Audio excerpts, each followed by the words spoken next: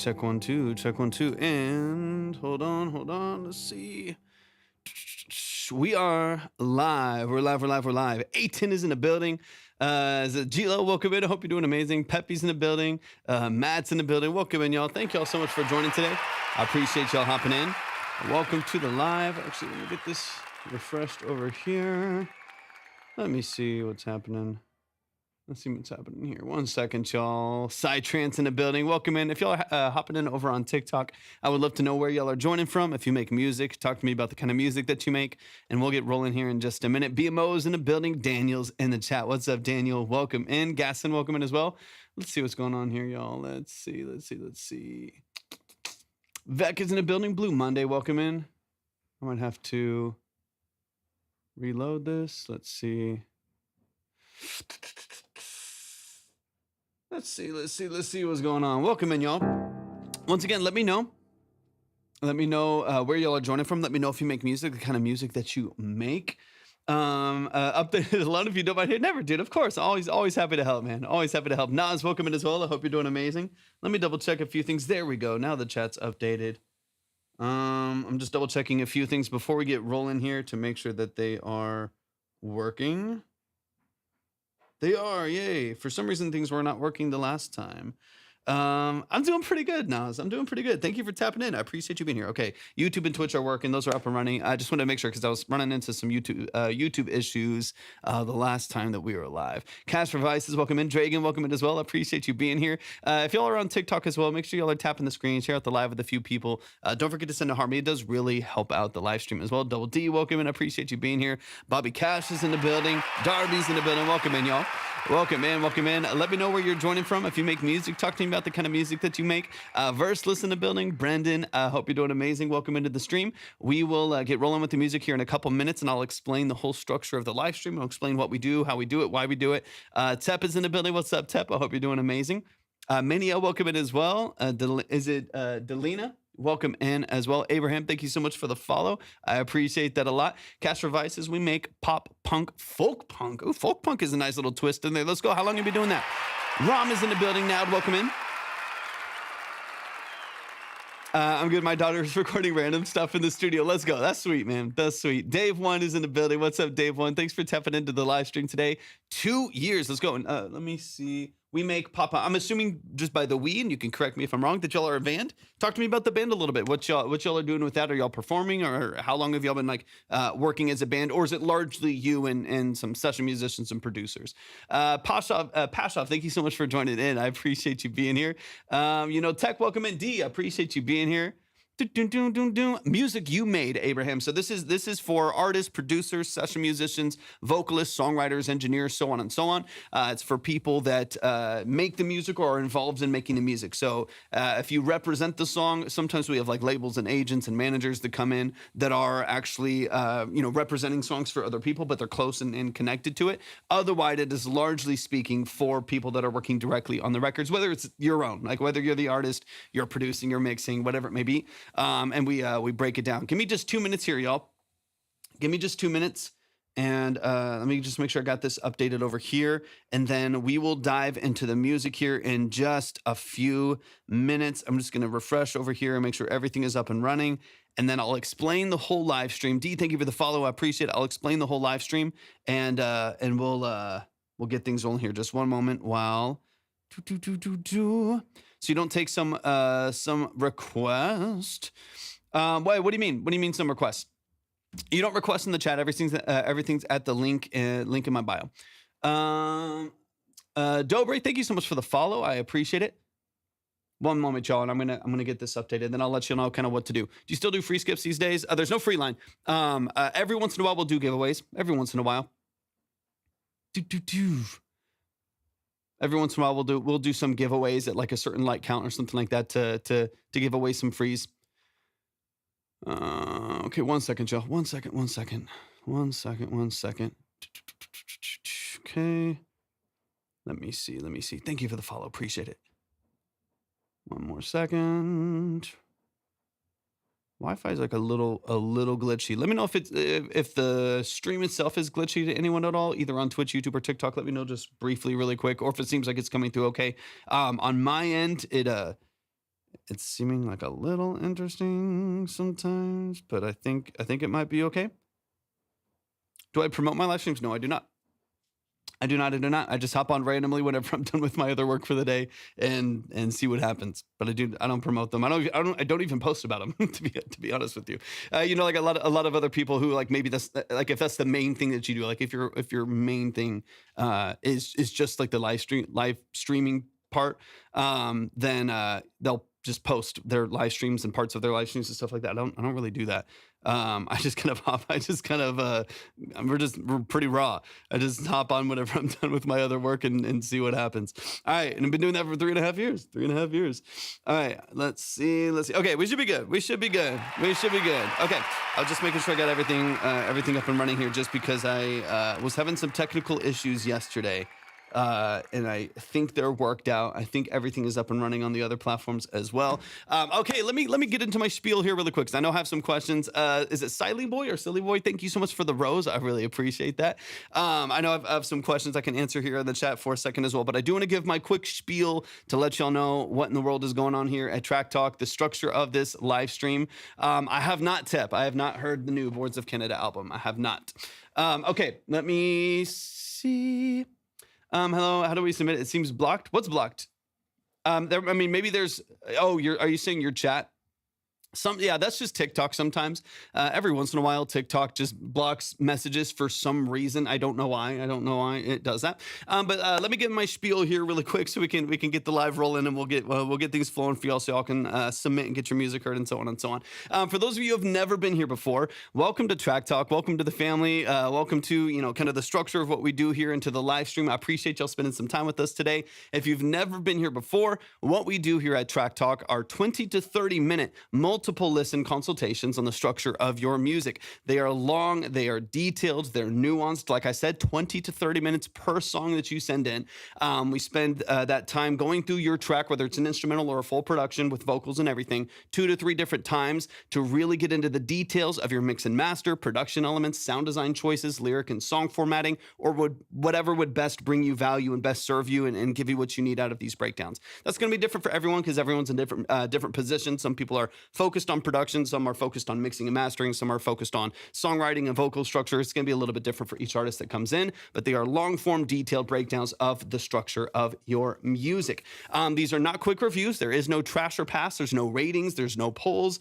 This is a really detailed breakdown in order to get into the nuances and the details of what you're doing, both creatively and practically within the structure of your music. I am not here to roast you. I'm not here to trash you. I'm not here to tear you down. I'm not here to hype you up. I'm not here to, give you exposure. If that happens, if the algorithm has fun, then boom, fantastic. I love it. That's great that it happened. It's just not my priority. It's not the way that I've structured the stream. The goal is to really get into the details and offer as much actionable feedback and value as possible. For those of you who don't know, my name is Torvik. I'm a full-time audio engineer, producer, and session musician. That's what I do for a living. I've done that for the last 14 plus years. I'm also a classically trained pianist. So the structure of the live stream, the perspective of the live stream is from that experience. It's just to offer, like I said, some tools and some actionable feedback on what you're doing creatively. Really trash my song. Here's the thing. It's like, if something is objectively bad, we'll just talk about how to improve it. I don't think that requires a bunch of like emotional input just to like hype things up. That's just not me. There's places for that. There's places if you want the trash or pass. There's places if you want, a quick live music review or whatever. But if you're looking for a really detailed, multiple listen, deep dive consultation, that's what this live stream is all about. If you would like to submit your music for said consultation, everything is at the link in my bio. If you're on TikTok, everything is at the link in my bio. You'll find all of the details there. If you go to the submit page, you'll see where you can check the line. Thank you for the heart, me, Livy. You'll see where you can check the line. You can also obviously submit straight from right there. Is it Callie or Khalil? I can't see from this far. Thank you for the follow. I appreciate it. If you are over on the red app that we're live on right now, YT, you can go to the description for the live stream. If you are on the purple app, starts with a T, you can type !submit right there in the chat, and you'll see everything that you need. But once again, if you're on TikTok, Everything is at the link in my bio. Daniel, I got you on the board already. We're going to get rolling with your music here in a second. But thank y'all so much for being here. I appreciate it. Once again, these are 20 to 30-minute consultations. They're deep dives into the structure of your music. If that's interesting, if that's helpful, if that would be valuable, then you know where to go. Let me know if y'all have any questions in the chat as well. Hopefully, in between me breaking everything down, and obviously maybe a couple mods over the course of the live as well can help answer some of those questions. But let's get into it. And also do me a huge favor, if you wouldn't mind, if you're on TikTok, make sure y'all are tapping the screen, liking the live, share out the live, repost the live, send in your heart me. All that stuff really does help out the stream quite a bit. And if you are wanting a little bit of exposure, that would be one of the few ways that you can actually work to do to gain a little bit of that. It's largely up to y'all. But let's get into it. Decide, thank you for the heart me. I appreciate that so much. Eads is in the building. What's up, Eads? All right, we got Daniel Kearney in the building. This is called Alone. Again. I think this is my third time or so hearing this song. Daniel, hop in the chat. Let me know that you're here. And let's get into it. Tep needs some exposure. Tep's one with a few people who doesn't. But this, I've heard the song a couple different times now. We're working through some of the details of the production, so on and so on. All right, let's get into it. Deep breath. Let's get into it. So we added a few things. We also are considering doing one more run on the vocals. This is the latest version with some of the additions you requested. All right, let's get into it. Daniel, if there's any other details you want me to know, please drop it in the chat, and let's get into it. This is Alone by Daniel Kearney. Let's dive in.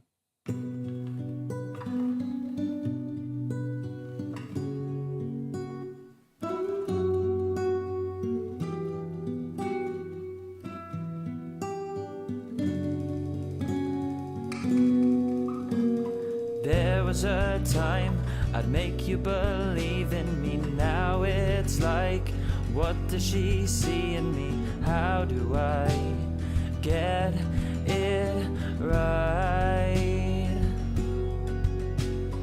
Tried my best, but you couldn't help me see it's too far gone.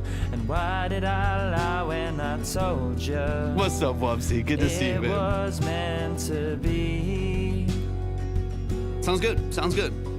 Thought I was lost, I needed you most. Things are so helpless, you were my ghost. And everything's at the link in my bio. I don't wanna be alone. So glad you're able to make it to Florida, Wubsy. All love to you, man. All love to you and the family.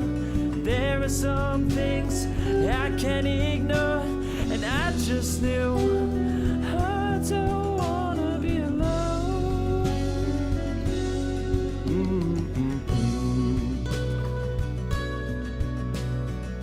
This is sounding so much better than the first time I heard it too. So much better.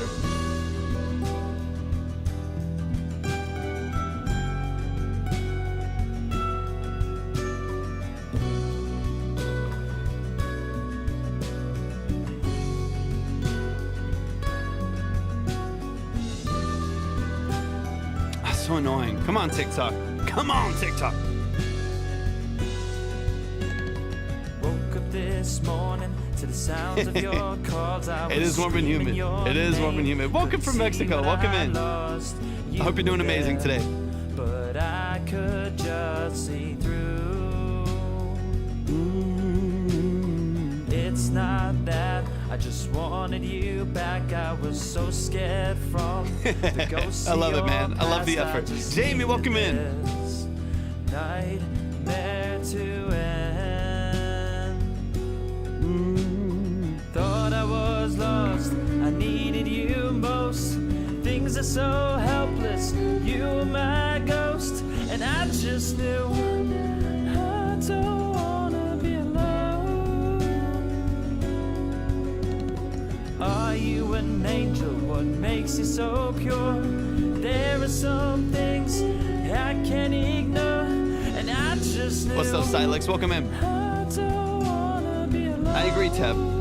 There's some there. They're very, very subtle, and obviously this is unmixed. This is unmixed, so there's some things that will be balanced, you know, leaning towards the mixing process. There's some that are there. There's like a double of a vocal super far back on the right side right there. Thank you for the heart me, Silex. I appreciate it. Stakes, good to see you, brother. Hope you're doing amazing.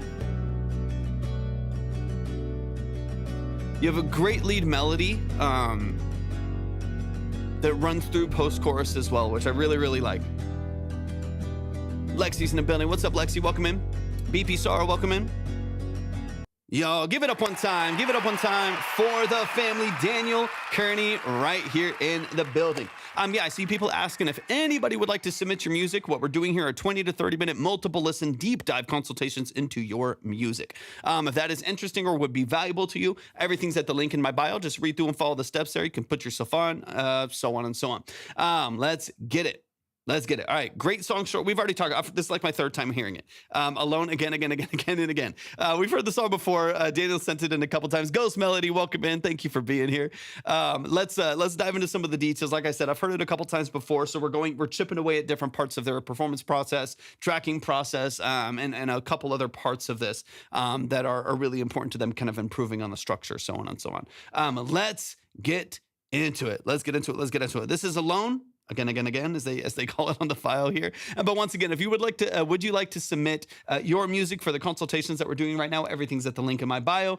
Just follow the steps there. We'll get yourself up in line. The line's at the same place. Let's dive in. Let's run it from the top. Let's run it from the top.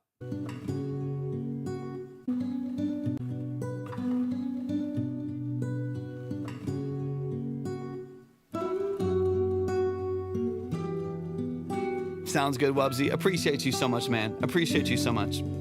Thanks for stopping by. There was a time I'd make you believe in me. Now it's like, what does she see in me? How do I get it right? Okay, so one of the things that I would suggest, we're talking largely about vocal structure as you're going to re-record a couple of things. Maybe we've already talked about this, so just, I guess stop me with a 7-second, latency delay on TikTok or whatever, but stop me if we've already talked about this. But I would love some accent layers of your vocal on some of your ending kind of punch melodic lines. You have this da da da da da. There's a couple little lines in there that happens at the when you jump the falsetto at the top. Da da da da da. That little pocket at the top right there. Every time that you go through that, there might be some that are in the background, but those are kind of like your punch lines of the song right there. Those give your transitions a lot more energy. I would love a double of that vocal. No, exactly. So I would put one on the left and one on the right. So I'll tell you exactly where. It would be like your ending lines where you have consistent melody information, like consistent melody structure. And I would track one of them on the left that's like a double or a low octave or however you taste-wise you want to do it. I'd track another one on the right, and then I'd pan them out to the outside. Probably at least 70%. You could go all the way to 100% if you want a really, really wide vocal double there, and then just bring them back in the mix to where they're really supportive. But I would definitely have those layers in there, because otherwise that vocal just does feel very lonely. Feels very lonely in the middle of the mix, compared to, again, these really reverberated higher guitar parts, these double-tracked acoustics, the drums themselves and stuff like that. Everything else feels, fairly, soft, but it, still has a good energy to it. But I definitely want to open up that vocal mix a little bit right now. Even though I know this is a very early, kind of pre-mix here, I still want to get good positioning out of those vocals and make them feel a little bit wider in the mix. So like here, there was a time you can keep this dry if you want to. You believe in me. Now it's like, what does she see in me? How do I? And then here, get it right? Like right in there, that would have a double, maybe even get it right. You could do like a double left and right there. One pan, 80% left, one pan to 80% right, just on that last melodic part right there. Because that's one of the very few like consistent melodic pieces that you have that follows and kind of closes out each, 4 measures of the verse. It's the same high octave that you have at the end of your chorus. Like all of that like is a good punch that you have in the song, a really consistent melody structure that's going to be very catchy for people, because the da, da, da, and then da, da, da, that you have a little fast later on, that little melody pocket right there is going to be really, really consistent every single time that you go into it. So I would accent that, give it energy, give it a little bit of punch. So once again, get it right, or the octave up. Believe in me. Now it's like, what leave all this dry if you want to. How do I get it right? And then empty out, go back, dry again, like just singular vocal, and then stack again at the end of this hook, as we'll go into in just a moment here as well. But you couldn't help me see, it's too far back to dry, gone. and then again, track one left, track one right, dry. it was meant to be. Whatever, I don't know the exact minute. It was meant to be. Tracking in that melody right there. Do it exactly. Anima, welcome in. Welcome in, welcome in. YouTube is back. We're back, baby. Left and right there is where you're gonna get the most width, the most width out of your vocal production right there. Alicia, welcome in. Cool live show. Would love if you listen to my new song. It's my first original. Alicia, that's amazing. I appreciate you. And is it Damsian? I think I missed them earlier as well. Yeah, if anybody wants to submit, we're wide open. We just hopped on. This is our first track of the day. Derek, so good to see you. If you go to the link in my bio, everything is right there. You can get yourself on in the normal pace. You can go faster if you want to, but everything's at the link in my bio. These are 20 to 30 minute consultations. They're deep dives. They're long form. They're multiple listen where we're going to really get into the details of your music. I would pin Alicia, thank you for the follow. I would pin it if I could, but TikTok is being cheeks as per usual. TikTok, stop being cheeks. Stop being cheeks right now. Okay, let's get into this hook here really quick as well. Frank, thank you for the follow. I appreciate it a lot. Thought I was lost, I needed you most. And then for me, my ghost, and I just knew what this vocal definitely needs. Is it Dorv? Am I saying that correctly? Dorv, thank you so much for tapping in over on the Purple app. I appreciate you being here. Anima said, I got a work in progress and it feels a little bit empty, even mix aside. So low-key, I should submit it. Yeah, dude, up to you, man. I'm more than happy to give it a check, give it a listen and see maybe potentially what it needs. Oftentimes it's good to just have a second set of ears where you can separate yourself from the song a little bit when you've been listening to the same mix and the same production, 50 times over and over again. It can be frustrating and you can get a little bit too zoomed in, on the production. So yeah, totally up to you, man. We added that lead and backing vocal after the last time too. Beautiful, beautiful, beautiful, beautiful. Okay. Does feedback cost anything? Yes, starts at 10. If you want to hit type exclamation point submit in the chat, you can see all the submission stuff there. Starts at 10. This is a paid service. It's not like a free line. It's not like a free music review with a 5 skip or something like that. It's a 20 to 30 minute multiple listen deep dive breakdown into the structure of your music. So starts at 10. If you want to go faster, you can. That's up to y'all. But that is typically where it starts. Okay. Added those extra vocals in there too. Okay, so definitely here. I'm gonna go back into the hook here. Lost, I needed you most. Things are so if there's another vocal in there, are you saying that? Let me see. I'm going to come back when I'm done with the song. Yeah, 100% up to you. I would say most people send, depending on what done with the song means, you're like done tracking the song or whatever. I think most people submit earlier. They submit demos, they submit works in progress so that they can catch things before they like start mixing and mastering or sending it to an engineer or going to the studio to make sure that they get some things balanced and polished and ready to go. But feel free to 100% send stuff when they're done. It's just we go into so much detail and such a breakdown. Sometimes it's harder to unwind things you've already done. That's obviously completely up to each person that comes in. We have people that come in, they just want to showcase. It's 100%. It's to and finish. I get that. I was like, most people, they'll kind of finish their early tracking, and then before they like start mastering and stuff like that, we'll pick it apart a little bit. That vocal in the background. Oh, I got you. Yeah. That's what I'm talking about.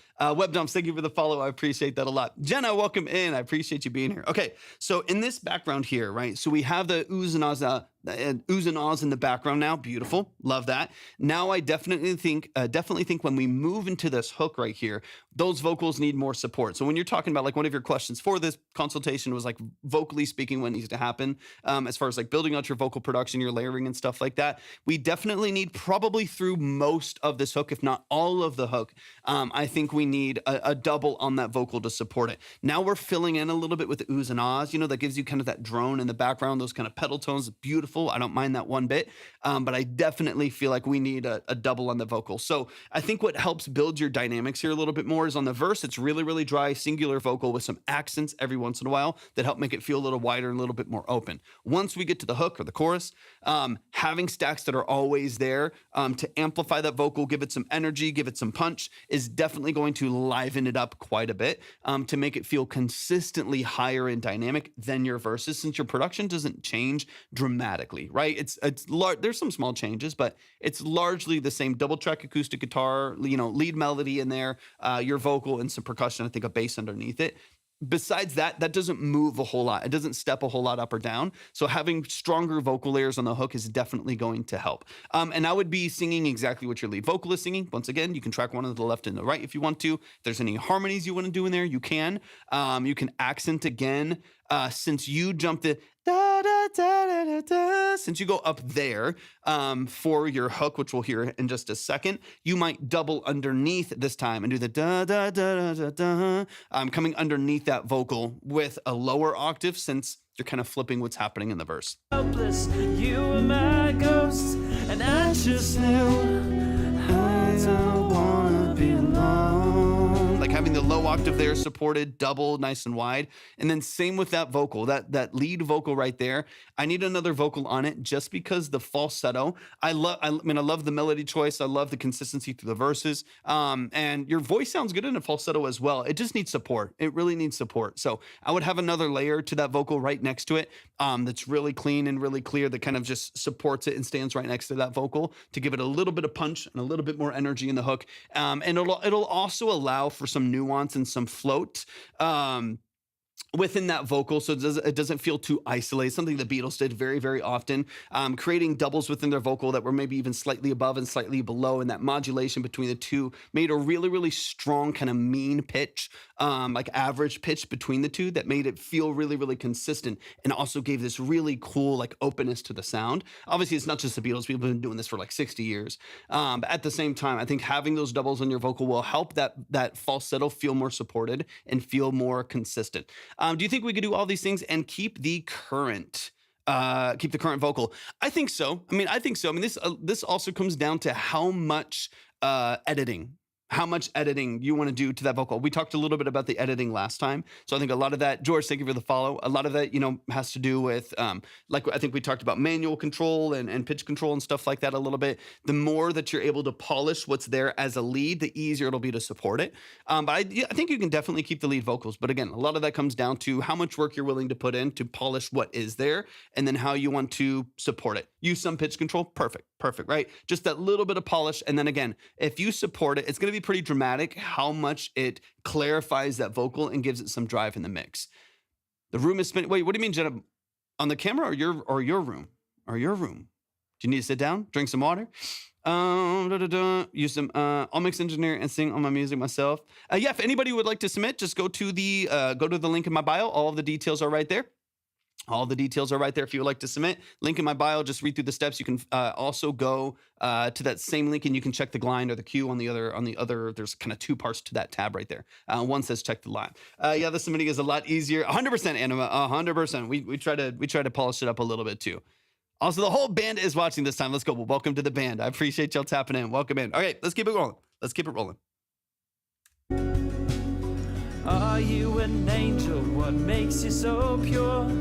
There are some things I can't ignore, and I just knew I don't wanna be alone. Because that's your punchline for the song. So that needs a little bit more energy behind it. Not even just in the vocal phrasing itself, but just in the support and the instrumentation. The support within the layers. The instrumentation to me is sounding a lot more ethereal. It's sounding a lot more ambient, which I really, really like. It feels open. It feels interesting to listen to. Those little counter melodies in the background to the vocal are great.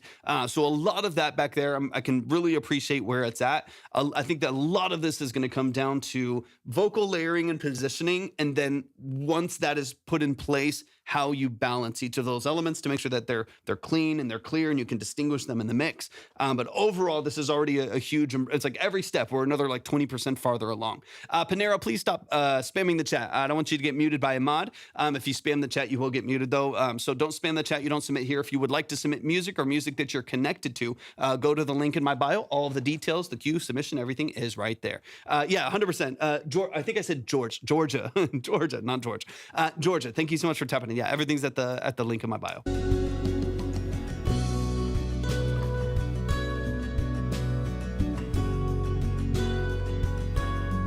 Of course.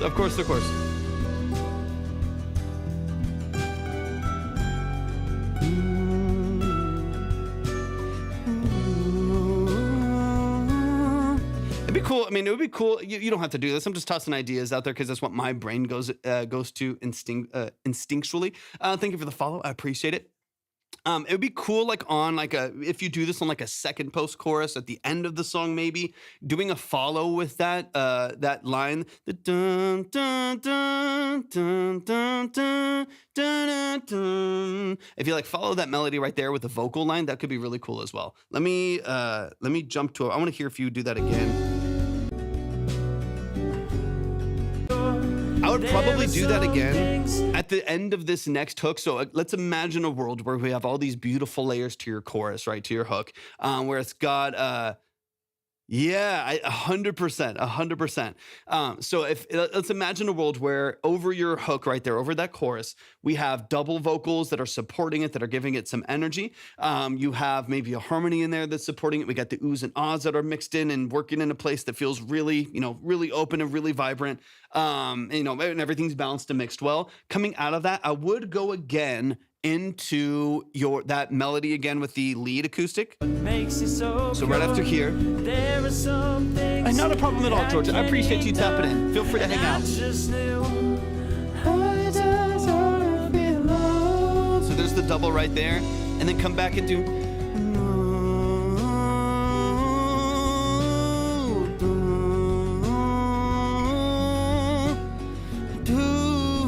Whatever, like I can't remember the lead melody over there, but that structure under there, go back into the melody on the acoustic again, because we have Silex, thank you for the Go Popular, I appreciate it.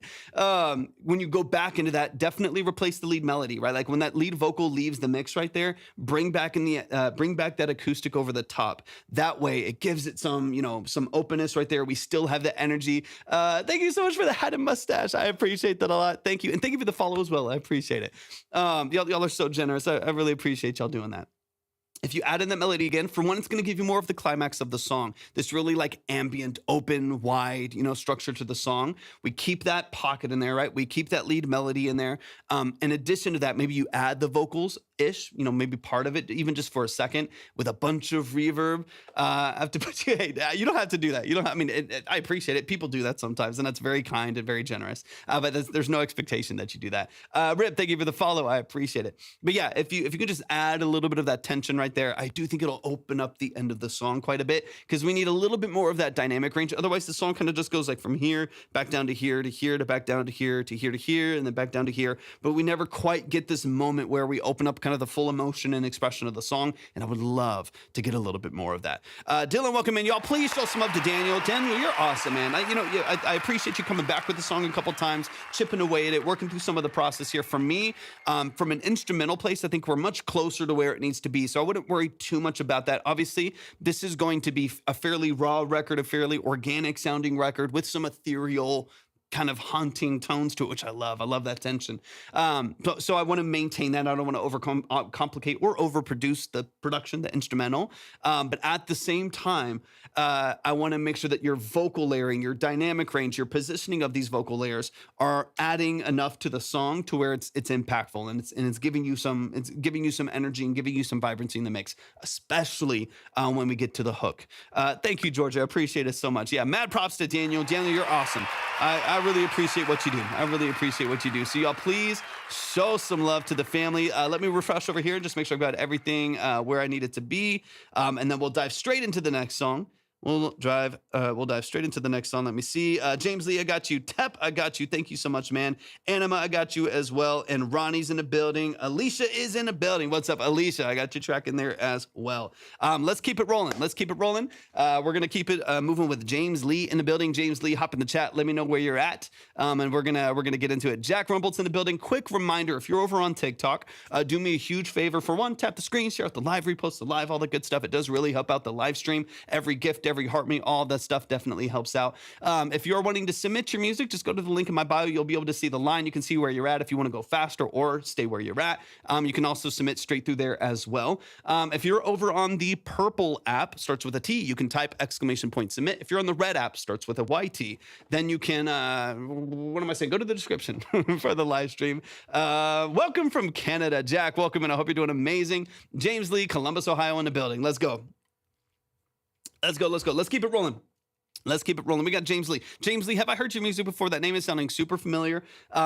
Just to remind me, obviously, I get, there's 1,500, names-ish that come through the chat every day, and I try to call out as many as I can, welcome y'all in. But sometimes I get mixed up if I've seen someone or not. I don't know for sure. Maybe once or twice. I think maybe once. We'll see. We'll find out. But give me some details. Tep, we might have to come visit. All right, this is a demo version. No mixing or harmonies added. Yes, we know mixing and harmonies are to come, so we'll kind of look at it from that perspective. This is Die For You by James Lee. Any details you want me to know as far as the role that whether I've heard you before or not, the role that you play in your music as far as production, mix, stuff like that, let me know. And we'll dive into it. If you want to submit, is it Axum? Go to the link in my bio. Everything's right there. All right, let's get into it. Let's get into it. Of course, Anima.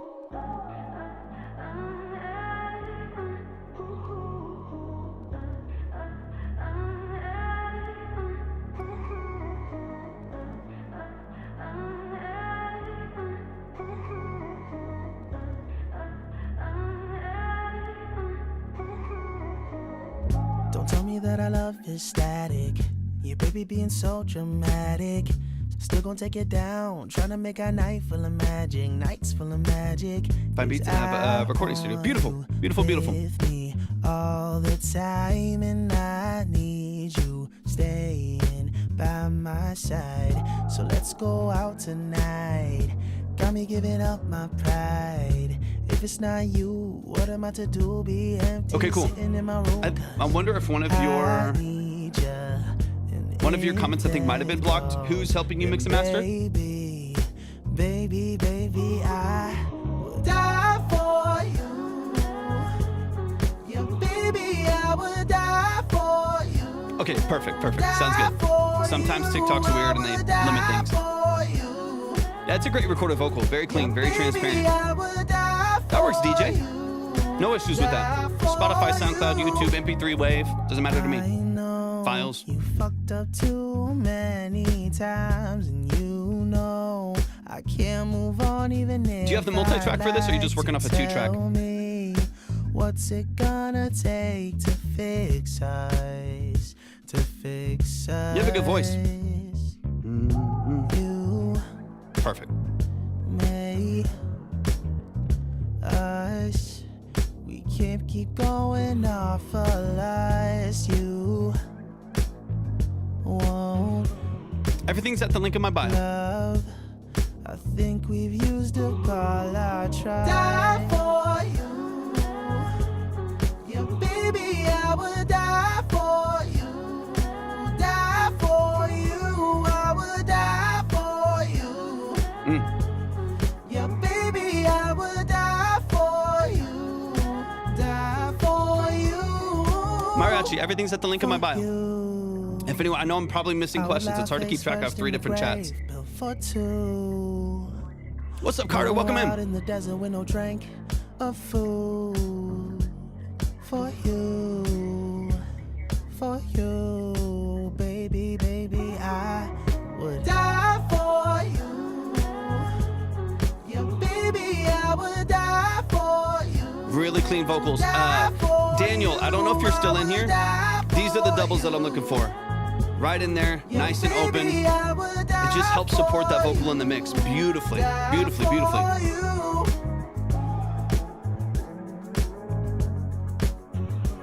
can't wait for you to get this mix, because I want to punch up those drums a little bit, make that bass shine in the middle of the mix.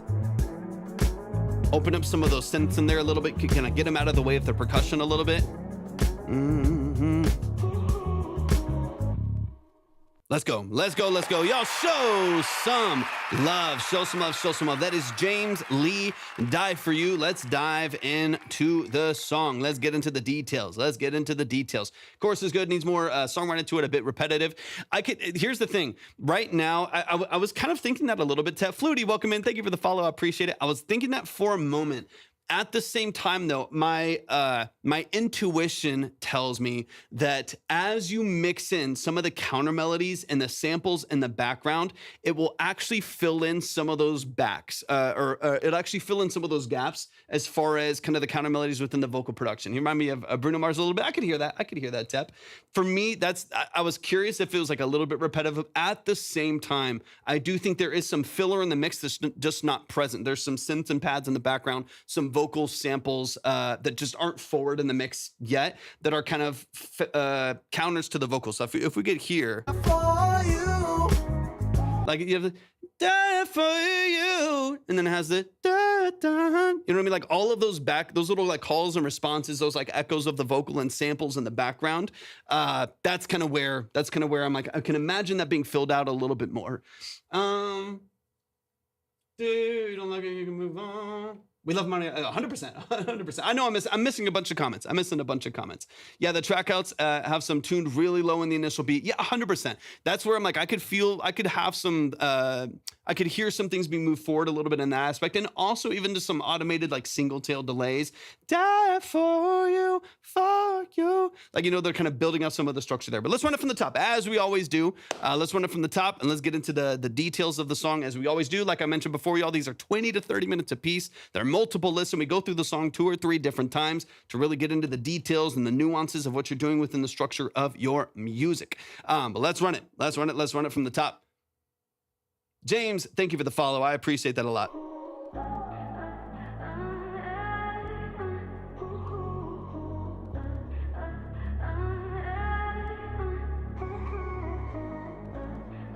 I'll be honest with you, dude. See how long? We're about 3 minutes and 24 seconds too. I would love one more. Let me see if it comes in verse strong here first.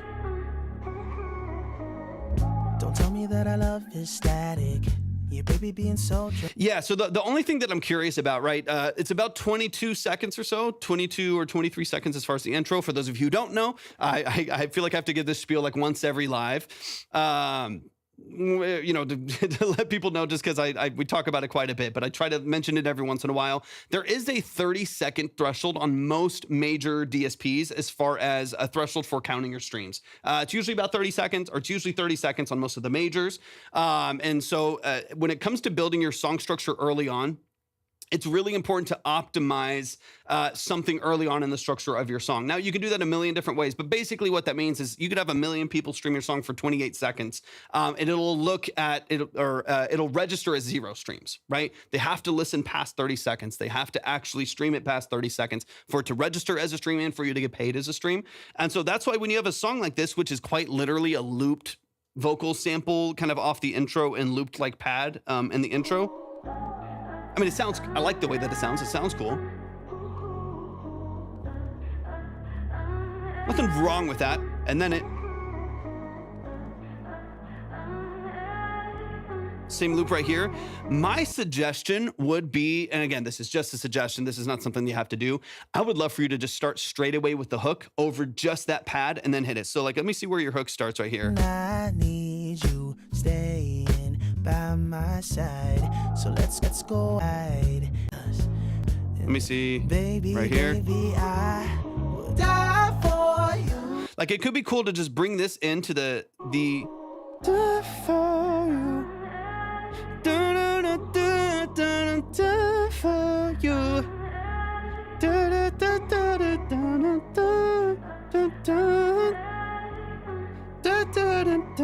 Die for you. And just like have that like right there. For one, for a couple things that happen at the same time. One, it solidifies your hook. So by the time you go into a full hook and you start crushing, like by the time you get into the main part of the structure, you now have like 2 or 3 more hooks to solidify that song. You get the pattern recognition, you get the repetition, and you get the song structure.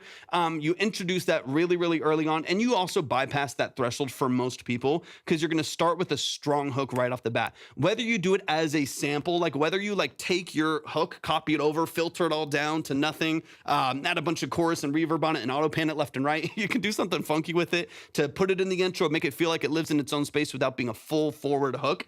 But it does allow you to cut through that first 23 seconds, 22 seconds of kind of empty space that's just looped, where it's just going to be much harder to grab onto people, get their attention, let them know that there is a real powerful artist who's a good writer and a good singer and it's a good strong structure. Get them to actually stay along for that ride is going to be a lot more challenging. So I do think having some optimizations to the intro will help with that. Whether, like I said, you sample your hook and you cut it down, you filter it and you kind of tuck it into the background as some vocal chops, you find some different parts of it and you just kind of drop it in there. Maybe even just a fall for you. And then you just like delay it and let it, let it ring. Fall for you. You just have a couple little lines in the background that give you that energy, or you do a full voice hook that gives it some punch and gives it some openness right there. But I would recommend having some version of that hook, some chop of that hook, or some half of that hook there in the intro to give it a little bit more life, grab people's attention before the drums and the bass drop, which I do think, livens up the mix quite a bit. And I'm also aware too that this is not mixed. This is, very early demo stages, as far as like the forwardness of the vocal itself. Don't tell me that I love is static. Yeah, baby being so dramatic. Still gonna take it down, trying to make a night. Like obviously this is super dry. It's a really clean transparent vocal. Love it. Like as far as like tracking itself, energy itself, it sounds really, really good. Yeah, baby being so dramatic. Still gonna take it down, trying to make a night full of magic, nights full of magic. We're also, I'm gonna say something super subtle here, but to me, it kind of dictates a lot of like the energy of the song. We're also probably, this is gonna sound stupid to say, but the way that it affects the energy and the swing of the song is pretty important. We're also like, I feel like 10 milliseconds in front, 15 milliseconds in front of the pocket, a couple different times in here. Most of the verse, I would say, I feel like it settles a little bit over the course of the hook, but we're rushing that pocket slightly, whether that's latency compensation or it's just the energy of the early parts of the track here. Based on kind of the vibe, there's a little bit of swing to the hats. It's a really, really cool structure. Getting into the hook, it feels laid back, it feels chill, it feels easy to listen to. The more rushed that pocket feels, the less of that energy and that emotion we get. So I would love to copy all your vocals and shift them back like 10 milliseconds, 15 milliseconds, and just settle it back into the swing, settle it back into the production a little bit more, so that it doesn't feel rushed, it doesn't feel anxious, it doesn't feel high energy, but it actually settles into the rest of the song structure here. That's the tiny little detail, but I do think it helps maintain kind of the structure of what you're doing. And the rest of the production has that kind of funky, slight swing to the kick and snare that I feel like would give it a little bit more of a matched energy between the vocal production itself and the instrumental. Cause I want you with You have a great voice though. all the time, and I need you staying by my side. So let's go out tonight. Got me giving up my pride. If it's not you, what am I to do? Be empty, sitting in my room, cause I need ya. And if that And these kind of B sections to the verse here too, I would definitely have some doubles of your vocal. Thank you for the follows, y'all. I appreciate that. I would definitely have some doubles of the vocal because early on, I don't mind having like a drier vocal here. Don't tell me that I love is static. Yeah, baby being so dramatic. Still gonna take it down, trying to make a night full of magic, nights full of magic. But I feel even like here, we need some stair steps, as I call them in dynamics. We need some little stair steps and dynamics to add some information and have some information to take away. It gets a little static here, like it gets a little flatlined as far as like the energy behind the vocal performance beyond mix, right? Beyond just like delay throws and stuff like that. We need a little bit more energy in these pockets of the song here. So at least in like the B sections of the hook right here, what am I saying? B section of the verse right here. I would start to bring in at the very least some like accents to like your main vocal structure. Yeah, same link in my bio, Grant. Reed, thank you for the follow. And add some accents in there, even on just like the last two syllables of it. Cause I want you with me all the time, and I Just like those last- need you staying by my side. So let's go out. Little high octave in that high by my side. Like the high octave right there can have a bunch of delay, like, 16th note delays right at the end right there that kind of follow it really, really fast that are filtered out.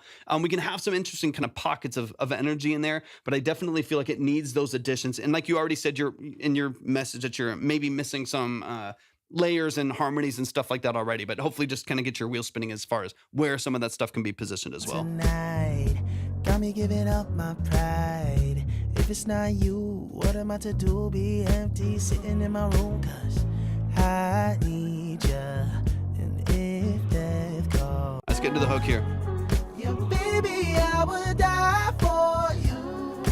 Die for you. I would die for you. Yeah, baby. Because I think that that in the background right there can be a little bit more forward and more a main part of the, you know, the vocal production there as you go, die for you. That little counter back and forth right there, I think could be a little bit more prominent and be a bigger part of the, you know, the sound stage there. I would die for you. Die for you. I know. Maybe back dry here. Fucked up too many Singular vocal. times, and you know I can't move on even But then B if I section, lie. boom, starting right here, I feel like we then need another layer. You know what I mean? This is where, like, I feel like even a great vocal, a great instrument can stagnate over the course of time. In this case, you know, a 3.5 minute song. It can stagnate really, really quickly just because no new information kind of pops into the mix. It's a very comfortable vocal register. You know, production itself is really, really chill. So on these B sections, every 4 measures or so is kind of the general rule that I like to kind of keep in the back of my mind is every 4 measures or so, we need small changes. Whether it's a slight change in melody, whether it's another layer of the vocal that comes in, whether it's a little synth arpeggio that's barely there, it sits in the back of the mix, but it gives you just a little bit of energy with the hats, like little pockets of information that give you a burst of energy in the background. In this case, I think vocal layers would be really nice. Whether it's like the high octave over what you're doing, every 4 measures comes in on the verse, something like that. Like to tell me what's it gonna take to fix us,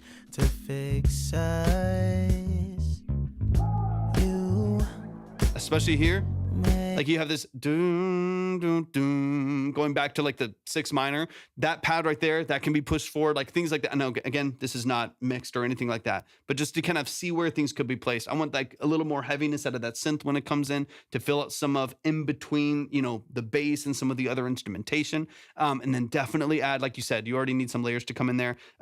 Bring in some layers to help support that vocal on the B section of all your verse. die for you, I would die for you. Love, I think we've used up all our try. Die for you. Yeah, baby, I would die for you. Die for you. I would die. I really don't mind the for repetition. you. It's a catch. The hook is catchy as hell. I really don't mind the repetition of it, especially as it's mixed, especially as it has those counters that are really, really strong as well. I really don't mind it. I mean, it is repetitive. It is repetitive, but I also feel like this lives in a very, very specific pocket. You're a lot heavier lyrically on your verses. They're a little bit longer. We're sometimes going 20, 24 measures. So they're longer verses with more content, more information. So I don't mind contrasting that with kind of a hyper simple structure for your hooks. It just has to be balanced in a way that doesn't feel monotonous if it's really simple. That'd be like my challenge to you and the engineer that you're going to work with and stuff like that is like, if it's going to be die for you, it's going to be really simple and really, really clean in that way, then we definitely need some engaging mixing to be happening. We really need some interesting vocal layering in there to make sure that that stays really sharp because it is such a simple hook structure. It definitely needs to really distinguish itself from the verses and feel energetic and feel like it still gets movement in the production side, especially as you go through those repetitions because it's catchy as hell. I mean, I like that portion of it. It's very, very catchy. It's very, very catchy, but you got to be careful with even the most repetitive catchy stuff that it doesn't turn into monotonous. And it's a fine line between repetitive and catchy to single note. You know what I mean? To being monotonous, we gotta gonna walk that line pretty carefully here. For you, baby, baby, I would die for you.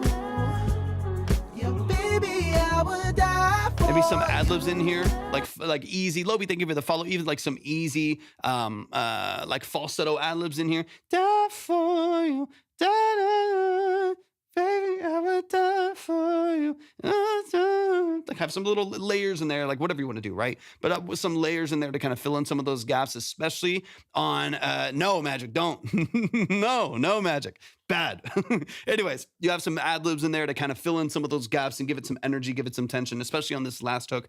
So where it really feels like you do have a climax to the song at the end here, that it does feel like it reaches a point where there's a bit more information and a little bit more drive behind the structure of the song. Let me hear the last 20 seconds here. But yeah, this is awesome. James Lee, from just a production standpoint, it's simple, it's vibey, it's dead, it's dry. You have a great, clean lead vocal. Like, it feels so well established and really transparent. This is all going to come down to, I think, for me, the way that you layer, positioning of layers, how you build harmonies, and for me, largely speaking, how you stair step dynamics, to me, is going to be probably one of the most important aspects of this song. How you introduce and take away small little elements. You know what I mean? That's going to be what kind of makes or breaks the energy of the song. Because what's there? Your voice is awesome. The production sounds great. None of the things that exist here sound bad from a quality standpoint. It's just going to come down to how you manipulate this track to give it the energy that that it deserves.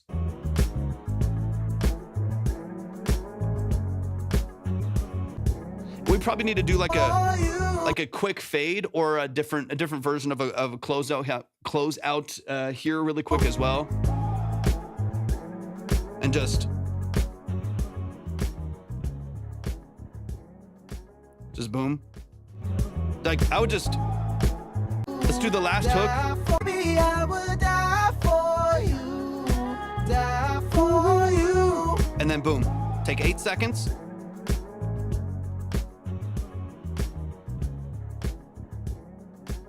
Maybe still ad-libbing in the back. Even just that saved you, like, oh, I got to do my puzzle. Hold on. There we go. And then we're back.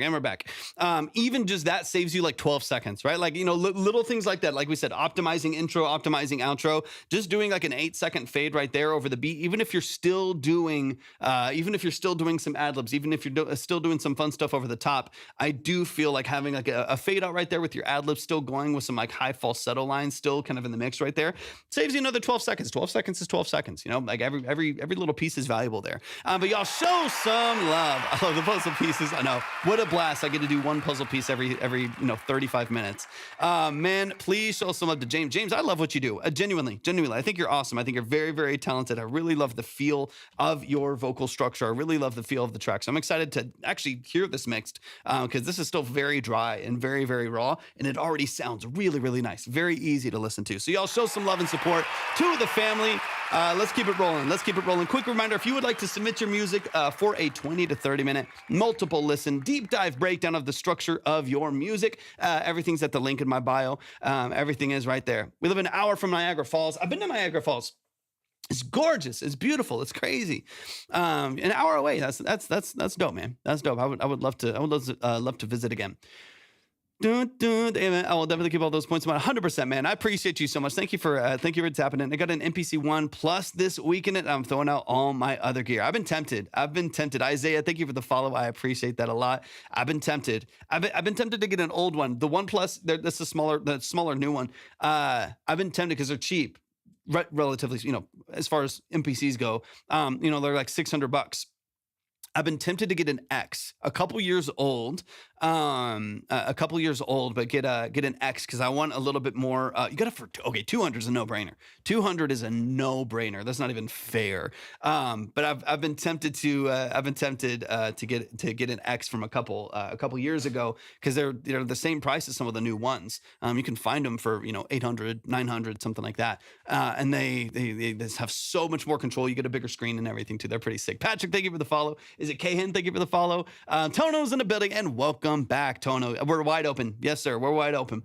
But off a couple who smelled bad at 2 a.m. for $200. That's welcome to Facebook Marketplace is what that sounds like to me. That sounds like an average Tuesday for Facebook Marketplace. If y'all would like to submit your music, just go to the link in my bio. Everything's at the link in my bio right there. You can check the queue there. You can decide kind of where you want to go in the queue. And then, of course, you can submit your music there as well. But let's keep it rolling. If you're on the red app, you can go to the description for the live stream. If you're on the purple app, type !submit right there in the chat. Let's keep it rolling. We got Tep in the building. Alicia, I'm so excited. I'm so glad you're here. Thank you for your patience. Thank y'all for hanging out with us today. But yeah, line is wide open. We've only heard 2 songs so far, but we got Tep in the building. This is Only You, Babe. Tep, you know the details. Give me all of them. Give me all the context. Talk to me about this record. Is this out? I think it's just a link right now, but let me know. Let me know. It's a WeTransfer, transfer, so let me get it downloaded real quick. Submitting a demo I recorded 2 days ago. Let's go. Let me get it downloaded. Give me 2 seconds. Come on, Wi-Fi, do your thing. Do your thing. Let's get it. Beat Miser in the building. What's up, Beat Miser? Welcome in. Y'all keep tapping the screen as well. Don't forget to repost and share out the live. Every gift, every heart me does really help out the live, and all of the stuff. Everything that y'all do, it genuinely does make a difference. It just says me making music immediately in a so fun and chromatic sense. Chromatic things mean no talent needed. I mean, literally, you could just set chords for everything, and you're ready to go. I know there's what I want to do is I want to get an older, like I said, maybe an old, even like a 2000 XL, like an older MPC with like older DAC and stuff, and then just get cards and download all of the old vintage drum machine samples on there, like straight off of like DX, like Oberheim DX, Lin like LM1, LM2, Lin 9000, TR-808, 909, 707, 626. Like I'll just get all of those on some of the older Kawai units. I want to get all of those on there and then just run it all through there and just be able to, recall and sample them whenever I want to. It'd be so much fun. Not out. I'm trying to write as many songs, then I'll pick a few out of 40 songs, and maybe it sounds like maybe we're working on an album, Tep. Something in that space. This is Only You, Babe. So true. Let's get it. Only You, Babe by Tep. No, right here. If there's anything that you want to let the people know about what you do, let them know.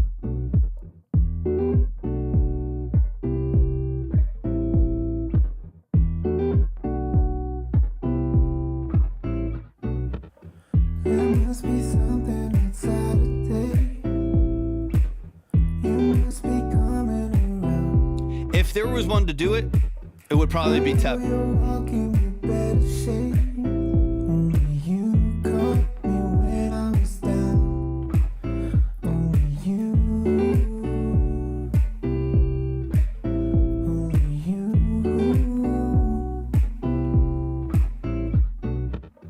I left you one more apology.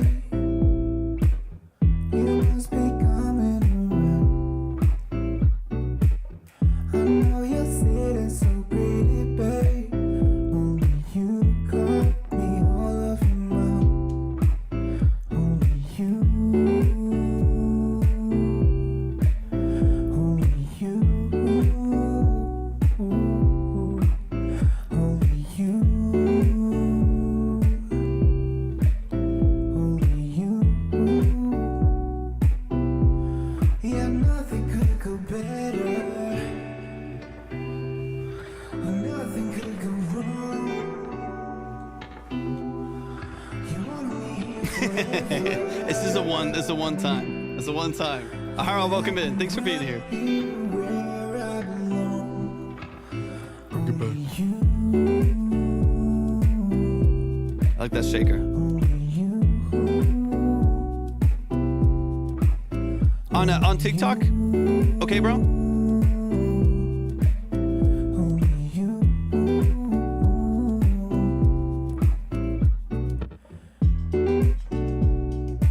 Yeah, like right here.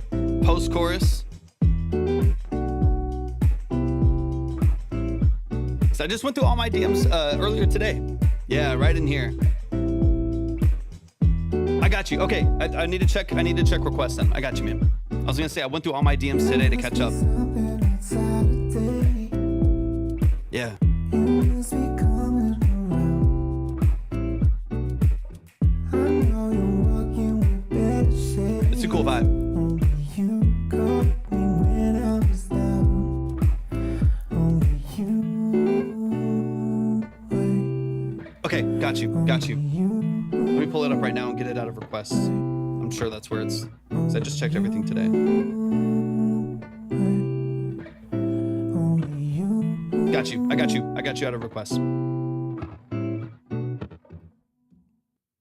Y'all, show some love. We just hopped on, Tono. Just hopped on. You can check the line at any point, though. It's at the same submission. Yeah, I just got you out of requests. That's usually where stuff gets lost for me. I'll try to keep as best I can on normal DMs and stuff on all the different platforms. The request is where it gets weird sometimes. Magic. Okay. Magic, in your own time, go just to appease Magic Millionaire here in the chat. Whenever you have a chance, go check out I'm Gone. It's one of my songs. You can find it on Spotify. Go check out I'm Gone. You'll be happy with one of the things that you hear. One of the things that you hear in that song, you'll enjoy very much, knowing what you oftentimes chat about in here. Yeah, go check it out. I don't know what kind of music that you like, but go check out I'm Gone, and you'll appreciate at least one of the elements of that production in the background. But let's show some love to Tepno in the building. Tono, I just got yours in as well. I appreciate you so much. But let's get it rolling. A quick reminder: if you want to submit your music, everything is at the link in my bio. If you want to skip, if you want to go faster, all of that is there. If you go and check the queue as well, you can kind of see where you are and decide if you want to move forward from there. Let me know if it's glitchy. We'll pause for a second. Otherwise, try swiping out, swiping back in, so on and so on. But let's run it from the top. We got Tep in the building. Tep, I appreciate you so much for sending this in. Let's run it from the top. I will say that like the Wi-Fi has been a little ish, but everyone has said it was fine. So earlier it was looking a little funky to me. Things were, spinning wheel a little more than I wanted it to be. But I think everything's okay. But that's Only You, Babe, by the family. Tepno in the building. Let's run it. Let's get into this track here. I'm excited. This is obviously super early. It's super early. This is very raw. He did it, just a couple hours ago. Nothing too crazy at all. Or a couple days ago, maybe. It's very, very fresh. So I want to mainly just talk ideas, because this is just not where it needs to be at, right? Like, it's just, you haven't even tried to mix it. You haven't even really done anything with it. So I just want to talk about some ideas. I like ideas. I like just trying to get y'all's wheels spinning a little bit too. So let's dive into it. And then once again, 2 days just recorded it. So it's fresh. So we'll just get, we're just going to talk creatively, right? And we'll see what we can come up with. If y'all want to submit, everything's at the link in my bio. I appreciate y'all tapping in. But let's run it. I love, no, you got to finish it. I'm going to push you. You got to finish it. One of the things that I hear right off the bat that I would love to hear is like a really, really tight reverb, like a really saturated tight reverb vocal, like saturated in reverb, not necessarily the vocal itself. Like really, really, really tight reverb with like a little bit of like a slap delay in it, a little bit of a slap delay at the end of it. That almost not necessarily McGee style. That's not exactly what I'm hearing. Like not that much potentially, but I could definitely hear this being a really kind of washed out vocal that's like covered in a reverb and a really, really tight delay to it that kind of creates this aura, basically, that your vocal is a part of the whole production structure, because we get a little bit of that slap.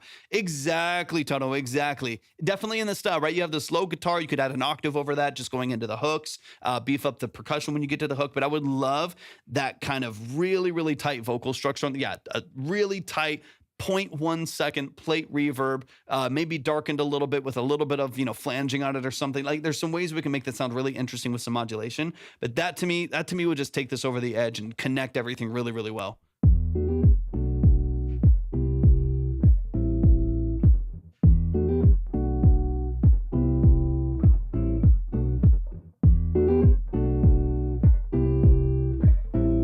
Everything's at the link in my bio, Ruby. Thanks for tapping in.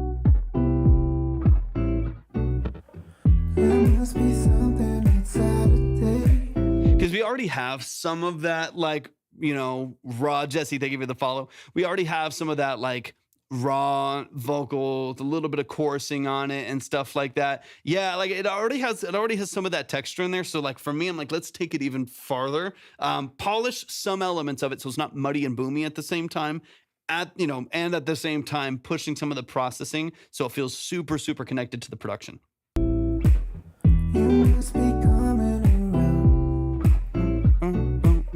Little fillers and counters in there.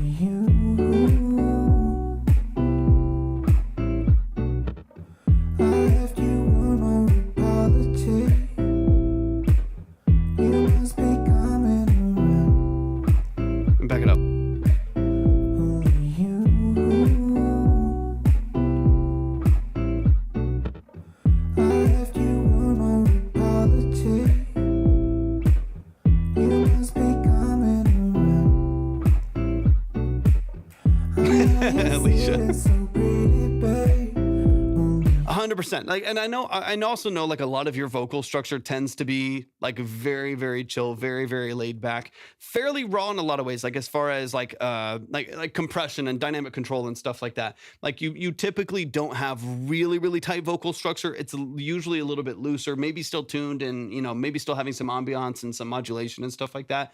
But for the most part, I don't hear your vocal with like 3-4 stages of comp, keeping it really, really tight as far as dynamics go.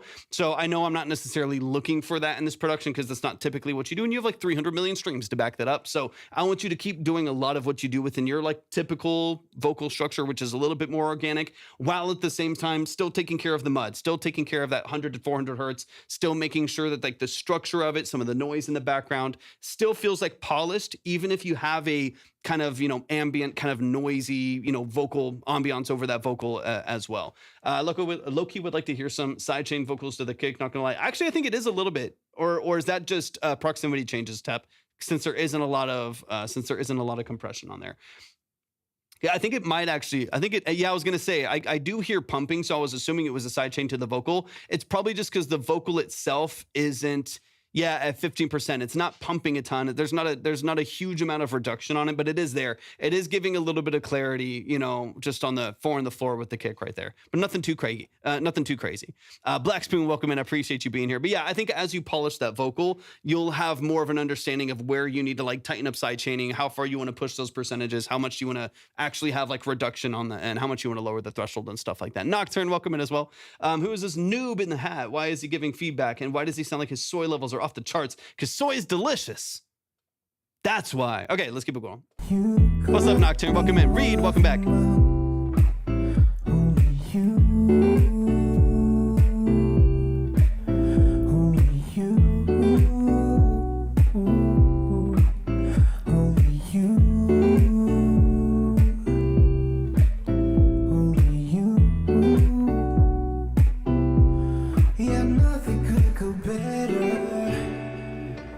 Because I like some of the Nocturne. Thank you for the heart me. I appreciate that so much. There's a lot about like the way that you're automating, the way that you're doing some of these throws, the way that you're like building out the vocal structure on these. Some of this like peripheral stuff you have here at the end here, I really, really like it. The only thing that I noticed that pulls me out of it a little bit is the lack of, what's up, Jordan Call? What's up, man? Good to see you, brother. Hope you're doing amazing.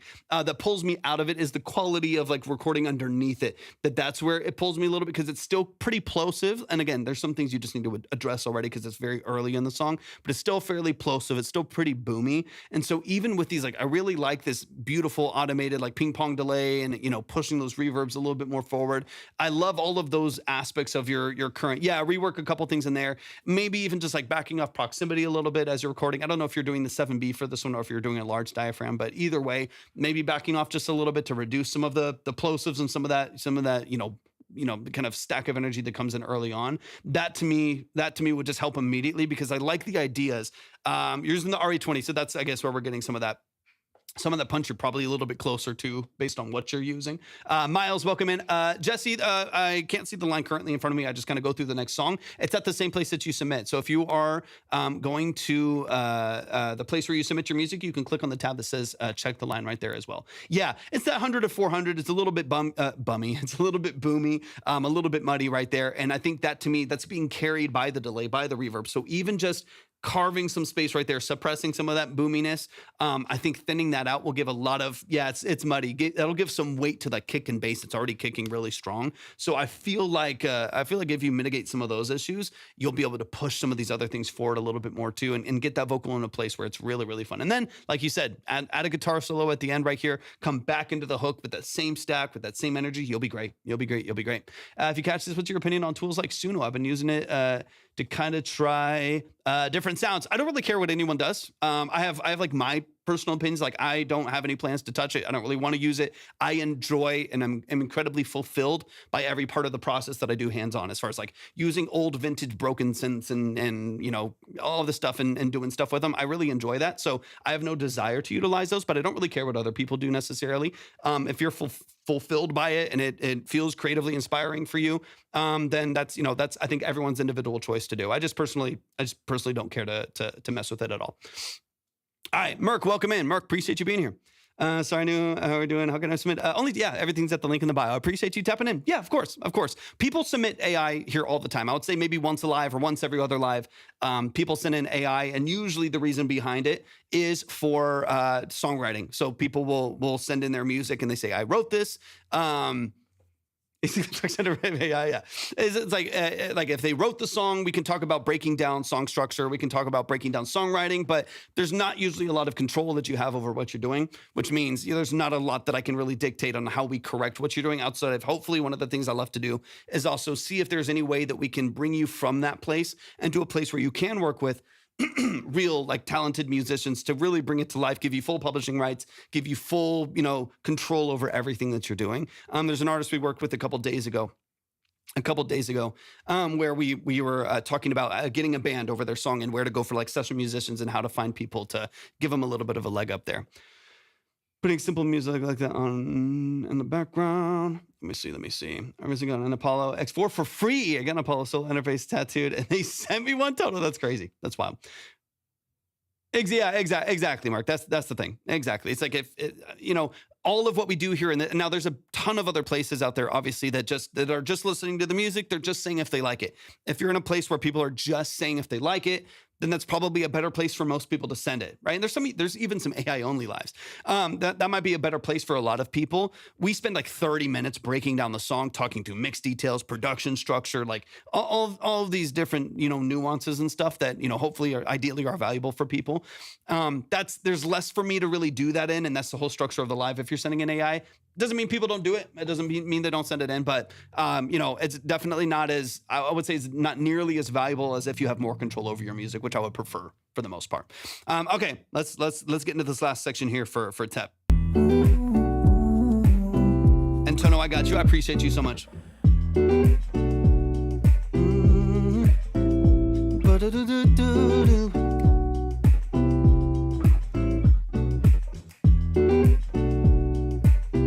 Exactly, Alicia, that's it. That's what I'm talking about right there. Perfect.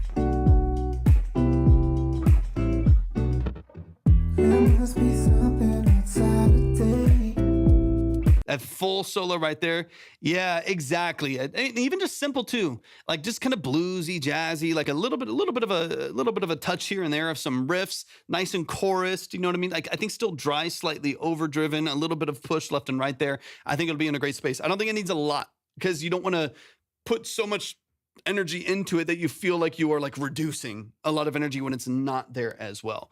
It just really comes down to how much energy you want to build and take away in that pocket of the song, because you're going to go straight back into like a really chill final verse here.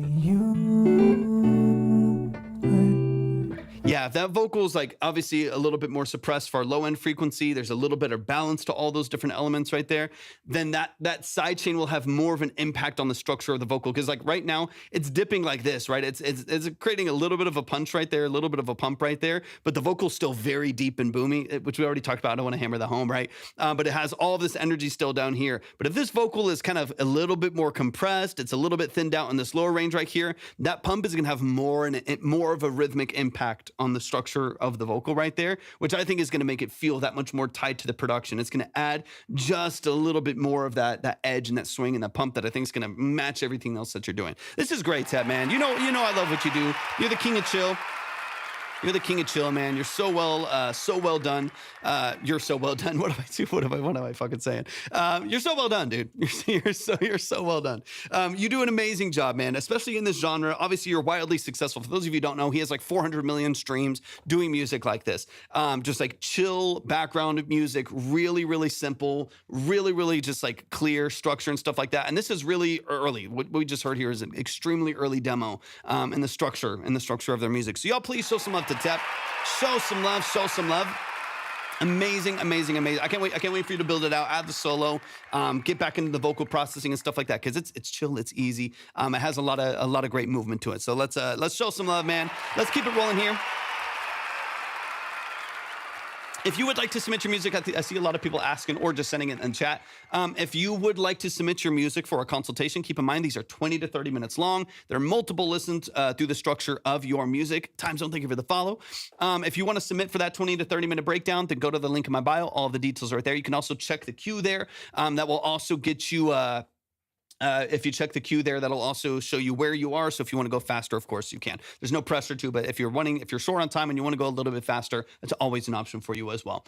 Fighting for my life, and I can't even pin. I don't know why you can't pin. I'm gonna have to figure some stuff out here soon. But anyways, we're gonna keep chugging along for today, and then maybe I'll do some settings editing later on. But yeah, everything's at the link in my bio.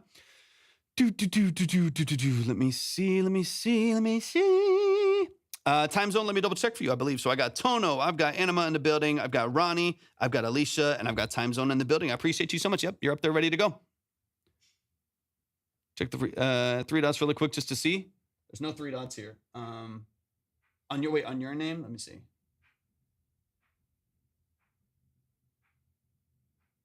I mean, yeah, there's no limitations on your, let me see real quick too.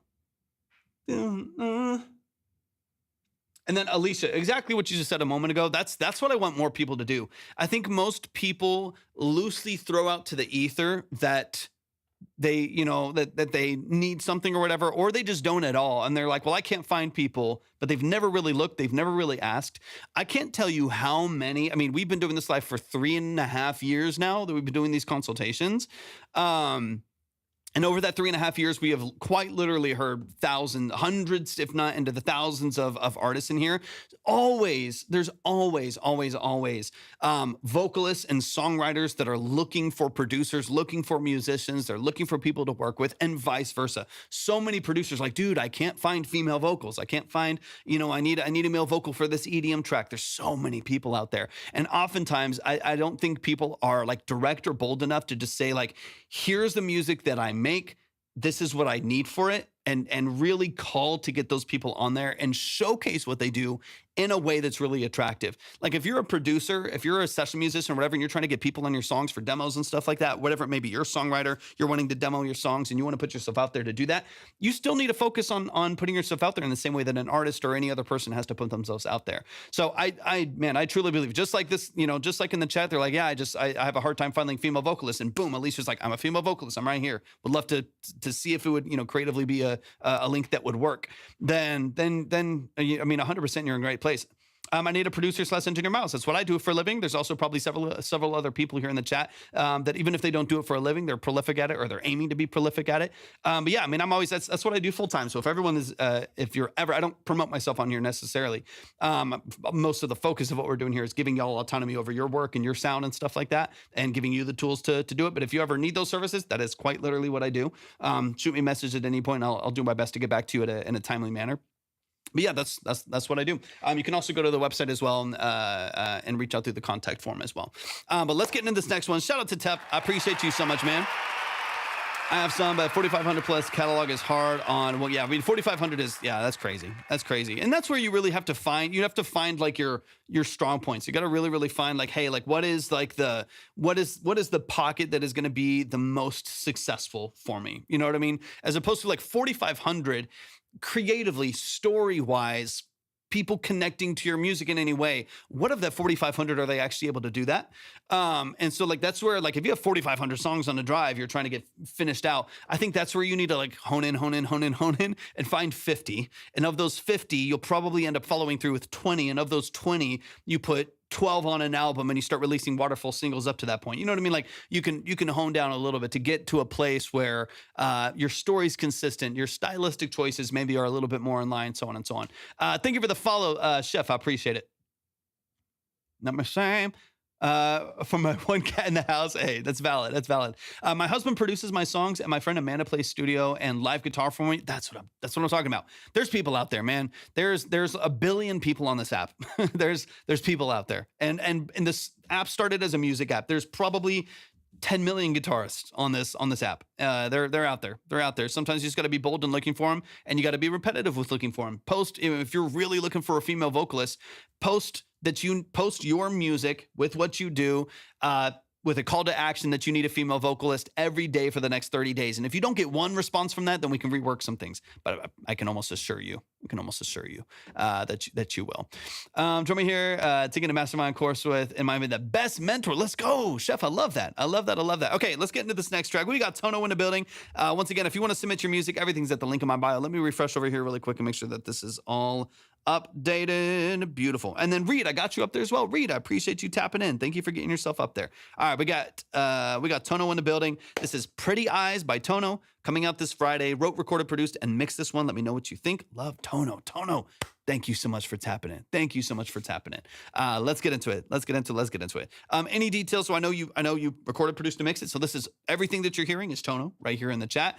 Then definitely any other details you want me to know or you want the chat to know, let them know. And let's get into it. I'm going to be sought after by the end of the year. Let's go, Chef. I love the attitude. Let's dive in. Let me open it up over here real quick. A little bit more control. All right, Pretty Eyes by Tono.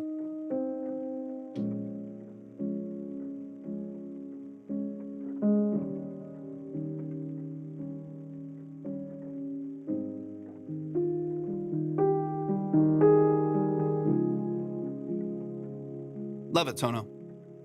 Tell me pretty lies, she got pretty eyes.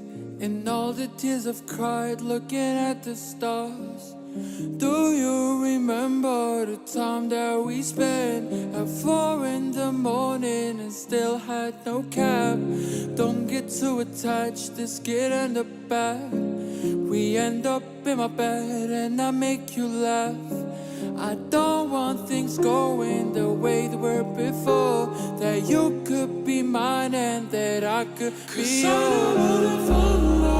Nice. Good shift.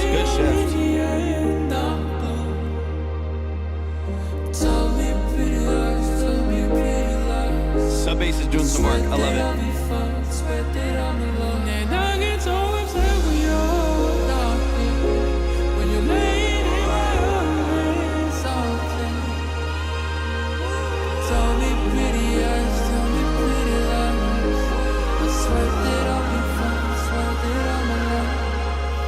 Nothing's set in stone, at least for what we know.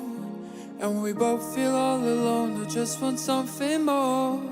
I'm hoping that we could end up all okay. The last thing I want is to wait to this end. Both feet on the ground, mind is in the clouds. Be honest, you got doubts, do you want me around? We're basically strangers, we both know it well. And faking the stories about how we first met.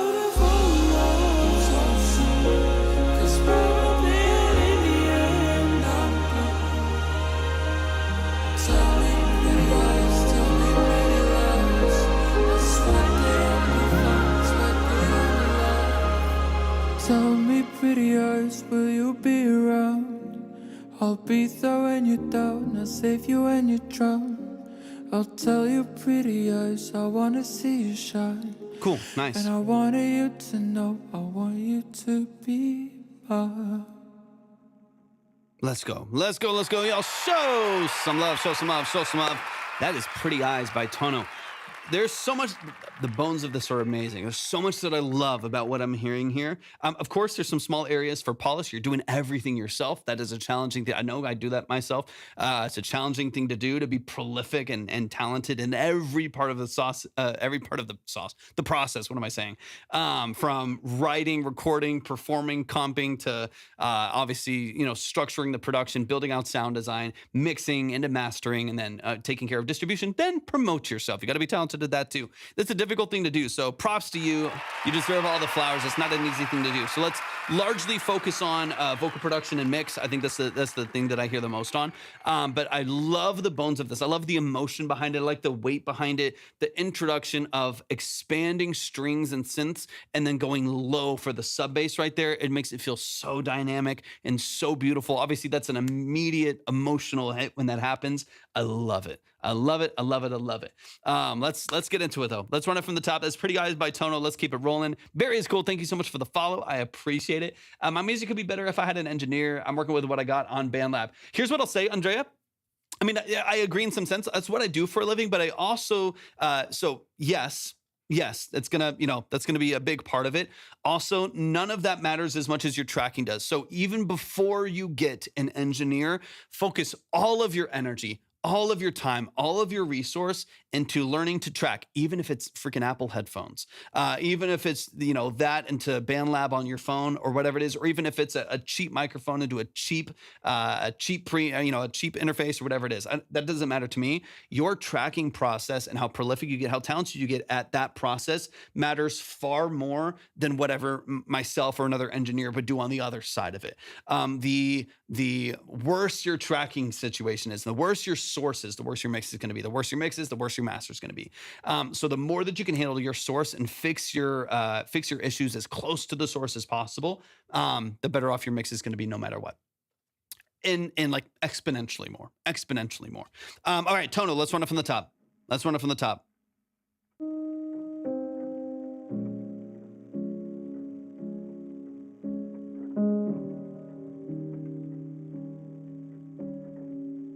Of course. You can, here's the thing, I'll get right back into the song. You can always spend more money on gear and engineers. Okay, that's easy to do. there's tons of gear. There's tons of expensive mics. You know what I mean? Like you can always spend more on gear. You can always get better engineers. You can get someone for $50 for 20. You can get someone for free, and you can get someone for $3,000. You can always spend more on that stuff. What none of that fixes is how you're sourcing what you're doing and how you get that first your first step in your signal chain is you opening your mouth and singing into whatever microphone is there. Like I said, whether it's Apple headphones, whether it's an AT2020, whether it's a U87 or M147 or a 251, like it doesn't matter. The first step is you to the microphone. So if there's issues there in proximity, in technique vocally and whatever it may be, then it doesn't matter how much you paid after the fact and whatever that mic ran into and whoever mixed it. They'll be able to help with some of the issues, but everything is source over everything. AT2020. It's a great mic. Especially for $100. You can find them for $70, $80 used. Andrea, thank you for the follow. I appreciate it. Anyways, I just wanted to say that too, that you can always spend more. Just get started. Get good at the same mindset that you take into and I've worked with artists with Apple headphones before, to be honest. The mindset that you take when you're recording the way that you're recording now will be the mindset that you take into a nice studio. People think it switches, it doesn't. That's not the way that I've experienced it. The people that I know, that I have personally worked with that are lazy with the Apple headphones, they're lazy with recording into their phone and playing the guitar and writing their lyrics. I know my quality's bad, so they're lazy with everything else. That translates. They go into the studio and they buy studio time for the first time and their songs are still lazy and their process is still, redundant and repetitive in a way that doesn't really complement the song.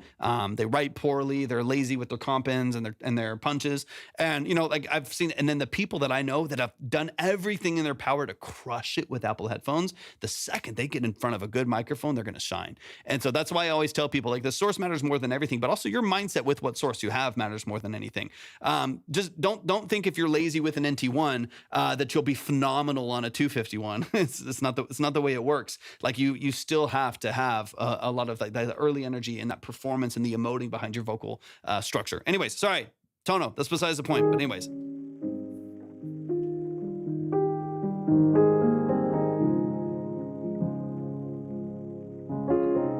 Tell me pretty lies, she got pretty. Did you okay, Tono? What DAW are you using right now too? Are you recording this piano as well? I love your progression. This beautiful. This is so.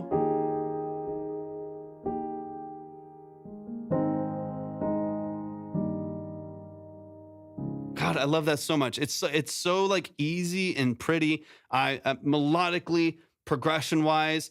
It's so recorded my friend playing piano. I love it so much. That's might be my favorite part. Might be my favorite part of the song, just structurally wise. It's so beautiful. I like it. I'm so glad you recorded that. It's really, really well done. We recorded my first original in my RV bathroom with the AT2020 and blankets on the walls. That's the story right there, Alicia. I love it. But I love this like underwater, low fidelity feel to it. It's really, really, really nice.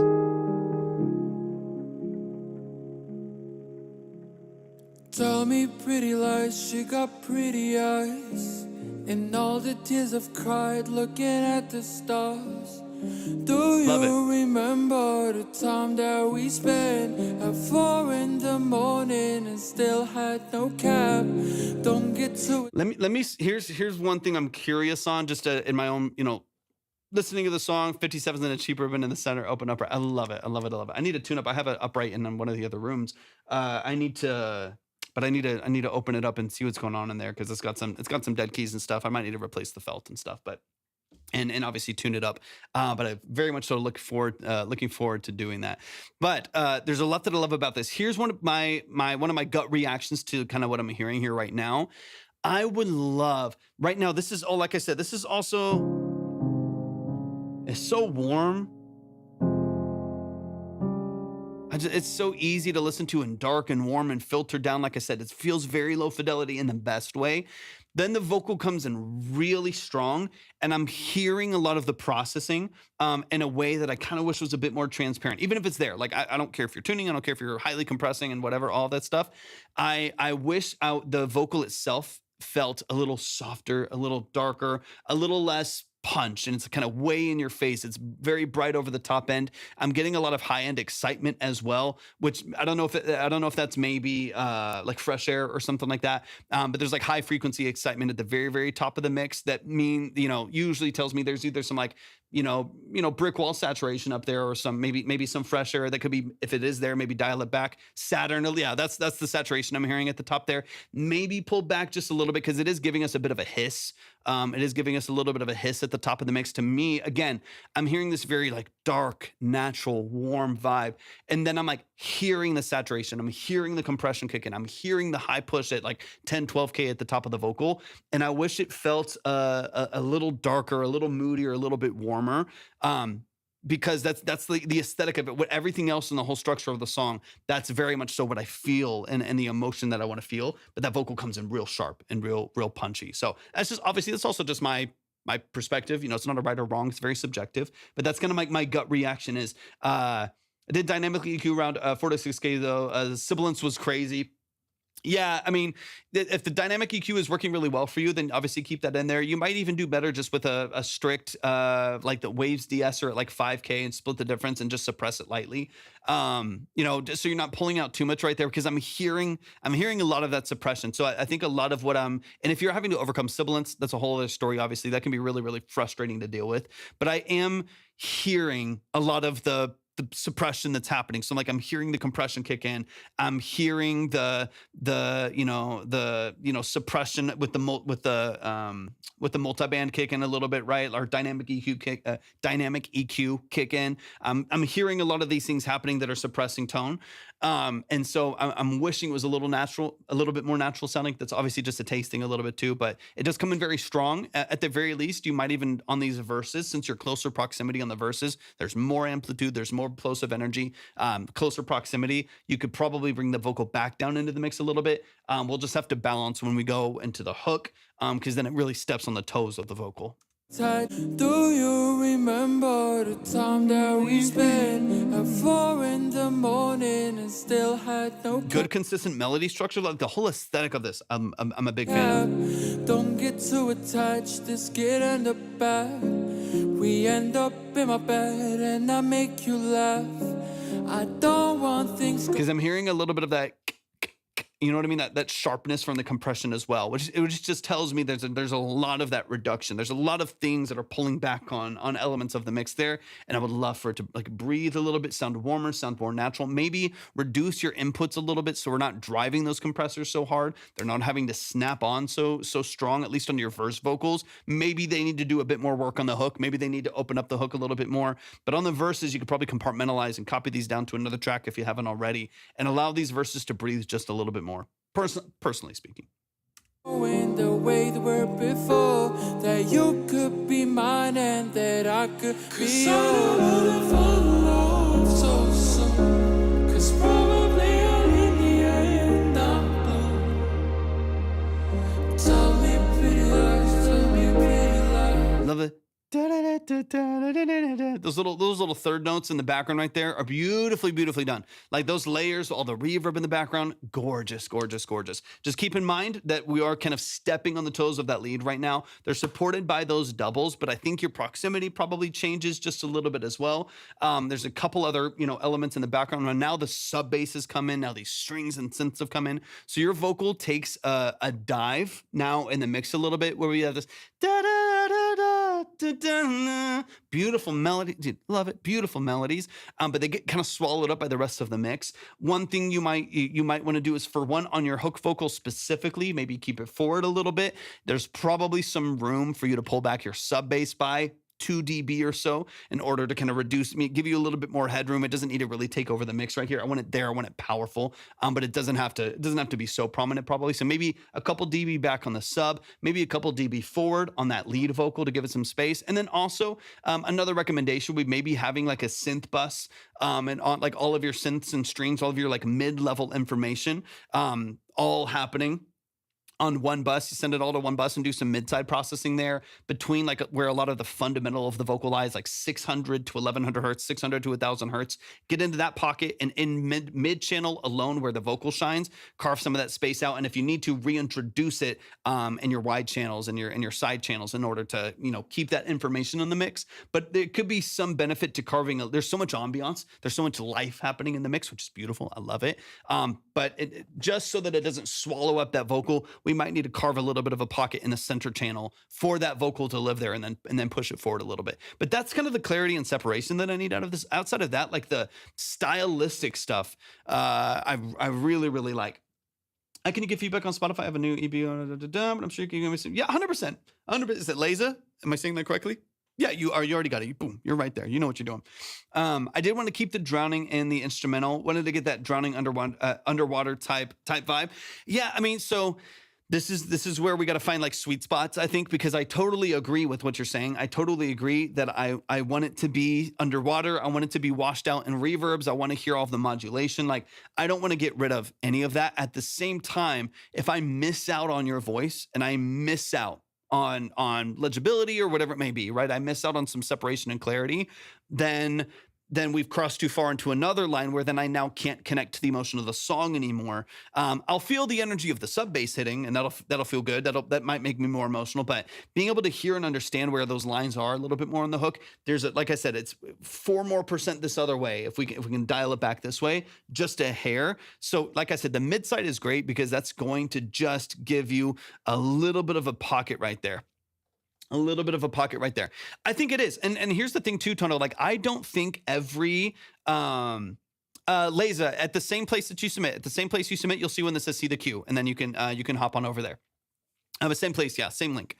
I think the pronunciation is found, and I also don't think that everything needs to be over enunciated. I don't. There's obviously songs we love and adore that aren't over enunciated, that aren't over pronounced, that aren't overly legible. At the same time, the feature of the vocal in the mix, I think, still needs to hold its space in the mix, even if pronunciation isn't perfect, if enunciation and projection isn't exactly where you want it to be.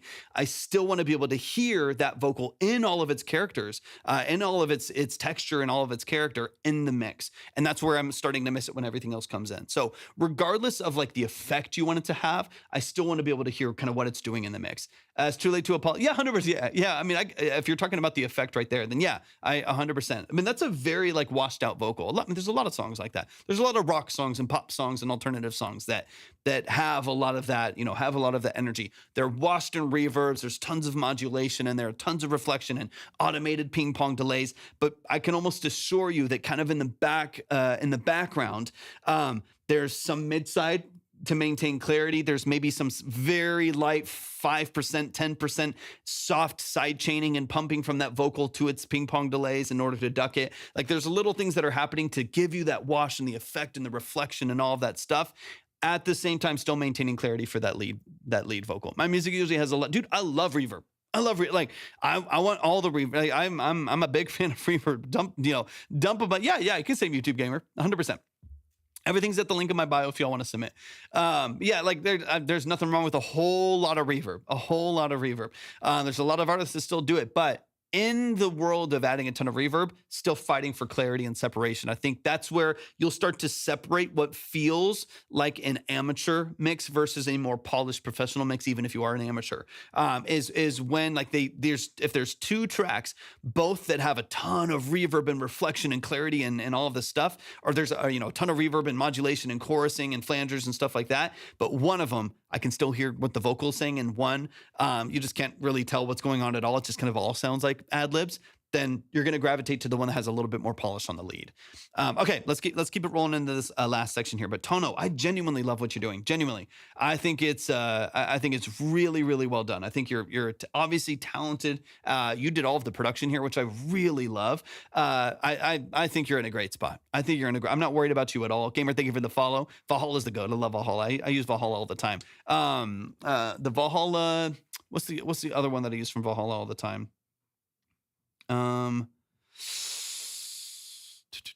Supermassive by Valhalla is amazing as well. I believe it's free if I'm not mistaken, but Supermassive is fantastic. Okay, let's get into this last section here. But Tono, I think you're awesome. Genuinely, I think you're a great producer. Introverted, thank you for the heart me. I appreciate it. I think you're a great producer. You have great instinct as a producer and as a vocalist. So I think your melody choices are also very, very well done as well. So this is just going to come down to like polish and clarity. These are the little annoying nuances, but I think you're doing a great job, honestly. Really, really great job. Let me get into this last section here. First step would be getting a DAW. First step would be finding something to track stuff into, and then getting a way to input. So you can do that in MIDI using just your computer, or I would recommend getting a small MIDI interface or a MIDI controller. You can get them for like $100 on the low end, and then kind of push forward from there. But yeah, I mean, just you need something to record into, and then something to initiate the recordings, and then you'll be good to go.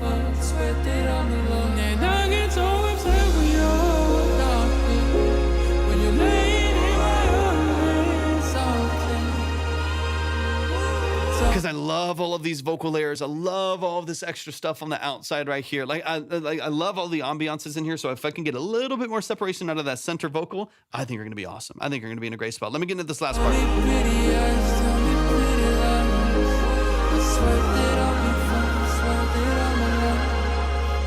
Nothing set in stone, at least for what we know. And we both feel all alone, or just want something more. I'm hoping that we could end up all okay. The last thing I want is to wait to this end. Both feet on the ground, mind is in the clouds. Be honest, you got doubts, do you want me around?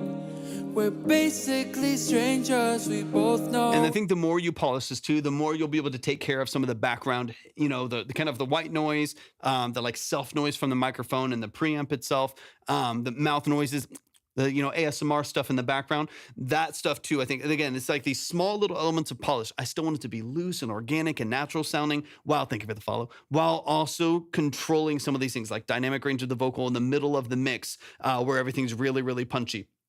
And at the same time, controlling some of those like noises in the background and things like that to make this a little bit more seamless, especially because a lot of your song structure here is really vulnerable and really intimate, where there's not a lot going on. A lot of it is largely just like these pianos. Right? It's like very, very soft and very, very open. So you hear all of that a lot more. That's also part of what makes that vocal feel very prominent in some of these sections, is hearing some of the self noise, and then also hearing some of the energy in the background of the mix as well. Mouth noises, self noise, things of that nature. But y'all, please show some love. Tono, I love what you genuinely. I love your production. Production, I definitely think you have a great voice and you have great vocal ideas and some great execution there as well. But I think the production structure for me is the strength of yours. So lean into that. I mean, this is a really good like alternative pop production, heavy sub bass, beautiful warm. This is high praise for me because he's one of my favorite producers. But kind of Phineas vibes, kind of a Phineas O'Connell vibe where like you have these really warm tones, right? Like dark, filtered, mellow pianos, emotional progression, sub basses, high strings, and synths. Like I love that production structure. That for me is beautiful. So if we can match the quality of what you're doing in your production to the kind of the quality of the execution in your vocal mix, so on and so on, I think it's gonna be absolutely fantastic. Last point, miss is the best part. Let me see. Hold up. Well, Is that the link in my bio, gamer? I'll tell you pretty eyes, I wanna see you shine. And I wanted you to know, I want you to be mine. Man, show some love. Show some love. Show some love. Tono, I love what you're doing. Let's keep it rolling. Let's keep it rolling. Let's keep it rolling. Go to my profile. Click on my name. Click on my name twice. You go all the way to my profile, and there's a link tree right there. Let's keep it rolling, y'all. Quick reminder, I'm going to close up the line here in just a little bit. The second hook. I already... Candy Girl, got you. Appreciate you so much. Thanks for tapping in. Oh, no, that's the song. That's the song. Never. I got your skip. Sorry. I was like, I just saw the notification and went straight to that. Alicia, I got your push. I appreciate it so much. Y'all give it up one time, man. Give it up one time. Tono, appreciate you so much. Thank you for sending that in, man. I really appreciate you doing that, man. I'm excited to hear more from you. One of these times I need to show you a new song I just wrote. I have some ideas for it. Of course, Jordan. Of course, man. Jordan's a family. We love Jordan.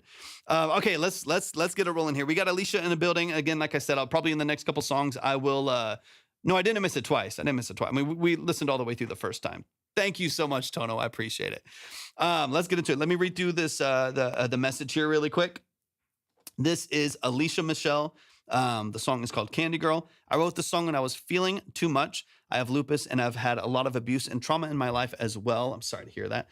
I wrote the song about the mental break that I need sometimes to help me deal with my feelings, but it's also about using cannabis to connect to the universe and let all the pain of not fitting in fall away. It's about feeling safe to be myself by feeling fully accepted by my husband and how these things helped me heal. Beautiful. Love it.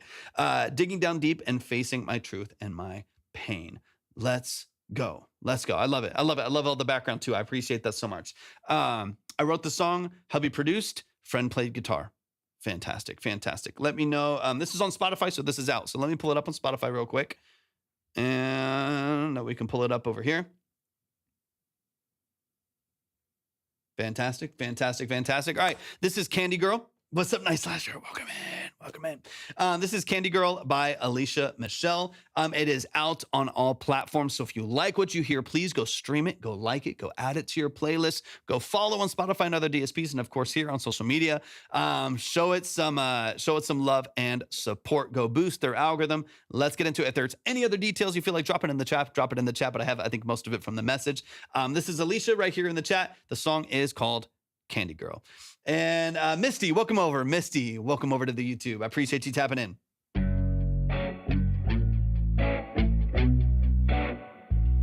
Hey.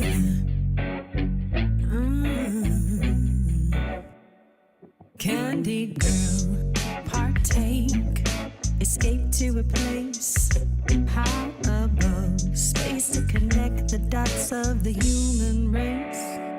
Candy girl, 1, 2, 3, candy girl, daddy's little feet ride the waves, set me free. Candy girl, sweet release. Candy girl, I like the bass line.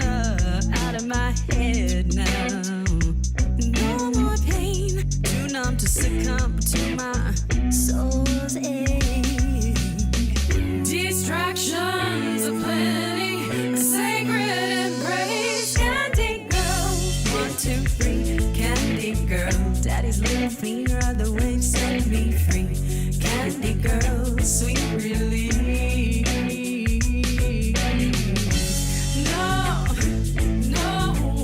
Did your husband mix it as well?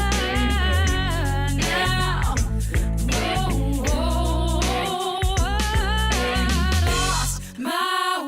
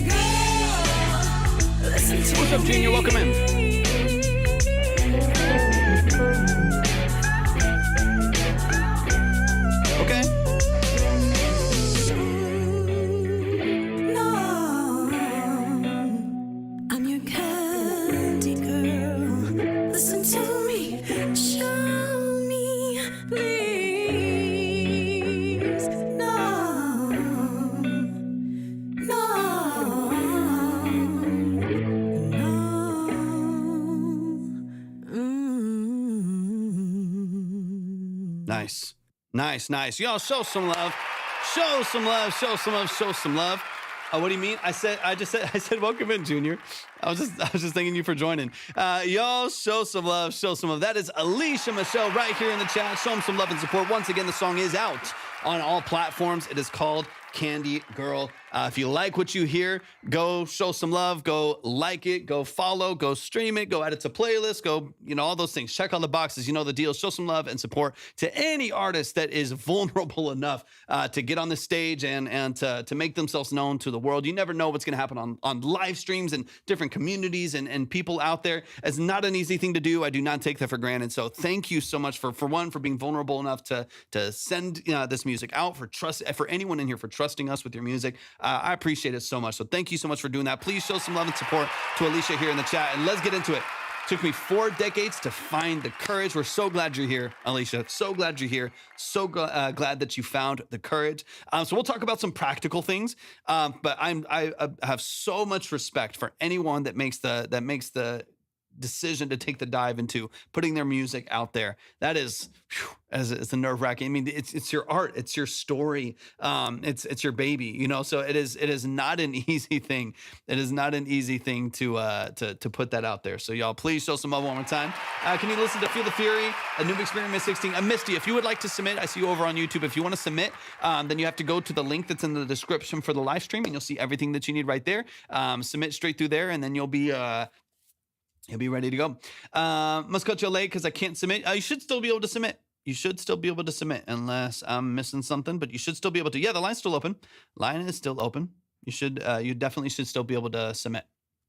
All right, let's dive in. So we'll talk. I really want to talk about practical things. I want to talk about some practical things here as far as like mixing details. So some of this will be on the engineering side. Some of this will be on the production side. A lot of what I'm hearing, again, there's some great bones in here. So there's some great structure in here. A lot of what I'm hearing is a kind of a desire to want to trade spaces with different elements in the mix. Like there's some things that I hear really mono and narrow that in my brain, I want it to feel wide. I want it to feel open and vibrant. And then some things that are kind of split and pushed wide that I kind of want to feel more like punchy and driven down the middle. And so there's some parts of this that in my mind, on the mixing side, I want to shift energy slightly to where the mix feels two things: more grounded where it needs to be, more like, more powerful and driven and grounded where it needs to be, like bass, percussion, some vocal layering, and then also really wide and vibrant and open, I think, where it needs to be as well.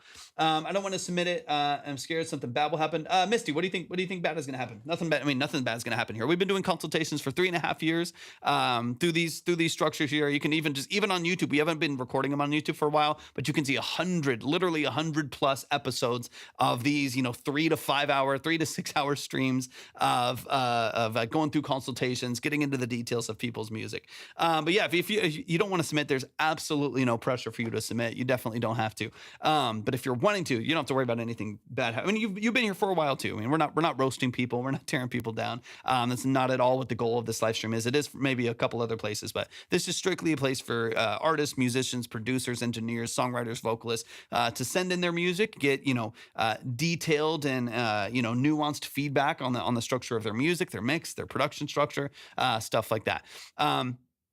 Yeah, Tono, every single live stream is safe to YouTube. Every single live stream, there's a VOD over there on the Red app.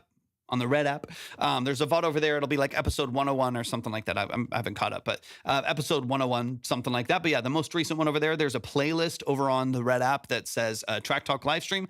And at least the last 100, we've done hundreds of these, but I only started 100 episodes ago. But every single one of these live streams are saved over there. So y'all can go back and reference them and check them out, which I encourage you to do. That way, sometimes you don't even have to worry about like taking notes and screen recording and like stuff like that. You can literally just be present, take in the information, experience what you want to experience, and then head over there to go back through it if you want to, and send some clips to an engineer or whatever you might be doing. All right, let's run it from the top. This is Candy Girl by Alicia Michelle. Let's run it from the top, and then I think after this song, I'm going to close the live. Now, once I close the live to new submissions, if you're in that line and you want to move around, you still can. You can still move around. You can still go faster if you want to. We just won't take any new submissions. I'll do that, I think, after we're done with this song. Okay, let's get into it. Where did the song go? It's on Spotify. Here we go. All right, Alicia, let's dive in.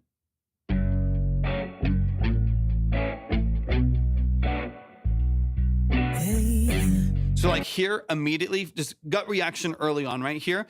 We have largely outside of some maybe delay in the background and some fuzz at the top of that bass right there. We have everything kind of in mono, right? So we have great tone, great sounding on the guitar.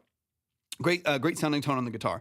Right in the middle of the mix, its slap delay is also in mono right there in the middle of the mix. Heavy sub frequencies here. So, really heavy bass right here in the middle. Same thing, mono in the middle of the mix. And then of course, lead vocal structure is gonna be right here in the middle of the mix. And then all of the layering to that vocal is right there in the middle of the mix. Then when we open up percussion structure here in a second, some things have been kind of exaggerated wide, right? Some other elements have been kind of digitally pushed, like, aggressively pushed to the outside of the mix. All you have is made, this is not, there's no free line here. This is a paid consultation. They're about 20 to 30 minutes a piece.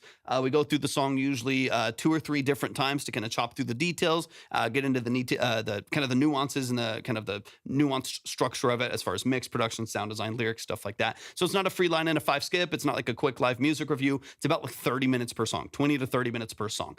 Okay.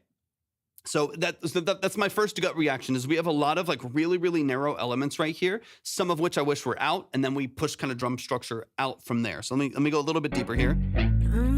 So one example is bass. So I love, obviously bass should be right down the middle. It's doing everything that it needs to do right there in the middle of the mix.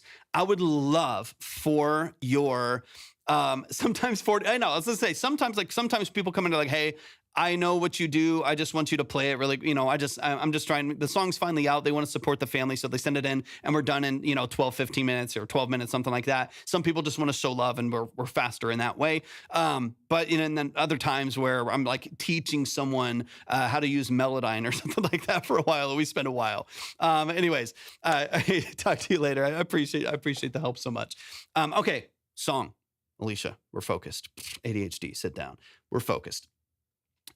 Bass structure right in the middle of the mix, beautiful, right where it needs to be. Lead vocal structure, obviously, right in the middle of the mix, right where it needs to be.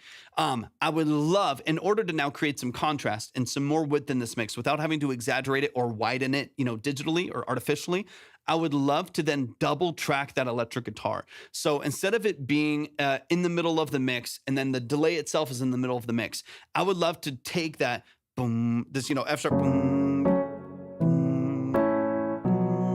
to the B minor, that little riff that's happening in the guitar. What I would love to hear is to track one on the left and then track another one on the right side and pan them out. Change the tone slightly on each one, maybe change the phrasing of the chord slightly on each one, maybe the register of the chord on each one, slightly different sound design, maybe the same slap delay on both of them, or you can send both of those guitars to the same guitar bus that has the delay on it. So the delay is accurate to each of those hooks. Like you can keep it nice and tight right there. I would love to open that up because now all of this early part of the song, it feels kind of boomy, but it still feels small because everything's kind of hitting you right here in the middle of the mix, from bass, guitar, effects of the guitar, delay, delays, reverbs, and vocal, and all of its effects are all kind of right here in the middle. Nothing hitting you from the outside. So if the bass was in the middle, guitars pan to the outside, reverbs and delays kind of hit you all over. Now the mix feels really vibrant. It feels really wide. It feels really open. So that's kind of my gut reaction right away, is I wish that we were switching places with some of the panning here a little bit. Candy girl, partake, escape to a place. And then same thing. So a lot of what I'll say, and I'll probably be overly repetitive. Ableton, okay, beautiful. Ableton's great. I'll be kind of repetitive, but just for the sake of showing you kind of when it happens and where it happens, so we can kind of talk through it a little bit. Same thing here now. The kick comes in, but the kick, I'm assuming, and I very well could be wrong about this, but just based on what I'm hearing, I'm assuming the kick has been like widened in order, because like maybe the drums felt too narrow. Maybe it was like mono-tracked drums, like an electric drum set or something like that. And it was a mono signal out, so everything was right here. So maybe it was like widened. We had like a stereo widener or something like that on it. And that pushed it out. That opened it up, quite a bit. But what happens with stuff like that, I specifically hear it on the kick, maybe on the snare, so I'm not sure if it's all of the drums, but at least on the kick for sure, is there's this big gap in the middle right now where the signal has been widened quite a bit, or chorused, it's been split. It's been widened quite a bit to the point where like I kind of hear anytime that you do that and you create some kind of these discrepancies in timing. It makes it feel wider, it does. But you create these discrepancies in timing, which means that one side of your ear is hitting slightly before the other is. In this case, it's the left side, so you hear the left side more. You're getting this boom, boom, left to right, and it's happening in a microsecond, but you're getting this effect from left to right, so that actually sounds like the kick is slightly coming out of the left side, and then it also has hollowed out the whole middle of the mix. So now that the kick was here, and then the kick was kind of split out like this, the middle of the mix, where like the kick and the bass, we want them to like hit together, and it hits you in the chest, and boom, and we get all this energy out of the middle of the mix. We're missing that since the kick is now kind of coming out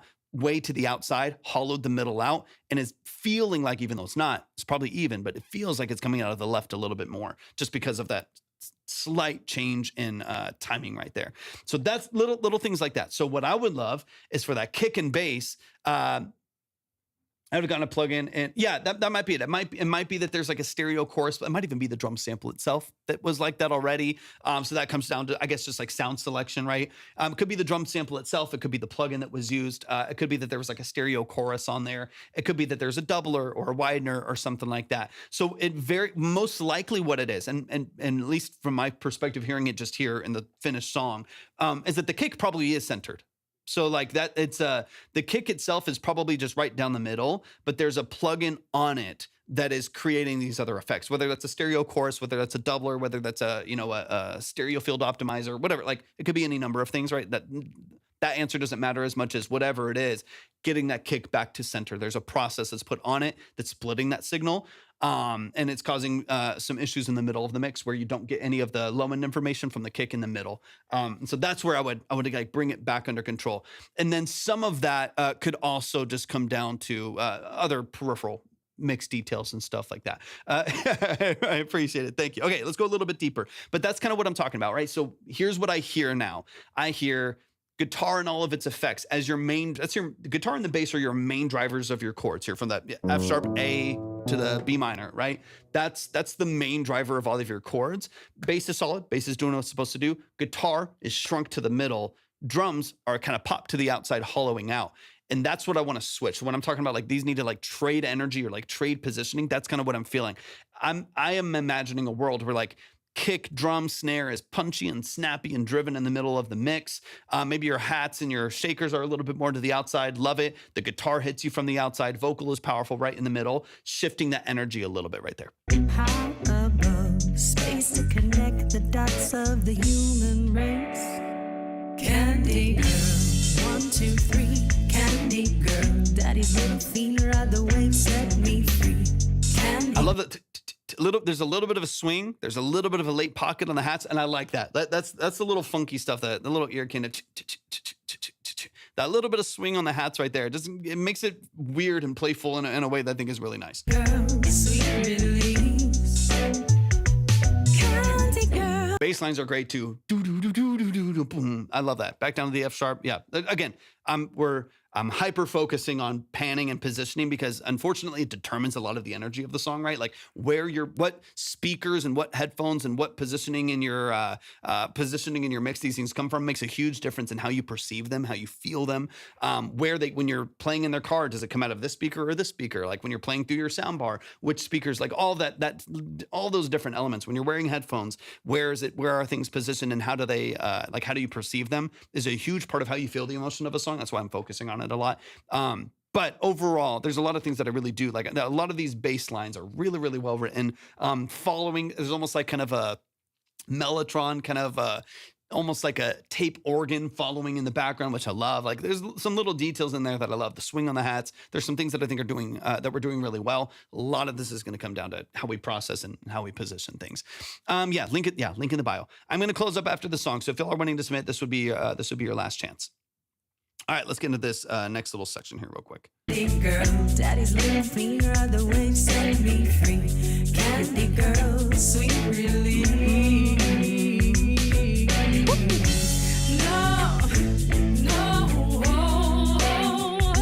Okay, and for me, last note on positioning. Vocal side here. Again, strong lead vocal in the middle. I don't mind at least like one double next to the vocal to give it that power and that support in the mix, especially on your hook. Beautiful, love that. I definitely want to hear, again, to open up this mix a little bit more. A vocal on the left, a vocal on the right. Right now, all of that's collapsed down to mono once again. So all of the vocals come at you from right in the middle, as opposed to the accent vocals that you have. Oh no. All those little extra vocals that you have in the stack right there, they're all shrunk right here. So although I hear more vocals happening, they're not really additive as far as the mix getting bigger.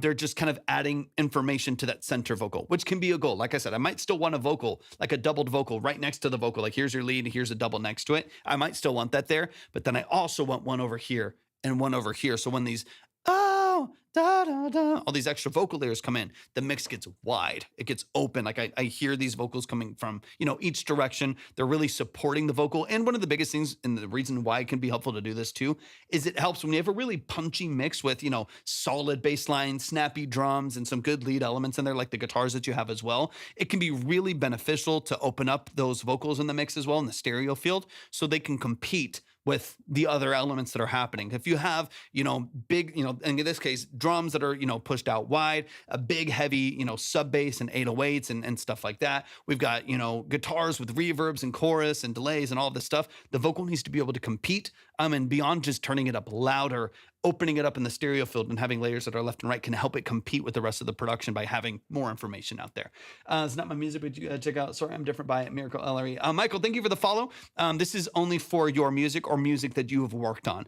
So if you're an engineer, you're a producer, you're a session musician, you've worked on a cool record you want us to check out, we can definitely break it down and dive into it. But this is largely for underground, independent artists and maybe people that represent them. I so appreciate you being here though, man. I appreciate it. Yeah, these da da da da. I love. I mean, again, great voice. Like there's a lot of great things that I love about that. They're just stepping on each other's toes a little bit. If that was all of a sudden, oh, and it was doubled and it was wide and it was nice and open, that would definitely make a difference in just the amount of power that the mix has. The amount of vibrancy that the mix has.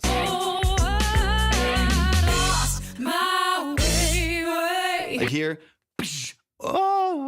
like that, when you lost my way now, you start punching those vocals in and they're wide. Like when you're listening to that mix and those vocals come in and they're on both sides. They're powerful. They're incredibly energetic. Those are great hits. Like, I mean, I love the production hits right there. I love these breaks and energy. We're like right on the edge of like there's again, really good production structure right here, just positioned in a way that you're not really getting the full effect of it. And so that to me is just like minor little positioning changes that will really, really help the way that that's mixed in.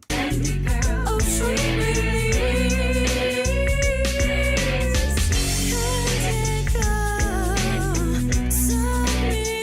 A little bit, some of the backgrounds, not all of the vocals, I don't think. But some of the backgrounds there's a little bit of harsh sibilance. So, S's and T's, C's and K's. Even if you're going to be pretty dry and pretty raw with your vocal processing, if you are going to really brighten up the vocal to let it cut through, which sounds like there's some, 10K, 12K high shelf EQing at the top of the vocal there, it's also bringing out more sibilance. So you might need to suppress slightly with some de-essing, 5K, 5,500 hertz or so, just to help suppress some of the harshness of those S's and T's, that sibilance that's cutting in right there. Especially if you're going for a brighter vocal, anytime that you increase that, again, I think you said you're working with an AT2020 or something similar. It's a very bright microphone. Those tend to be, pretty sibilant for it. And any cheap microphone is. Any microphone under, $300, $400 is probably going to overcompensate for some of its circuitry with a brighter profile. And that's going to be brutal sometimes. So if you're also going to take a fairly bright microphone that's compensating a little bit and then add more brightness to it, which is perfectly valid to do, add more brightness to it. You want the air, you want all that stuff in there. Then we just need we need to really focus on vocal technique and the way that we're tracking, as well as maybe have a de-esser or two sometimes, to be honest, to help mitigate some of those issues as well. Obviously one being, stepping back from the microphone a little bit, angling the microphone slightly down, making sure you have a good pop filter. Bringing the pop filter back a little bit sometimes can help as well, because one of the best ways to mitigate plosives and sibilance and stuff like that is diffusion, right? It's giving you space and material to diffuse those consonants, whether it's like P's and B's with your plosives, whether that's S's, T's, CKs with your sibilants. A little bit farther distance, another 2-3 inches away, keep the pop filter close to you, angle the mic slightly down. All of that helps with that diffusion, so you get less sibilance tracked. And then once you track, if there's a little bit in there, you can just notch it down 3 or 4 dB, with a de-esser to help kind of control some of that sharpness right there. Probably need a better filter too. I mean, you can't. I mean, I'll tell you. I don't even know where my. I don't use one on here because if I use a pop filter on here, it just like covers my whole face. But I have two pop. I have a metal pop filter and a dual fabric filter. And both of them are like $30. You really don't. I mean, you can get like $200 pop filters. And they do work great. I'd love to have one, but like you don't need one. I will say, I don't know what you have obviously, but don't get if you're struggling with sibilants, don't get a metal one. They've done tons of shootouts and tons of different breakdowns of how different forms of pop filters affect different vocals and different strengths and weaknesses and stuff like that. Typically speaking, the sibilance is worse if you have a metal one. So if you already have a sibilant forward microphone, a microphone that's not really flattering when it comes to its high end and S's and T's, like a lot of cheap microphones aren't. That's obviously one side of it. And then you're also cranking the high end and you also use a metal pop filter. All of that's going to add up, to being something that's going to be a bit more frustrating to listen to. So, and just a bit more abrasive to listen to. So if you're not already, I would definitely use a cloth one. Maybe you are already. That's, pretty prominent. Use a cloth one, like a double filter cloth one. You should be fine. You can find it for like $20 to $30 from like Gator Works or something like that. But y'all, please show some love. Primarily the AT2020. It does a good. I mean, it's not a bad mic. I've used them plenty of times. It's not 100%, Marcus. 100%. I've used them plenty of different times. I've used a lot of cheap microphones. I've used what's up, Sam? Welcome in. I've used so many cheap microphones. So it's a lot of it. If you have a cheap microphone that's compensating for a circuitry, it's giving you some issues. It's abrasive to listen to. Your voice isn't working well with it. So much of what you need to do is just then going to come down to tracking technique. Like I said, proximity to the microphone, where that mic sits, its angle, what kind of pop filter you're using, how far that filter is, how much diffusion you have. That's a lot of it. It's a lot of it. You know what I mean? If I send you a pic of a 7B, is there any chance you can tell me if it looks legit? You'd have to open it up.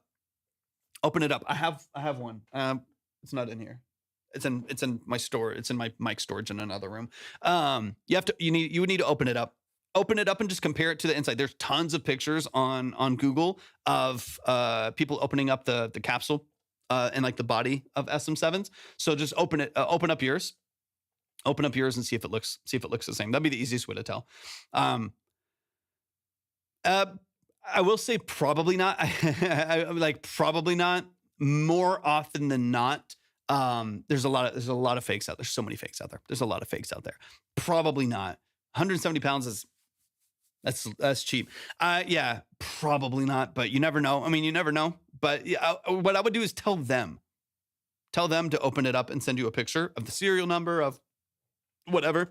But the outside all looks the same now. Like they're good. They're getting them from the same places and factories sometimes for the shells, and they just put some cheap shit in there. I'll send over my second thing over you to give digital. Yeah, 100%. I appreciate you so much, Alicia. Thank you so much for sending this in. I'm proud of the work that you're putting in. Thank you so much. Thank you so much for sending in this track. I appreciate it so much. But yeah, there's a lot of digital bullshit. It's a good way to put it. There's a lot of digital bullshit out there. But y'all, please show some love to Alicia. All right, let me get this updated here real quick.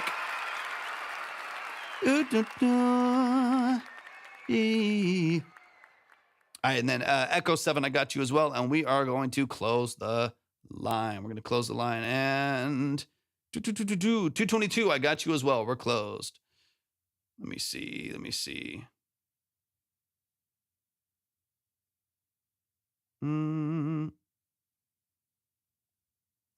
And Vendor, I got you as well. Okay, yeah, I gotta close the line. Pronto. Chad, thank you so much for the follow. I appreciate that a lot too. Let me get this updated here. I don't have that much time. All right, let's keep it rolling. We got Vendor in the building. Vendor, hop in the chat. I know sometimes the name is different from what I'm seeing here, so just let me know. Started this tonight, no lyrics yet. I'd like just some spontaneous feedback. That's Vendor. Marcus is Vendor. All right, let's get into it. Yeah, talk to me about the details. I want to know about production. I want to know about structure. I want to know about Perfect. Marcus, thank you so much for tapping in. I appreciate it. Talk to me about mix. Talk to me about production. Talk to me about the role that you play in the music that we're hearing. That's Echo 7. Sorry, I get confused with all the names. All right, But we do have vendor here. Vendor's at the top. So let's run it. Let's run it. All right, we got the Dropbox here. Let's go. Beautiful. I love it. Hell yeah. That's how I started too.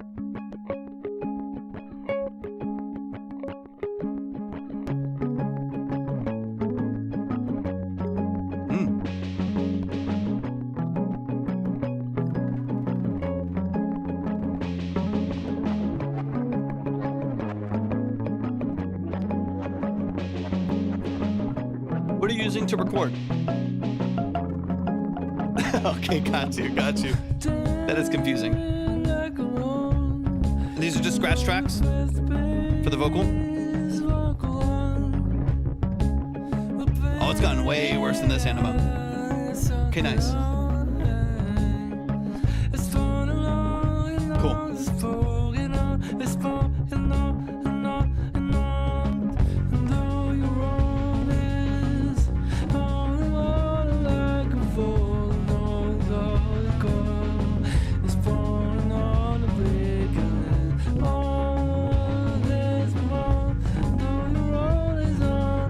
I like the overall aesthetic.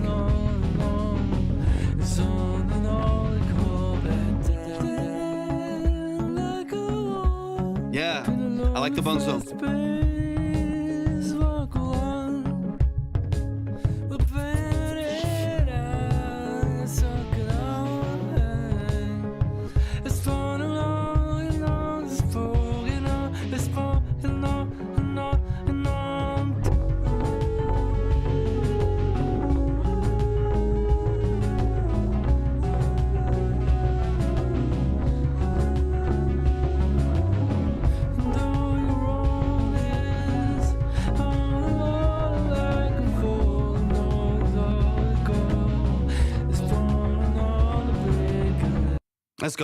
Let's go. Y'all show some love to Marcus Gunner right here in the chat. That is called Spitting. Let's get into it. We're going to run back from the top. I'm going to try to move at a better pace now, especially as we get to these last 5 or 6 songs or so here. I'm going to try to go a little. I still want to dive into them, and we always will. That's never going to change. I'm going to try to be a little bit more concise because I can feel my brain starting to do too many things sometimes when I'm taking too long. So let's get into it. Let's get straight into it. No, I won't hurry. I'm going to take my time because you're here and we're going to focus on you. But I can tell sometimes I'll start like ranting on de-essers for 45 minutes, and I'm like, okay, Jesus, dude, get your shit together. But let's run it. Let's run it from the top. Nailu, welcome in. I hope you're doing amazing. Anyways, let's dive in. Let's run it from the top. Let's get into it. Overall, bones structure. I actually really like. I know these are for anyone coming into who's curious about what you just heard. I know a lot of this is scratch tracks. You're getting ideas out. You're formulating the structure of this. Now it's time to kind of dive into the details of it and start to compartmentalize where the song goes. I really like the bones so far, though. I really do. So let's get into it. Like this early structure right here.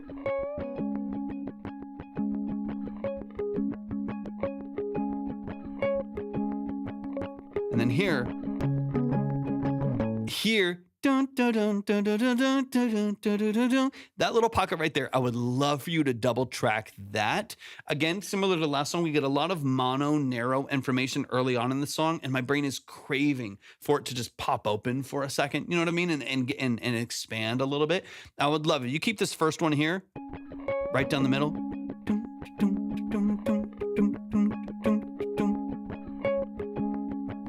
And then here, as soon as this comes in, dun, dun, dun, dun, dun, dun, dun, dun, dun, track 1 on the left. And here's another thing that you can do if you want to have some fun with it. Start with a single track and move to a double track. So maybe you start in mono right here, and for maybe 2 measures or 2 times through that progression, you go 1 on the left, and then you double it to 1 on the right with maybe a different. It could be a plucked synth. It could be another double track guitar. But you start dun, dun, dun, dun, dun, dun, dun, dun, and then you open it up dun, dun, dun, and you double it that way. So all of a sudden the mix kind of leans left, and then it kind of doubles up to the right. There's some creative, funky things you can do to make it interesting or whatever. But the idea is take this mix that's really narrow and mono right now, pop it open in stereo. It's going to be such a relief to hear that early in the mix right here, especially if you decide to add some vocals later as well. And And same thing with those drums. And again, I'm going to throw out some ideas. Most of this is not because they're right or wrong. It's just what my brain is hearing. Feel free to do with that what you please. It's more so I just want to get your wheel spinning. So I'll say some things that I think would sound good. And for you, I just want you to get ideas. What's up, Chase? Welcome in. I want you to get ideas. I want you to be like, oh yeah, maybe I'll try this, or take the idea. I have no ego in it. You can do whatever you want to do. Even these drums in the background here, because this is a really cool alternative mix. I really like it. It would be cool to, once you dig into this a little bit more, once you solidify this, some of your less, make this less scratch and some of these different elements that you have in here. I would love to hear like that auto panned in the background. So like started on the left, and then like the last two hits are on the right side, or it kind of moves through the mix right there. Just make this a really evolving, like interesting, like soundscape, right? Like just everything is kind of, it's popping out left and right. This, those drums kind of hit you from left and right with a bunch of reverb on them. So it kind of fills the space. You can start doing some like really interesting, nuanced production, details and stuff in there that I think would just sound really, really engaging to listen to, especially early on in an instrumental like this before you add in vocals. I've been working on the song with the tips you gave, already sounding bigger and better. Chase, I love to hear it, man. Absolutely love to hear it. Thanks for coming in and saying that as well. I appreciate that a lot.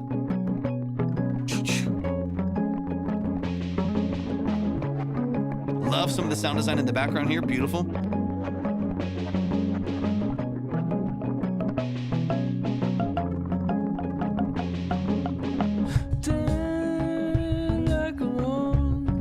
There's a little like Muse vibes a little bit too. Like I'm liking this a lot. I'm liking this a lot, like kind of like 2000s Muse. Like I'm liking the vibe. This kind of punchy bass, really dry drums, intricate like guitar melodies and stuff like that, picking patterns and stuff like that. If you can open up this soundstage and make this feel wider, feel it more, make it feel a little bit more open, you're going to be in a great spot. But yeah, this reminded me of a lot of music that I really, really liked in like 2000s, 2010s. Like it's got this nostalgic, feel to it that I'm really, really enjoying. Love like the low formant shift on the outside too. Again, ideas that although they're scratch, the ideas are good and the ideas are exactly where they need to be, right? So now it's just fine tuning what that idea is, how you execute it in the mix, so on and so on.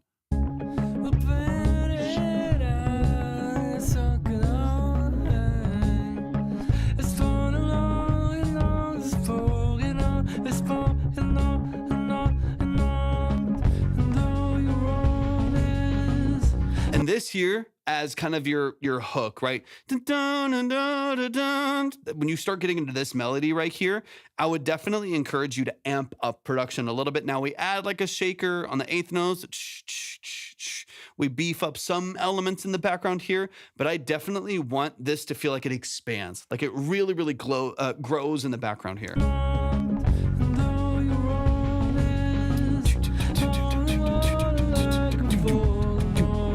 Like maybe even adding in the toms as like the low element here. So it starts here.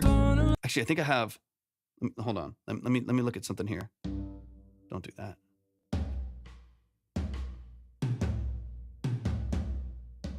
Let me see something. Let me see something.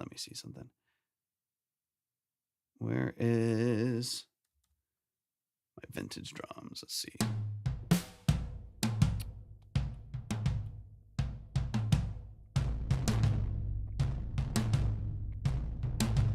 So here's what I'm gonna do. I'm gonna filter this down actually. We're gonna add a vintage filter. Just for the sake of in my brain, I want to show you what I'm imagining. Just so you can kind of get the idea as well. Let's see, here's my no. Here we go.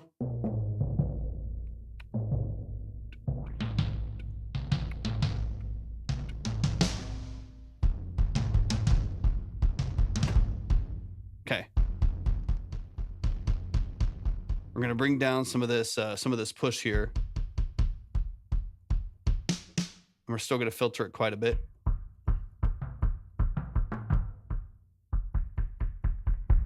Bring some of that back. Labs, baby.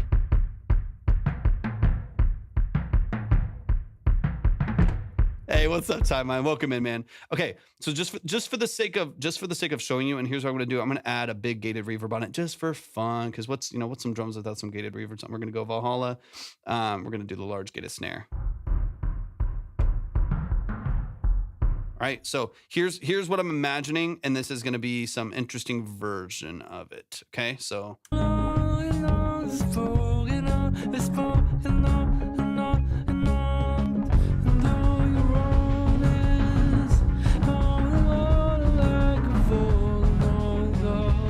me bring it up. I'm going to bring it up.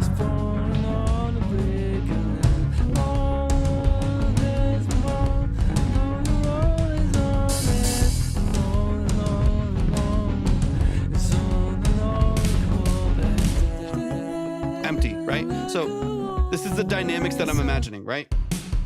So I'm going to bring this up, filtering out a little bit. Let's push that saturation a little bit, push this up a little bit, bring more of this in right here. And then this is the dynamic that I'm listening for, right?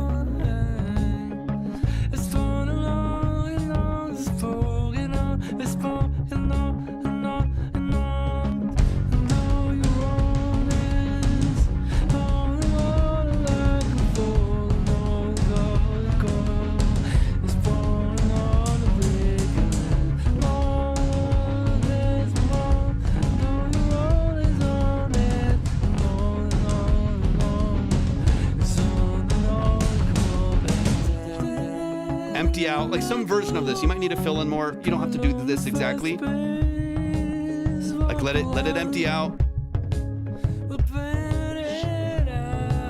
See how you have a little bit of that? There's a little bit of that in there already. And 1, 2, 3, 4.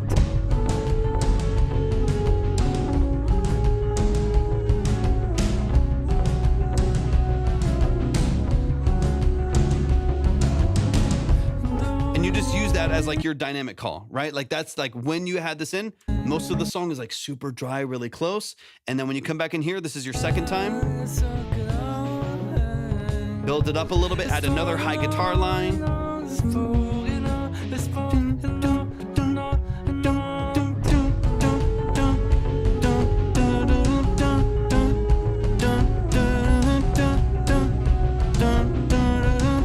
Like you can start to build out some of those layers to where now like your hook feels like a hook, the second hook feels like a hook, there's more dynamics there, there's more power there. And then when you go to these verses, like when you come from here,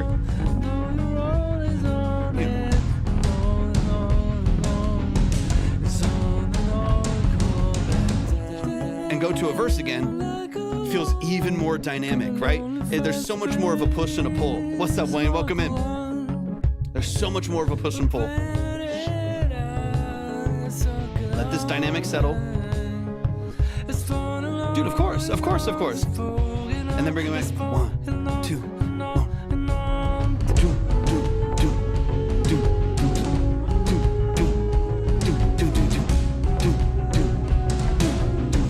You know, and you just bring back that energy again. Now, obviously, how you do that, and if you do that, and what version of doing that you do, that's completely up to you. That stylistically and creatively, that really depends on the direction you want to go with the record. But some version of that, even if it's not drums like that, even if it's a completely different profile to it, I think that's kind of where that's what I'm leaning into, where it's like, how can we shift the energy of this? How can we make this more dynamic? How can we make your big moments more vibrant, more energy, and it by default make it feel, when you go down to these small moments, it actually feels more intimate, more emotional, because there's a bigger draw, right? There's a bigger transition from these huge elements to these smaller, more intimate elements as you kind of crash out of these bigger hooks that you have in there. It just makes it feel more interesting. There's a million different ways that you could add percussion and kind of in the vein. So many different versions of doing that with other instruments as well. You already have the bass, some of the percussion, you already have the guitars in the background. So having like a high synth that follows that lead melody again, or some other, bigger synth bass that comes in that feels really powerful when the drums come in. There's ways that we can layer that will dictate the emotion a little bit more as well, which I think will be really, really powerful in a record like this. I'm just good on this debate where someone says mixing and mastering is like AI and we should use it more. What's your opinion? Use AI more in music. Sorry if that wasn't clear. That's a personal preference. I don't like AI. I don't use it, and I don't plan on ever using it. And other people love it and use it all the time and feel like it's going to be the next thing for them. So To me, that's a personal choice. I don't like it. I don't use it. If you do like it and you do use it, that's up to you. But I think also neither side should try to dictate what other people like. So if you love AI, I think it's silly to try to put that on other people that are fulfilled by a different part of the process, and vice versa. I don't think it really. To me, I don't like it. I don't use it. But that's not, who am I to be like, don't. I can just tell you like my opinion on some of the process that, I've personally value and am fulfilled by and respect as a part of building skills in certain areas. But, everyone can kind of do whatever they want to do. I'm not here to dictate how people approach their creativity or if they feel like it is creativity. That's for you to decide. That's for you to, kind of like wrestle with yourself on and decide if that's something that you value and that you think is important to the arts and is important to your process in creating. It's not for me. It's not for me, but if it is for you, then I can't tell you that you're not fulfilled by it, or whatever. So, anyways, y'all show some love, show some love, show some love. Show some love. That's the family right there. That is Spitting by Marcus Gunner. Marcus, thank you so much for sending that in, man. Genuinely, I love the tone. Like, again, it's reminding me of early Muse. I love early Muse. Like, listen to Madness by Muse. Like, that's kind of like the world that I'm living in. So if you can kind of bridge the gap of some of these like synth tones and vocal production, obviously fill out your vocal production. It's scratch track right now. Redirect panning for some of your instrumentation so we get that wide, that width that we're looking for, that openness that we're looking for. And at the same time, maybe beef up the hook structure, percussion, synths, whatever it may be, so that your verses feel even more important when you move to them. It doesn't feel like it's too much of the same dynamics. It feels like it splits a little bit more. You're going to be in a great spot, man. Great spot. No, I love it, man. Thank you so much, Marcus. I appreciate you so much. Thank you for sending that in. Yeah, Reed, it's great. It's great. I like it a lot. Let's keep it rolling. Let's keep it rolling. We got Anima in the building. Anima, hop in the chat. I'm going to try to move at a good pace. This is one of my friends' music. It's called Red Rhodos by Sam Mine. Ruben, thank you so much for tapping out. I'm going to go ahead and I don't like to put the close sign on here. The submission line is closed for right now, but we will be live again tomorrow. So definitely tap in tomorrow. Telly, what's up? What's up? Good to see you. We'll be live again tomorrow. So if you want to submit, you can definitely submit then. Just make sure that y'all are following and we'll open it up again tomorrow afternoon. But let's get into it. This is a work in progress by Anima. Let's get into it. I'm going to try to move at a better pace here. I'll need to grab some water here in a moment though, but let's get it. Let's get it. All right, this is Don't Stop by Anima Makes Music. Whole Wi-Fi went down crazy on 5G now. Let's go, Anima. It's your time. Ruben, thank you for the follow. Appreciate it. Work in progress. Someone is going to mix it. And yes, that includes running the bass through an amp, but the arrangement just feels empty. Not sure why, though. Love some ears. Okay, sounds good.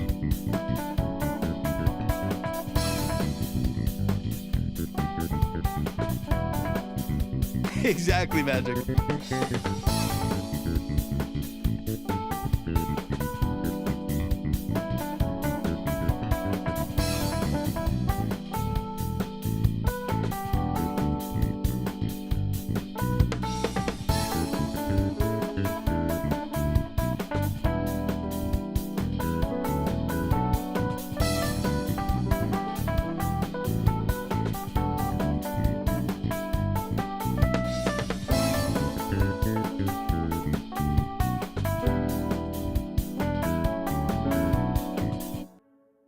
Short and sweet. Okay, let's run it back. This is gonna be a short one. This is gonna be a short one. Let me run it back from the top. I'm gonna go ahead and close the line over here, y'all, so I can get through these without any. The submission line's already closed, but it'll make it more obvious, so people don't get confused. But definitely make sure y'all are following. We'll be live again tomorrow, so we'll take on a fresh batch of amazing musicians, artists, producers, and engineers. This is Don't Stop version 2 by Anima Makes Music. So let's get into it. Yeah, I definitely feel like in the middle of the mix. So you're doing a couple things right? Especially with this, this style of music, right? The roadies in the building. And I think every song needs a Rhodes. I love the Rhodes in there. We're filling out a couple different parts really, really well, right? Drums are bright. They're snappy. Not a lot of weight to them. That's fine in this genre, obviously. Drums are bright. They're snappy. We have, really heavy bass line that can be bounced down probably just a couple dB, nothing too crazy. Nice heavy bass on the low end, a little bit of warmth, but mainly high end, maybe kind of like tine and shimmer from the Rhodes as well. And then brass stabs on the outside. you know, there's not a whole lot filling in like low mids and mids. That's where I do think if you want a guitar in there, beautiful. But I also just think like a Juno style, like plucked, kind of a plucky synth in the middle of the mix would help fill it out just a little bit more too. Or maybe even 2 or 3 layers of maybe you do have this kind of like a synth, like a Juno style synth that's kind of dark and the cutoff's pretty low. Kind of pluck in the background following those chords and then moving back up to the A major right here, following the same chords as the bass. And then maybe 1 or 2 other layers, like maybe a really simple guitar following as well. But the biggest thing for me is filling the pocket. Far low end is fine. High mids and high highs are pretty much taken care of by like your drums and the high end of the Rhodes and stuff like that, and the brass tabs, obviously. But this little middle pocket right here is a little bit empty. So finding some chords or some melodies that kind of fit in the middle, I do think will be important. All right, let's run it back from the top. Obviously, this is short and sweet, so we'll go pretty quick here, but I do want to lean into this.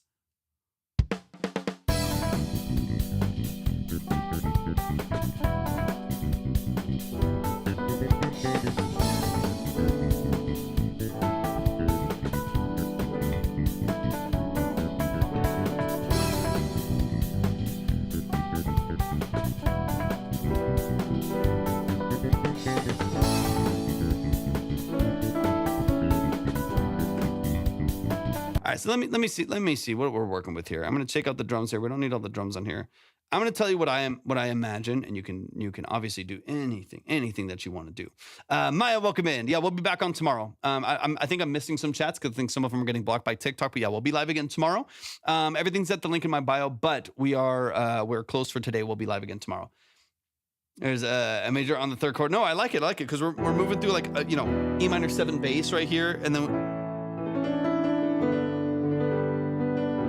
we have the 7. Like it has a cool split right there. It really tied together facts. Okay, let me pull up something here. I'm gonna pull up the Juno because I don't have mine plugged in right now, nor the capacity to go do that. But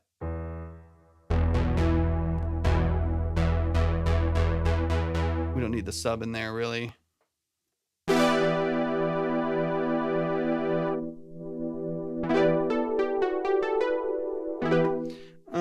Even though there's gonna be, I like the sound. No, I mean it works. It's just kind of accidental. Let's see.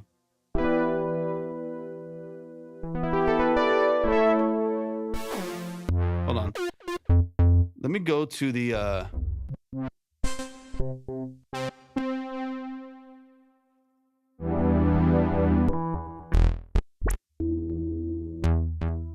trying to find something specific. Here we go.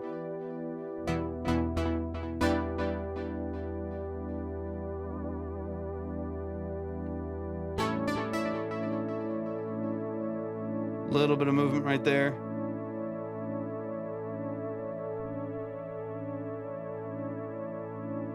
And then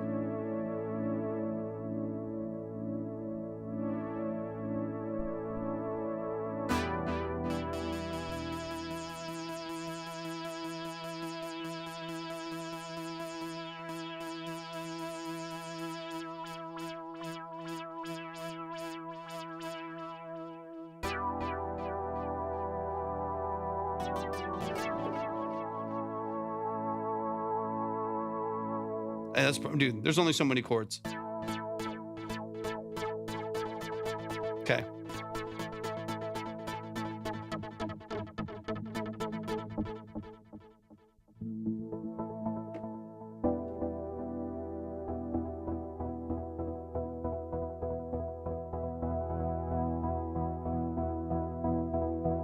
Let's open this up a little bit. It's gonna get into this. Go, release down.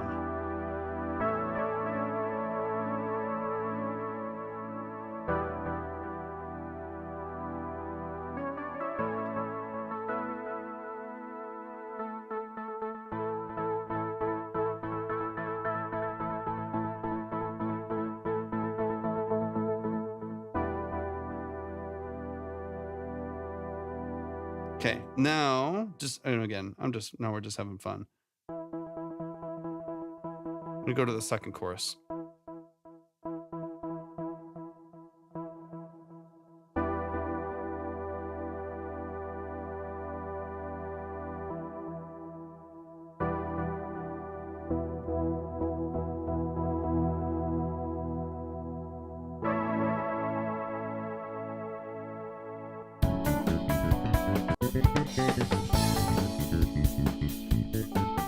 Back it up.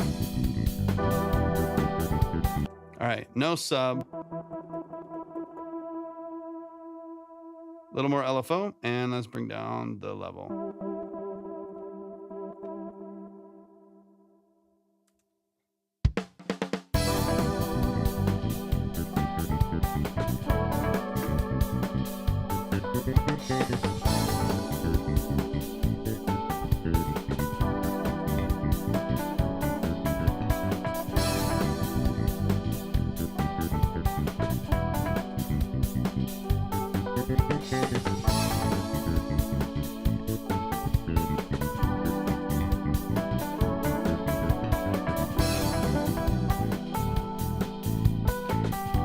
You know, just, I mean, we can spend hours trying to, what's the manifesto? We can spend hours trying to like figure out kind of the middle of the mix.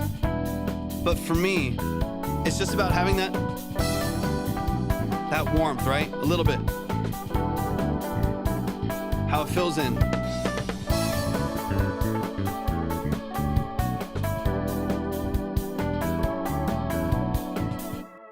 It's that little bit of texture. I think a couple layers of things like, let me get out of here.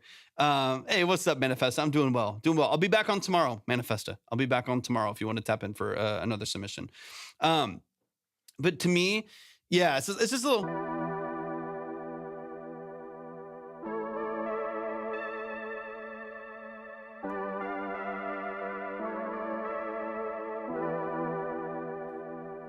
It's just carrying chord. It's just filling in that middle of the mix.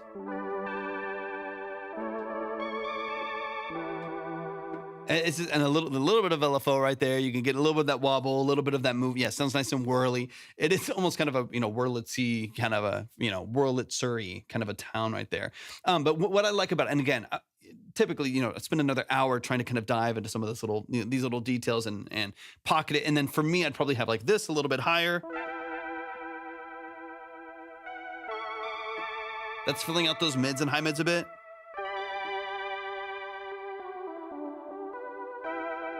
Right? It's just filling in the middle of the mix right there. And then maybe if you still want like a clean electric guitar, like you can follow that progression again with a little bit of punch in there with like a cleaner, slightly overdriven electric guitar. And that will fill in just a bit of punch in the middle of the mix right here where the Rhodes is kind of warm, but it's very tine at the top. And obviously drums are snapping, the bass is filling in heavy on the low end. Just a little bit of like those two things in the middle of the mix to me will just kind of wake it up and bring it to life a little bit. Let me hear the last little section here. That's what I would focus on though. Do you think the parts in between the Rhodes melody are empty for too long or is that fine? I think if you have a guitar that can help fill that out a little bit, like I said, so even if you're here, let's say,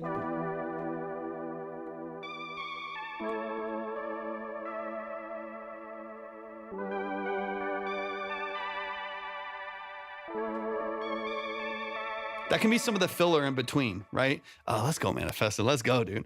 Like that can be some of the filler in between. Like even just as an example, if we're here, right?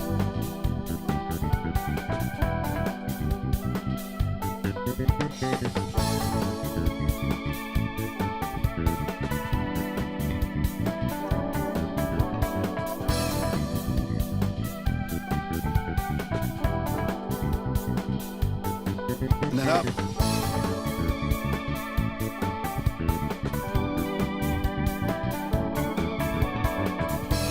Right? If that's 3 more dB down, nice and wide, nice, you know what I mean? And then you fill it out with a nice little warm, slightly overdriven, but like clean guitar pick in the middle. That little, just like nice style rhythm guitar, some wah. Yeah, exactly. Like the wah is like wah, wah, wah, wah. And then back around, that's what I'm looking for. Clavinet, guitar with the wah right there. That's what I'm looking for. That's where I think you're going to get a little bit of that texture in there. I think if you're too rhythm, we already have listen to the bass.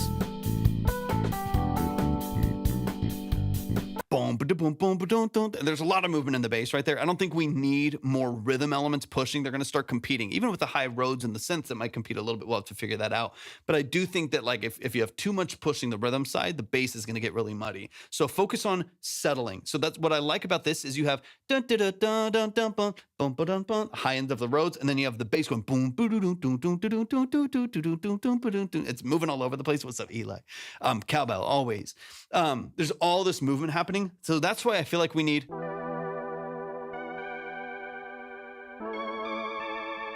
settled, right?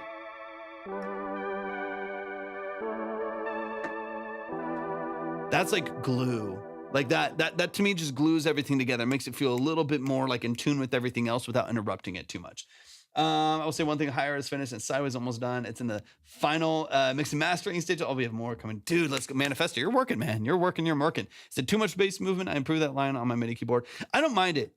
We just have to be strategic. I don't mind it. I think we just, that's all of music, largely speaking.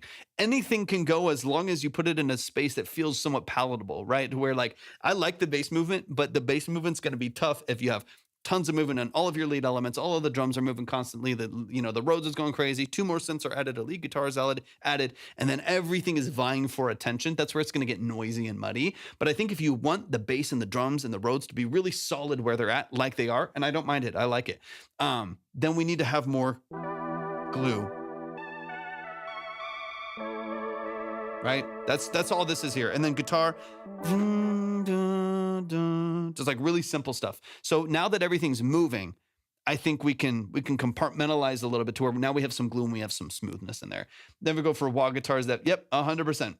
100%. Yeah. So get a little wah in there, maybe some high glue on a synth. Those 2 things to me will fill this out like crazy. It'll feel so much more connected. Y'all give it up, man. Anima, I appreciate you so much. That's short and sweet. I appreciate you singing that. And y'all show some love to the family. They're over on the Red app right now. Obviously, they're very talented musicians and producers. Roar Chaos in the building. What's up? Welcome in, Rock. Good to see you. I hope you're doing amazing. How you feeling today? But y'all, please show some love. Show some love. Show some love. That is Anima in the building. But I love the feel. I love the vibe. I love the energy there. I think you're doing so many things right. You're doing so many things right. So keep chipping away at it, and then you'll be able to expand from that, right? You'll be able to add on to it, add other layers, and add other segments of the song so it feels dynamic, it feels interesting. You're going to be in a great spot. Y'all give it up for Anima one more time. Let's keep it rolling. We've got Ronnie in the building. Ronnie, hop in the chat. Hop in the chat. Let me know where you're at. We're going to get straight into it. This is Treat You Right by Ronnie No Good. If you are in the chat, let me know. Let me know, and we'll dive into it. But let's get into it. Let's get into it. Lim is in the building. What's up, Lim? Welcome in. Let me see. Well, hold on. You can, there are auto wall plugins, Anima, and I bet you there's a free one. There's auto wall plugins. I would check for that too, because then you could just play like even like a chord on the piano or like a clavinet, and it'll wow. It'll do a lot of that texture for you. I think that'll work well too. I don't see Ronnie. Time zone. Let me know if you're in the chat.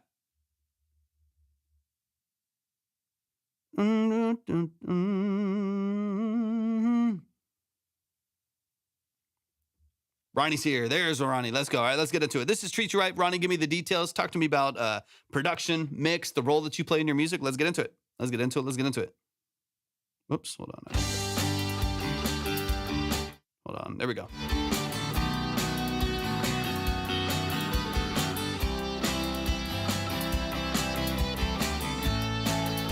I have one of those, Anima.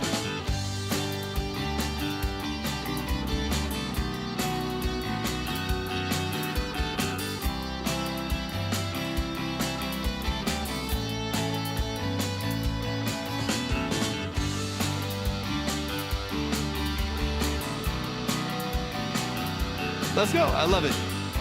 Sometimes that makes great music. It is what it is.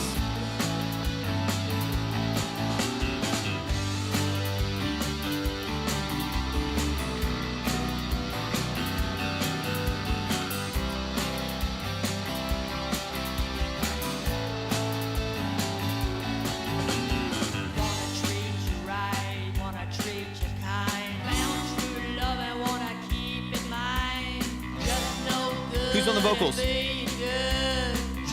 Is that you in the vocals? Like I should, 'cause I can't stand it when we fight. Like the train that I would, it treats you like Nice. you should be a treat. I Who's handling the rest of the production and the mixing? like the train that I would, it treats you like you should be a treat. Hey, sounds good, Anima. Appreciate you.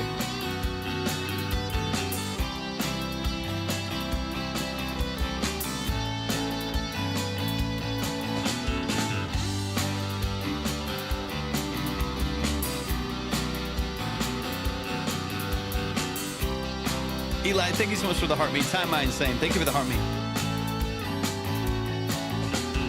Gonna make mistakes, gonna make your mind. Can't be right all the time. Just no good at all of this.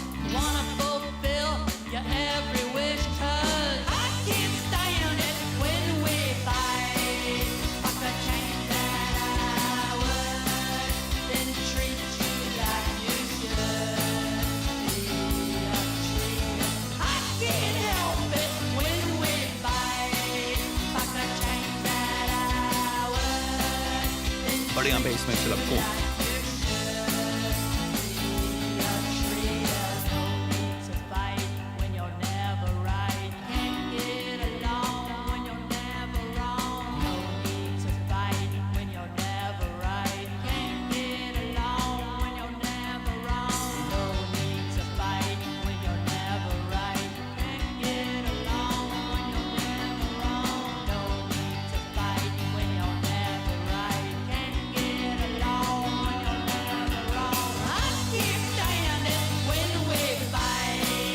I like this hook.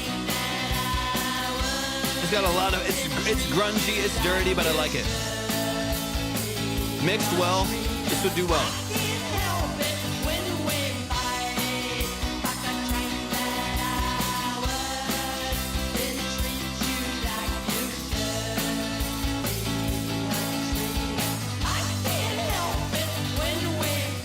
I like that 6-8 push right there. It's a 6-8 into the 4-4 again.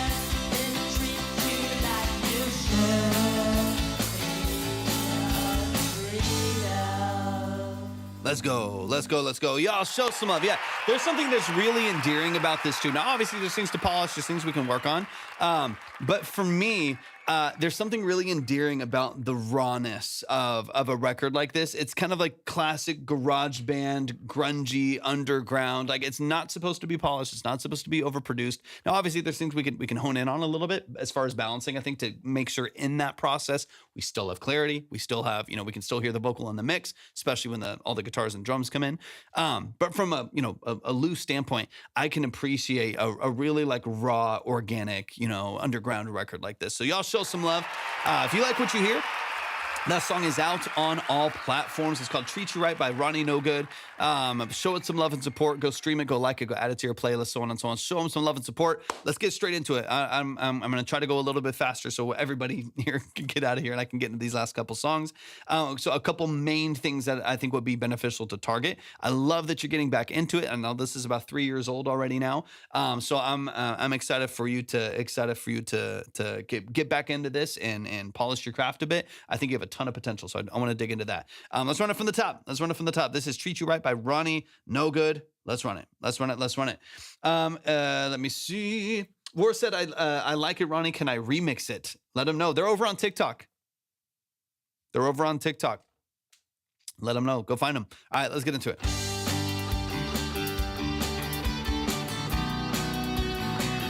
Heck yeah, let's go.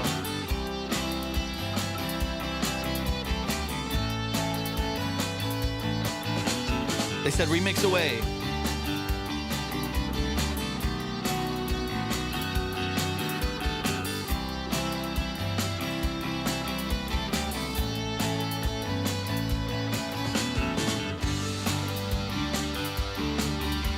So similar to one of the last songs here, we're running into and again, there's a lot of different ways to mix the style too. So I don't want to hone too much into this because it's a very, very small detail, but we're running into a scenario where we have a lot of things in mono. So percussion, largely all in mono, I think.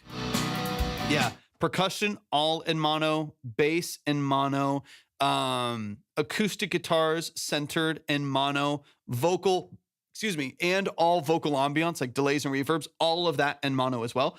So, excuse me, allergies, man. All of that's in mono, and then a super, super wide, like double track guitar right here, like chorused guitar right here. That's like all the way pushed out to the outside, and not a lot to kind of like bridge the gap in between. I would love to like also have maybe the acoustic guitars in stereo, like even if it's stereo tracked or double tracked or whatever it may be, right? Like having both of those like opened up, maybe the guitars, the acoustic guitars are like 60, 70% to the outside like this. They're a little bit more open, and then you push those guitars all the way to the outside. So there's a bit more of a gap that's bridged between the two, as opposed to drums, bass, vocals, acoustic guitar, and all effects centered, and then 100% wide for one instrument, and nothing to kind of bridge that gap. So I think a little bit of gap bridging is due here, but beyond that, what's being played, the lines themselves, they're distinct. You have a good instrumental hook that distinguishes the song. It lets you know when you hear the song, you know exactly the song that you're hearing. Everybody needs to have that, no matter the genre you work in. A vocal hook and an instrumental hook is so vital to people recognizing your music and knowing whether or not they like it early on in the process. And that's really, really important to people finding you. Okay, so let's keep it going here.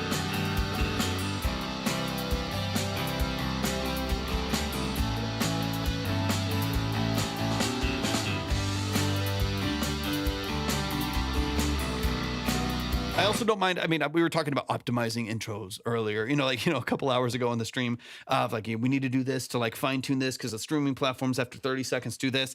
I'm not as worried about that in the style of music. Obviously, this is going to hit a different audience in a different way on a different platform. And so I'm not, there's a 30-second threshold to optimizing streams on most, DSPs and stuff like that.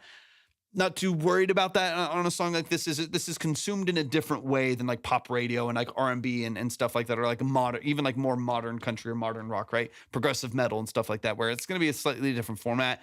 This you can be a lot looser. This you can perform live. You do it with the band. It's a much more natural setting. So I'm not too worried about the fact that this is like a 48-second intro. I don't really care too much about that.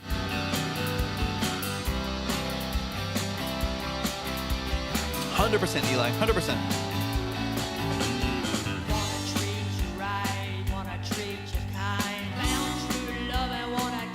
And then this vocal here, for me, I need a little bit of tasteful dynamic control. We need some compression on there. I don't know if there's any compression on there. If there is, it's incredibly subtle.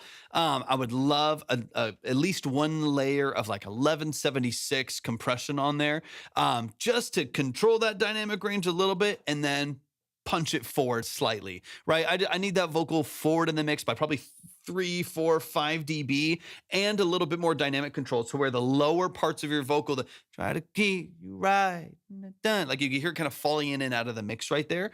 Some of that's just the technique in singing, which I don't mind, but if that's going to be there, we need something to help kind of bump it up and keep it forward in the mix a little bit. So when all the drums and guitars are in there, it can compete in the mix. So another compressor on there, or just one singular if there's not one out there.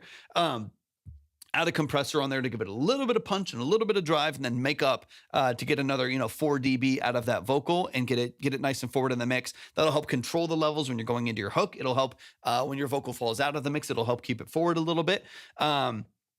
Trying to make it sound as close to live 100%. And first, I got my start in live sound. So when I first started, I got trained in studio. So I was doing I did a 2.5-year private mentorship in studio, where I was learning, studio tracking and, mixing and mastering and all of that stuff, right? So I got my training in audio engineering that way, just actually working in a studio. But when I was doing like any like loose professional work outside of that, I was starting in live sound. And even in live sound, you'll have stages of compression. A lot of the live sound stuff that we were doing, there was at least one one compressor on there, at least one. Sometimes still two, especially when I was working on like digital boards and stuff like that. There'd be times like if I was working on like a new PreSonus unit, and we had like options for digital compression, we would sometimes have multiple compressors on a lead vocal at a venue, at a venue in order to give it that punch and drive, depending on the style, depending on the genre, like whether it was like a church or a wedding or whatever, whatever it may be.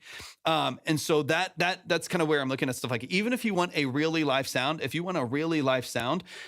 sometimes like live sound nowadays, sometimes they get 8 plugins on a lead vocal running off of a laptop. Like you never know. So even if you want it to sound live, we still need control so it's legible. We still need control so that the vocal sits forward. That will give you, I think that'll give you just, that'll give you a little bit of punch.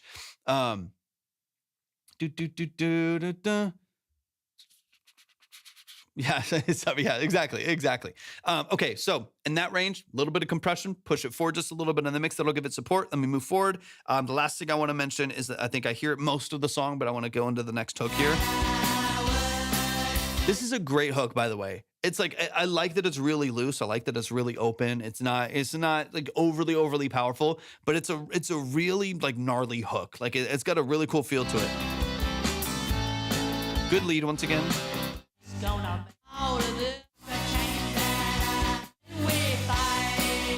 Here. Like that is such a character-driven hook right there. Like I love that. I mean, it has, it's sure you can polish some things. I don't really care. It's meant to be gnarly. Yeah, I can feel it. I don't really care that it's not perfect in a lot of ways. In fact, I love it. It's the flaws are what make it so special to listen to. It's got so much character. The way that you fall off of the notes right there, love it. I wouldn't change a thing about that, and someone else might tell you differently. I wouldn't change a thing about that. But that being said, we still want it forward. We still want it consistent, and so on and so on. Last thing I want to say is there's layers and effects on the vocal that I would love to be moved out to stereo as well. In this context, in this genre, I don't mind that your doubles, R.I.P. I know. It's so sad, man. I could do that. 100% could see that though. I could 100% see that. I'm sorry, I'm talking to YouTube, Twitch, and TikTok all at the same time. On that lead vocal, I don't mind the double being right next to the vocal. That's typical on this style. I would probably get some of your effects out in stereo though, because again, right now you have like a delay. It's a mono delay that's right over the middle of the vocal. So what's happening is while you're saying something, another end of a delay is like stepping on the toes of your vocal as it goes, as it runs through the phrasing. So it gets a little muddy, it gets a little noisy right there. And I would love for that to feel a little bit cleaner and at least get that delay in stereo and get your vocal kind of out of the way of it, get the delay out of the way of the vocal. Maybe even, you could sidechain it loosely in order to kind of keep it out of the way loosely. But I would love to just get it out of the way since right now I'll play it again here a little bit later too.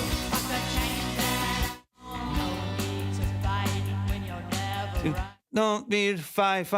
So all of those delays are happening right in the middle of the mix, right? In the same place that your next line is coming in. So that's where this little pocket, again, before if it's drums, bass, acoustic guitar, vocal, and the vocal delay are all happening right here.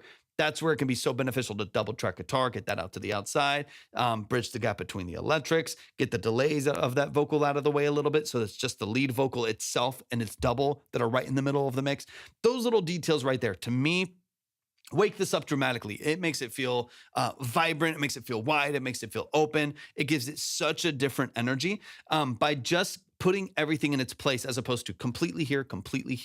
And it gives it all of this nuance now. So now I hear the vocal and its layers and it's compressed and it's punchy in the middle of the mix, as well as character driven and quirky. I love it. But now it's punchy. Now it's got some energy behind it, and the delay amplifies it in the rest of the ambiance. It kind of sets it out into space, right? That's where your reverbs and delays are going to come from. Then your acoustic guitar is a little bit wider, sounds nice and powerful. Your electric guitar is super wide. It sounds energetic and classic. It's got this kind of 70s, 80s, classic rock feel to it that I really, really appreciate too. And then, all of those other gaps that you're kind of filling in between it. I think that to me, if you address a couple of those in your future records, you're going to be in a great spot because it's so fun to listen to, so interesting and engaging to listen to. I genuinely love what y'all do. You also some love to Bernie right here in the chat. Show some love to Bernie. That is Ronnie No Good. Treat You Right is the name of the song. Go stream it, add it to your playlist, like, follow, stream, all the, all that fun stuff. I appreciate you so much, Bernie. Thank you for saying that. But y'all, please show some love. Make sure you follow Bernie right here in the chat as well. Let's keep it rolling. Let's get into the next track. I mean, we've had some amazing music today. Just really fun, really engaging music. We got Time Zone in the building. Time Zone, hop in the chat. Time Zone, hop in the chat. Let me know that you're here. Let me know that you're here. Right now I got Time Zone, Reed, and let me see. There's four left on here. Time Zone, Reed, Echo 7, and 222. And then we're out of here. Out of here.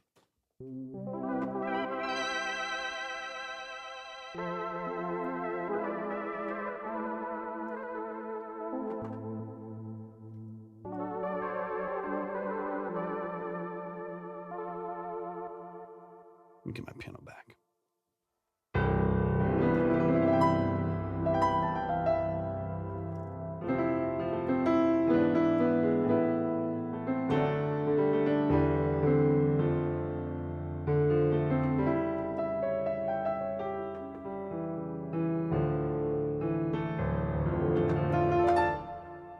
All right, I'm not seeing them. Let's see. Let's see.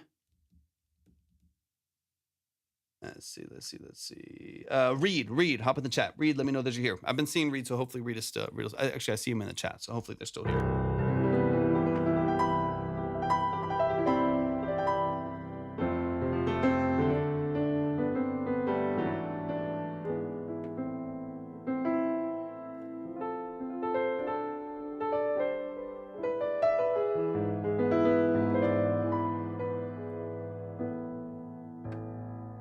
Beautiful. There's Reed. All right. This is Preach to Me by Reed. Writing feedback, possibly tips on how to get in touch with artists that are more capable of performing than I am. Any potential feedback would be greatly appreciated. Let's get it. Reed, remind me really quick, since we're back here, it's been hours now at this point.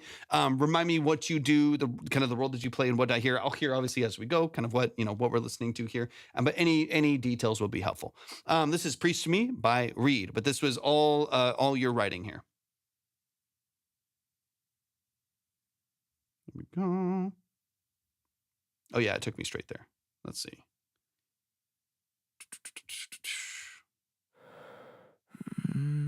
Go on then. Say it slow like you mean it. I love when your voice got that Sunday sweetness. Cool.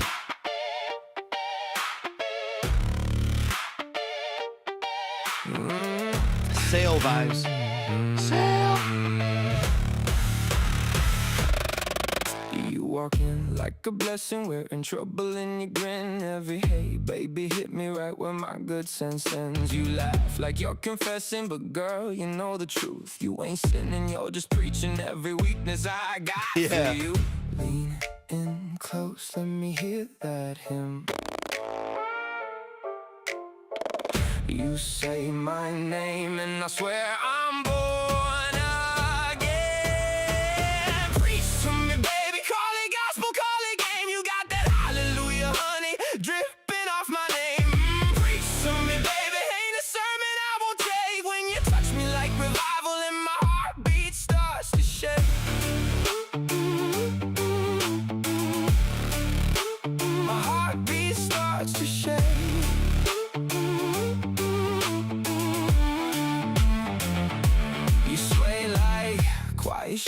Yes, generated vocals. They're gonna try to get, hopefully, ideally, we're gonna try to get some real vocals on here. That'd be awesome. Don't get to thinking you the only one who knows, and you drag that finger down my chest and down there my halo goes. Whisper low, let the words ignite. I've been waiting on your sermon.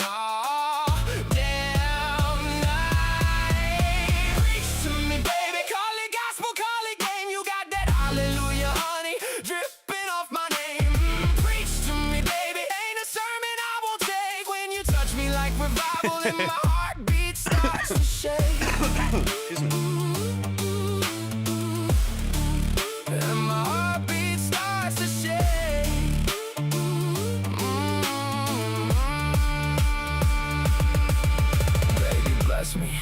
every time you pull me in. But the way you kiss my shoulder, that's original sin. Say it slow, say it soft, say it just for me.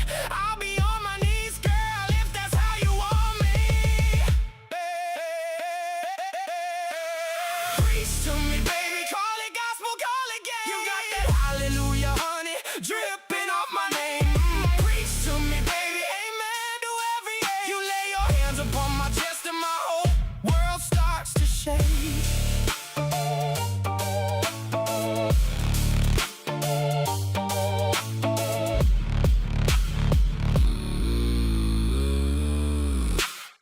Let's go. Let's go. Let's go. Y'all show some love. That was all written by, let me see what I got here too. Let me see. Those all written by Reed, because it's different names I'm seeing here, so I want to make sure I get the right one. That was all written by Reed, who's right here in the chat. Let's run it from the top. Obviously, the whole structure here is generated, so we're going to bypass like mix and production details for the most part, and just go straight to song structure and songwriting, and we'll dive into it. But y'all, please show some love to Reed. Reed, appreciate you sending this in. Let's get into it. I mean, one of the things that I like is you have consistent theming. And consistent phrasing. Early parts of the hook are really well done as well, as far as like consistent melodics, consistent phrasing. I'm not loving the punchline of it. So as far as let me see where it goes to the chorus here.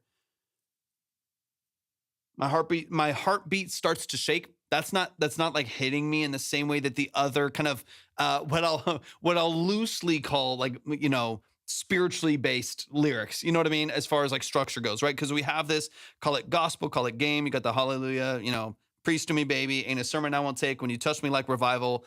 Then the last little line from there, that to me takes a little bit of left turn. So I'm curious if there's a different phrasing of that, a different punchline right there, because to me that's the whole, you know, crux of the song right there. That needs to be really, really sharp, especially if we're going to musical break to really let that shine. We need solid phrasing, solid punchline, and to be really connected with the rest of the lyric structure right there. Now, some of it kind of, I get the start to shake. So when you touch me like revival starts to shake, I'm fine with that there, because I understand that world. So I get kind of what's happening within that. But my heartbeat starts to shake is the part that's not making sense to me. So there's like little pockets like that. Like, I think if we're gonna like really make this sharp, and like you said, try to get an artist on it, then we need to make sure that those lyrical lines are not only like easy to remember, but they stick with you, because like the theming is really consistent, and the phrasing of those themes are really consistent. So let's listen from the top. I got the lyrics here, of course, in front of me, so we can read through that, obviously, and I'll dive into some things here. But let's run it from the top. That is. I think, let me see what the name was here. I think it had a different, Preach to Me. Preach to Me is what it's got. Let me back it up here. All right, let's get into it. Go on then. Say it slow like you mean it. I love when your voice. There's also some pockets of it that feel a little run on. So, and this is something that, to be honest, like, I don't know, the AI does this a lot too, where it just kind of, it takes all of the lyrics and it sets it everywhere. But I do feel like there's some times where the song could probably, because we have 4 measures, or like full bars here. Yeah, full 4 measures of intro. Verse 1 is 2 full segments, a full pre-chorus, a full hook, 2 more segments of verse, another pre-chorus, another hook, a longer bridge, and then a final chorus. That's a lot of information right there. I think pacing wise, the song could probably be 2.5 minutes, 2 minutes and 20 seconds, if we kind of trim down some of this a little bit, whether that's doing a half verse on the second verse, whether that's doing, you know, or like not going into the going into the hook again. Like, there's ways that we can slice this up a little bit to make it a bit more palatable, because what I'm seeing here, outside of a bit of repetition on the hook, that's a lot of lyrics to remember. I mean, intros, outro, bridge, you know, multiple hooks, long verses, like multiple segment verses. That's a lot of lyrics, especially in this genre. I mean, this is like a alternative pop record, essentially. In this genre, like, that's, you know, it's obviously has some gospel edge to it maybe, but in this genre, I feel like we need to be a bit more concise and a bit more pointed. So that'd be something that we can address too. All right, let's run it from the top. It's got that Sunday sweetness. Let me hear that part again real quick. Go on then. Say it slow like you mean it. I love when your voice got that Sunday sweetness.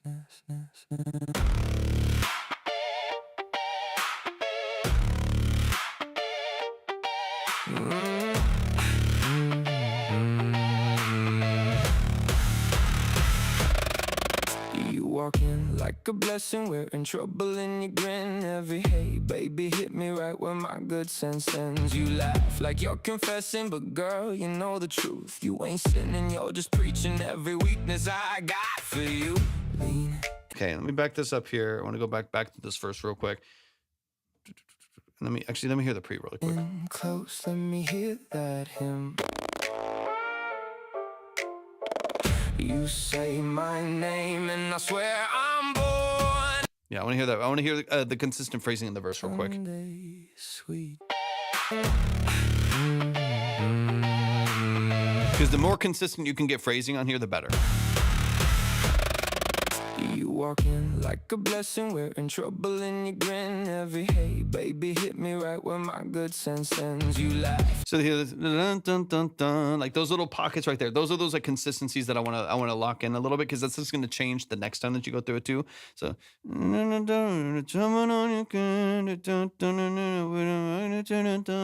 having a consistent melodic structure there is Like going to you're be pretty important. confessing, but girl, you know the truth. You ain't sinning, you're just preaching every weakness I got. So like right there, and this is where it gets challenging, I think, as the listener, is that the rhythm there changes like 3 or 4 different times in this one verse, right? That might be completely different on the second verse, because then we go to a hook and then we have a different melody and a different rhythm on that intro, which is different melody and different rhythm to the bridge. All of those inconsistencies in melody and rhythm and all of those different parts of the structure are going to make it very, very challenging for people to remember it, for them to latch onto it, to relate to it, to, to follow along. It's going to make it really challenging. So even if they like what they hear and what it sounds like right now, they'll forget it in 15 minutes after 2 more songs have played. And you want that repetition. Now you get that on the hook, like the hook gives you some of that, but we also need some of that pattern recognition in your verses. So like when you have this here, come on, play it.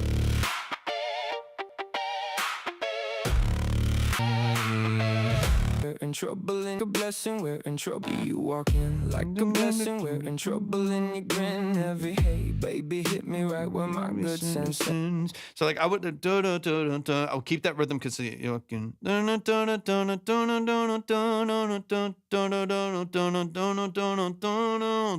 like a really consistent melody, because it's going to change again on the B section right here. You laugh like you're confessing, but girl, you know the It truth. changes again right there.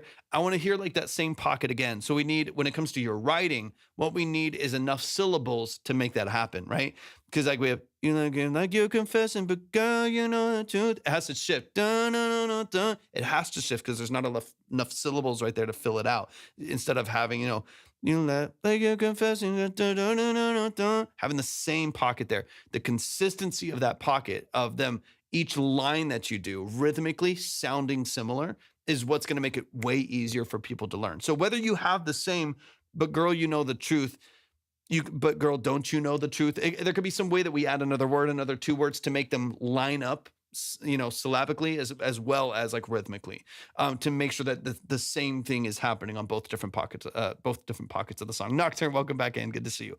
That's a lot of what I'm hearing, where it's like, okay, then we do the B section, then we do a pre, then we do a hook, we go back to a verse and it's different again, and then we do a B section of the second verse and that's different again. Those inconsistencies are going to be one of the most challenging parts of getting people to remember your music, which is why I think, especially when you're generating like this, that's got to be your sole focus, because no artist is going to have an easy time with actually finding this, remembering it, it's sticking with them, learning it, because the melody and the rhythm of that melody changes nearly every single different time that you approach a verse, right? So if you have an intro, what's up, Dan, the band? What's up, dude? So good to see you. Thank you for the heart, me. I appreciate you, man. If your first verse has 3 or 4 and melodies, right? So we have 4 lines. So we have 4 lines in an intro that change every time, rhythmically and melodically. We have 4 lines in the first part of your verse, changes rhythmically and slightly melodically each time. A B section of the verse changes slightly melodically and rhythmically each time. And then a pre-chorus, which is 4 more lines, slight changes in melody, and then you go to your full hook, which is like, a full 8 to 16 measures. So basically what we have in the first half of the song, right, from intro to before there's any repetition, before you hit another hook, we have, your second verse, we have like 32 different rhythms and melodies. And so when it comes to like getting an artist on here, when it comes to working with a producer, when it comes to, finding a vocalist to learn it, when it comes to just even if you produce it as, or even if you put it out as is, just generated, and then try to get people to learn it or, to find it and to love it and whatever, the challenge is definitely going to be people just learning the structure of the music. I'm doing well, Dan. I'm doing well, man. I appreciate you tapping in. That's going to be the challenge, right? We have in the first half of the song, 32 different lyrics, different phrases, different melodies, different rhythms. The consistency of, if I'm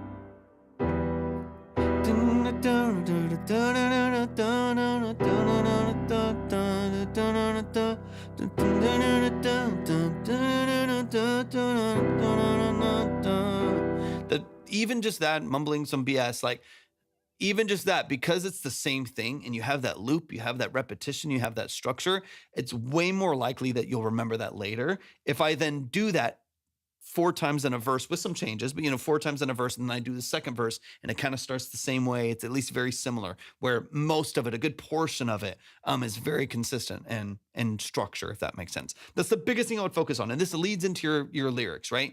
Like this leads into like, well, are the lyrics good? Messaging wise, you're fairly consistent outside of me not loving the ending line for the hook. Messaging is pretty consistent. Theming is pretty consistent, but this is where you need to get into how many words do I have here? Are they having to say, because what'll happen is they'll just generate what kind of sounds good, where it'll just da da da da da da. It'll just start doing something crazy at the end of a verse, but it's just because there's 4 extra words. There's 4 extra words. So what they do is they just stop the music and yell something out in a big melody. But the reality is, it's just they couldn't finish the initial phrasing because there's too many words and they had to add something in order to make that happen, right? So this is where I want you to really think about what it's singing and be like, oh yeah, it's changing this here. Is there too many words? Or is it lengthening out a word? Like when it says, every hey baby hit me, I think is one of the lines, where it's girl, you know the truth, where it lengthens out some words all of a sudden, even though they kind of made it work. Is there a way that you can like add another word into that line right there so that it's consistent every time that it does it? Those are the things that I'm talking about. Okay, let me get to the end of the song here real quick. But yeah, I think in that you can maybe find some places where you can cut down on certain elements where, like on a lot of pop songs, what'll happen is they'll do like a full first verse, and then at the end of the second verse, they maybe don't do the pre-chorus because they don't need to, they don't need the context, or they'll cut the verse in half and go straight to the pre. So maybe you do 2 full sections and then a pre for the first time, but maybe you just do 1 section and a pre for the second time. This just makes things sharper, more consistent, a little bit more concise, keeps the song moving. So it doesn't feel like every time, because then you also have an intro. We also have a full bridge. We also have a long hook. So all of that adds up to the song starting to feel more monotonous over time. I think the more that you can sharpen it and make it like, little punchy, it's a punchy song, it's a punchy production. So the more you can keep it like punchy and driven, I think the better off it'll be. Preach to me, baby, call it gospel, call it gay. You got that hallelujah, honey, dripping off my name. Preach to me, baby, amen to every There's the da da da da da. That's why that works right there, because it's a consistent rhythm structure. The reason why that hook actually, feels like it's doing what it's supposed to do is because of that consistency. lay your hands upon my chest and my whole world starts to shake. I would just rework this last line. Obviously, what you rework it to is going to be up to you, your creativity, your writing. I can't give you like an actual punchline for the whole song, but just because would take me having to spend some time to really dig into that. But just based on the theming right there, try to come up with a line at the end right there that melodically works really well, and also just like rhythmicly and theming wise as well. For me, the biggest one is like the theming, like the heartbeat shaking doesn't make sense. That lyric doesn't make sense. So if we can get into that last line right there and find like what is the whole song, right? So like what's it called? Preach to me. Like if we can find another line there that makes more sense, is more punchy, is more driven, but it's still in line with your theming, I think you'll be in a much better spot there. But for me, one of the biggest things I want you to focus on is structure of the song and phrasing. If you can make that more concise, more pointed, more intentional, and more consistent, every single song that I've ever heard from someone who is generating their productions, but they're a lyricist, they're a poet, and they're just generating the vocal and the production. Every single one has this issue. So you're not alone. 100 out of 100, every single one that I've ever heard has this issue where the lyrics are all there, but when you're writing without being a vocalist or like writing without being a musician, you don't have to like keep in mind every line, right? You don't have to keep in mind like how many words or syllables or this match, does this rhyme, does it whatever. You don't have to keep in mind all of that. It's a lot more challenging than someone who is like writing to instrumentation and using melody to build that. It's a lot more challenging. Something like, and you make me question my faith, too many solos. Yeah, exactly. Right. Like when you touch me like revival, even just like my whole world starts to shake. Like you could keep it simple and basic. It doesn't even matter, right? You can come up with it, whatever that looks like. It's like when you touch me like revival, my whole world starts to shake. Where it's like when revival hits and everything's shaking or whatever, right? That's my whole world starts to shake is more in line than my heartbeat starts to shake, because heartbeats don't shake. Like you get some kind of weird connection there that doesn't quite make sense. So there's a way that you can bridge that gap that I think is just simple. It's punchy. It takes the whole hook home, and then I think you'll be a lot sharper there in the end of the hook. Y'all show some love, man. That's Reed right here in the chat. Payne, welcome in. Appreciate you being here. Y'all show some love to Reed. Reed, I appreciate you coming in. I like talking about songwriting stuff. It's one of my favorite things to do. So y'all definitely show some love to Reed. I really appreciate you sending that. And of course, y'all make sure y'all are following every artist that gets on this stage. So show some love in there. Let's keep it rolling. I still don't see, let me finish this one here real quick.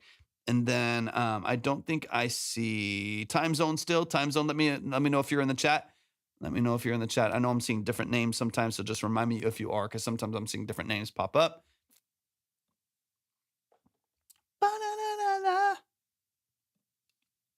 Payne, the line is closed for today, but we'll be live again tomorrow. So just make sure y'all are following, and we'll open up the lines again tomorrow.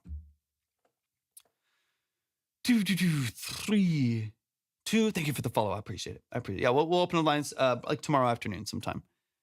Echo 7. I think, is that Hub City? Or I know I'm getting some names confused, but Echo 7, let me know where you're at. We'll go straight into this next one.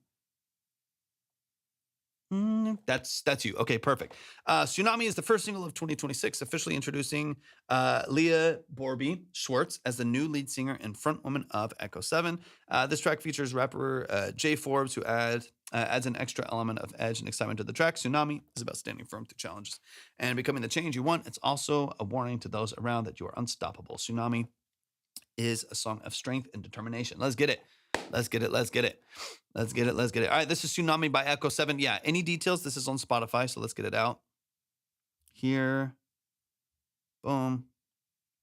Yeah, give me some details on the role that you play in your music, so on and so much. Hey, have a good night, Reed. Appreciate you so much. Thanks for tapping in today. Main guitar riff writer, arranger, wear producer hat when recording drums with our drummer. He is also our mixing and mastering engineer. Okay, something like kind of a full scale, a typical producer in every sense of the word. Executive producer, essentially, of this record, it seems like. But let's get into it. But not, obviously, that's a fresh vocal on there.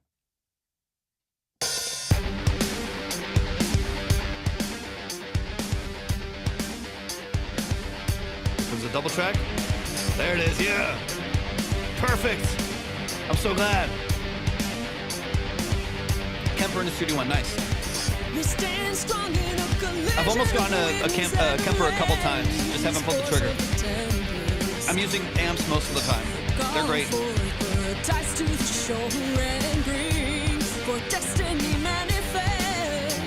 Always. I was waiting for it. I was like, it better do it. You better get up too high, near the ground. Don't wait for tsunami and lost to sound. Don't think you can get any closer. This giant won't hold you under. Listen close, I just came to say it's not my time to fade away.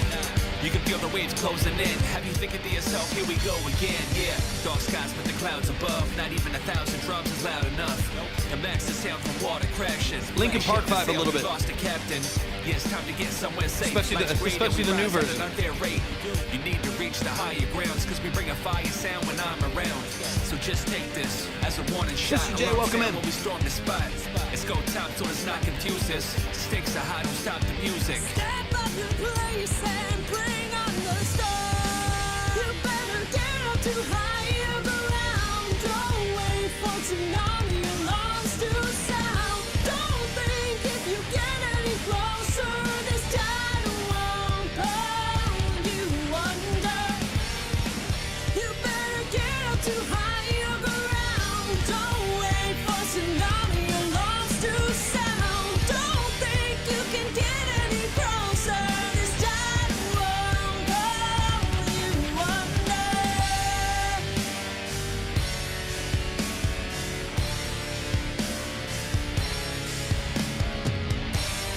Pull you under.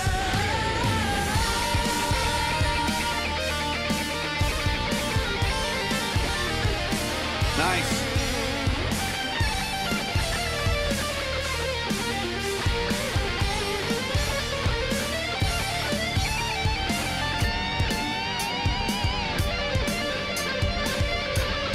Beware the comets before the storm. You better get up too high ground. Don't wait for tsunami alarms to sound. Don't think if you get any closer, this tide won't pull you. Good doubles on the lead vocal too. You better get up too high ground. Don't wait for tsunami alarms to sound. Don't think if you get any closer, this tide won't pull you under. Great riff.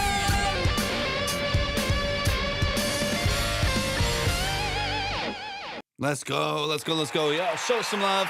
Hub City Mayhem right here in the chat. That is Echo 7. The song is called Tsunami.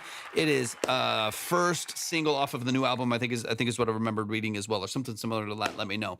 That is out on all platforms. Go like it, go follow, go stream it, go add it to your playlist, all that good stuff. Obviously, much more music to come from Echo 7 here in the very near future with the new top line right there. Amazing, amazing, amazing. Y'all show some love.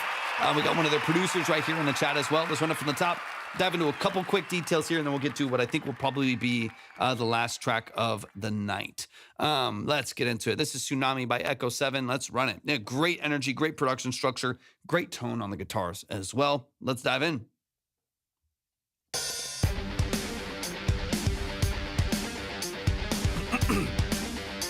How are y'all tracking drums?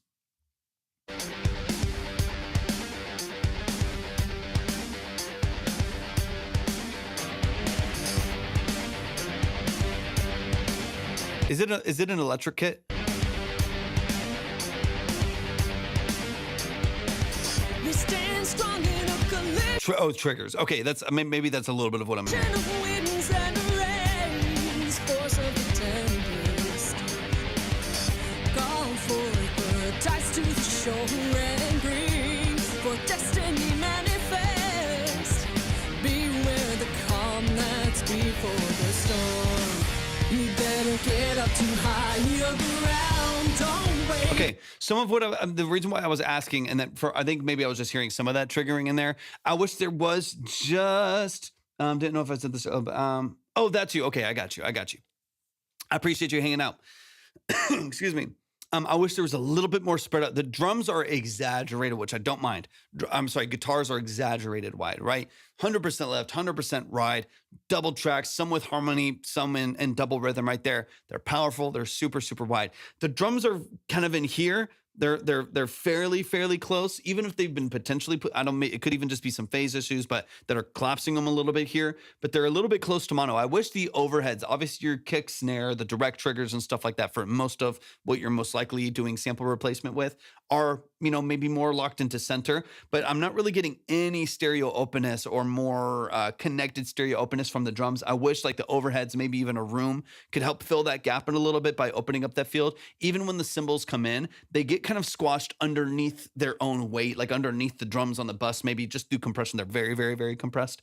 So I think they're kind of folding under their own weight just a little bit right there. When the kick and snare is going crazy, everything else is getting really, really suppressed on that drum bus.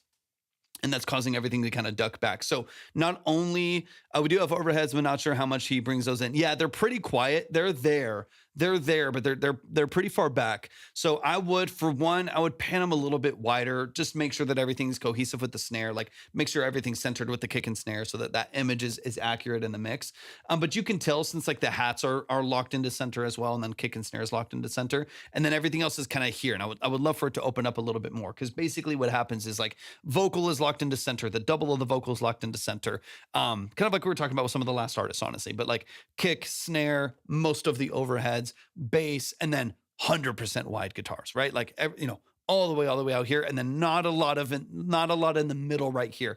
So there's some gaps in the stereo field that feel a little bit hollow, and I would love for those to be filled out, whether that's with another structure of the guitars, like quad tracking with something a little bit closer, or in this case, of course, maybe vocal layering, and of course the biggest thing for me being largely the overheads, because that's where I'm getting to this mono image and an exaggerated stereo image, and not a lot in between. If we can fill that out a little bit, this is way more powerful, because it's already a powerful production. It's already a solid lead vocal, great tracking on the guitars, slicey drums, punchy transient drums, highly compressed. Like there's a lot going on that is working really well, especially in the genre. But then we have some gaps in there that if we fill those out, this will feel so much more energetic, so much more powerful, so much more open. I think a lot of that has to do with the like miking on the drums, overheads for the drums, stuff like that.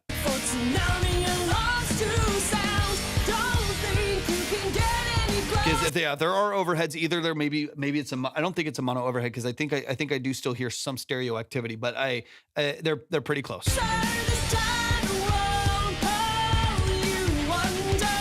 Listen close, I just came to say. And that just makes those guitars feel very extra in the mix, right? Because I'm hearing 90% of the mix right here. Like 90% of what I hear is right here. So that makes it makes the guitars, even though the guitars are like one of the main factors of this mix, right?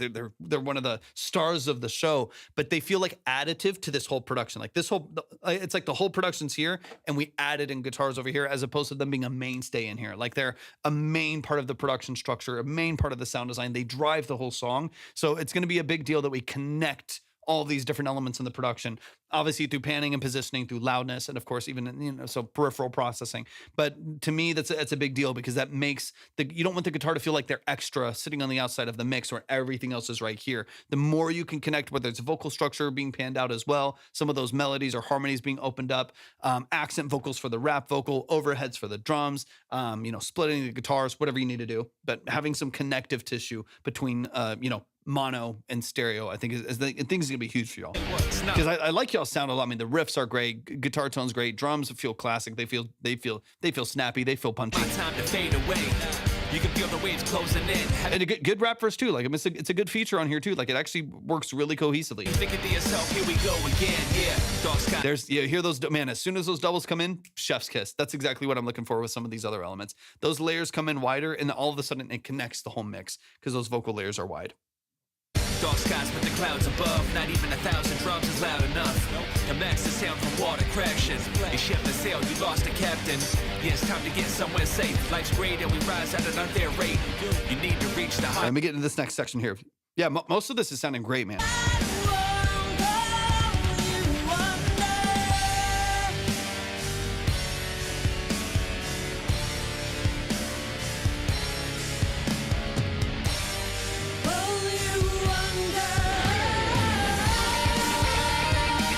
This guitar, and again, the lead comes in.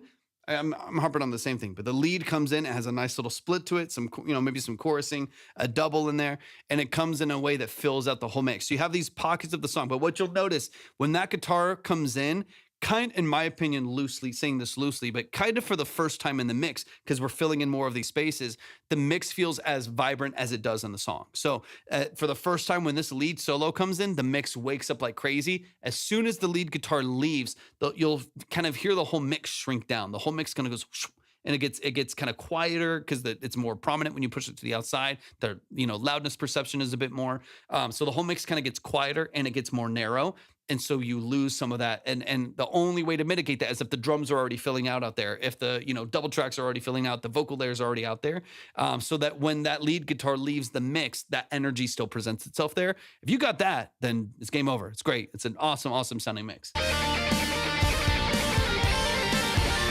Yeah, because this feels beautifully right there, right there.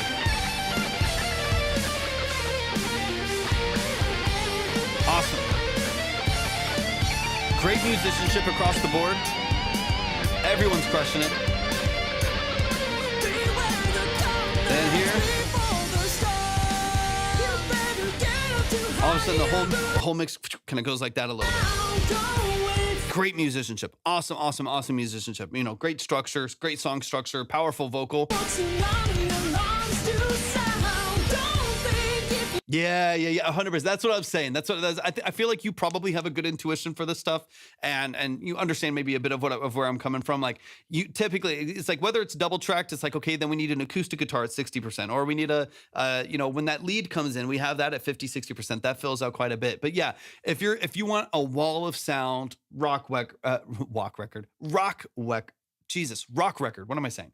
If you want a wall of sound, then, a quad track's going to do you really, really well. Some inversions or different registers of the guitar on either side, double track each of those doubles, and just create this huge, huge, huge sound, but then fill in some of those gaps. Same thing with the vocal. Have the double of the vocal here, but also have the harmony of that vocal at 70% to the outside. So the vocal mix is wide, the drum mix is wide, everything feels open, it feels vibrant. That's what I'm talking about, because that to me is like one of the few missing pieces. The energy is there, the emotion is there, the performance is there, the musicianship is obviously there. It's a great drummer. These are great guitarists, great tone, great production structure. Everything else is flying colors. It sounds really, really, really, really nice. Like all this needs is that little bit of polish to where this doesn't feel like there's too much contrast between mono and stereo, and it feels like a smooth transition between all of these different elements. But y'all are crushing it, man. Y'all show some love, man. Show some love. That to me is like the biggest thing. Structurally speaking, what's happening in the production, I love. I love everything about it. It sounds really, really, really, really well done. Y'all, that is Tsunami by Echo 7. That's one of their first tracks that they're putting out, as far as I'm aware, at least in this context with this vocal. So please show them some love and support. You can go stream Tsunami everywhere, like it, follow, add it to playlists, all of that good stuff. And also show some love to Hub City Mayhem right here in the chat as well. Great producer, great organization as far as building up the structure of these records. So man, definitely reach out, show some love to Hub City. I think you're doing some great stuff. And if you're the one dictating tone, guitar riffs and stuff like that too, you're in a great spot, man. Those are great riffs. They're powerhouse. They feel really energetic. You're absolutely crushing it. Y'all show some love to Hub City in the chat. All right, y'all. I got to get out of here. We got one more. My ears are fatigued. My ears are very fatigued. We've been on for almost 4 hours. Absolutely. I appreciate you so much. Last one. Let's get this closed. We got Let You Down by 222 Feral. Let's run it. Give me all the details. We're a new heavy pop band. We got a lot of bands today. I love that. 222 Feral, Let You Down. We're a new heavy pop band, and this is our first single. We are self-produced and self-mixed. Let's get it. Any other information, let me know. But let's dive in. I'm excited.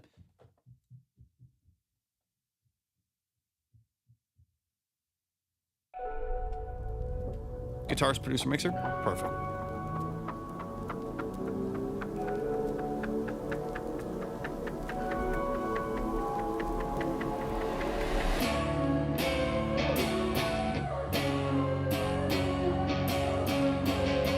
Nice. That's a good split. Look me like a stray. Nice. Is there any difference how you see me anyway? Left me you wanted more. I had a vision that you killed me when I was yours.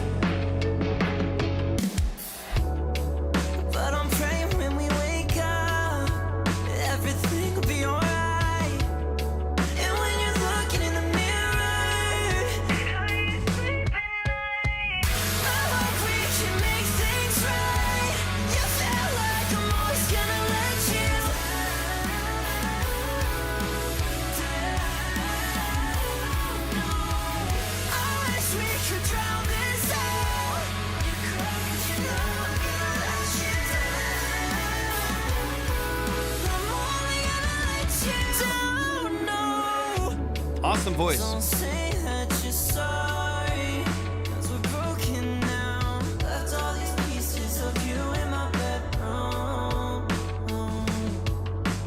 I will never know how you got to be this cold. I wish that we could go back to how it was before. And when you're taking off your makeup, I know I'm running through your mind. What mic are you using? And when you're looking in the mirror, Or is the vocalist using? I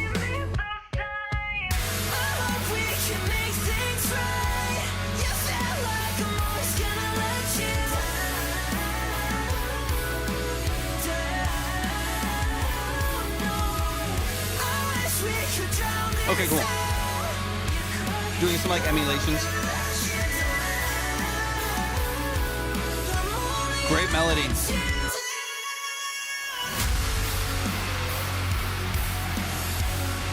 Great tempo change. Come on.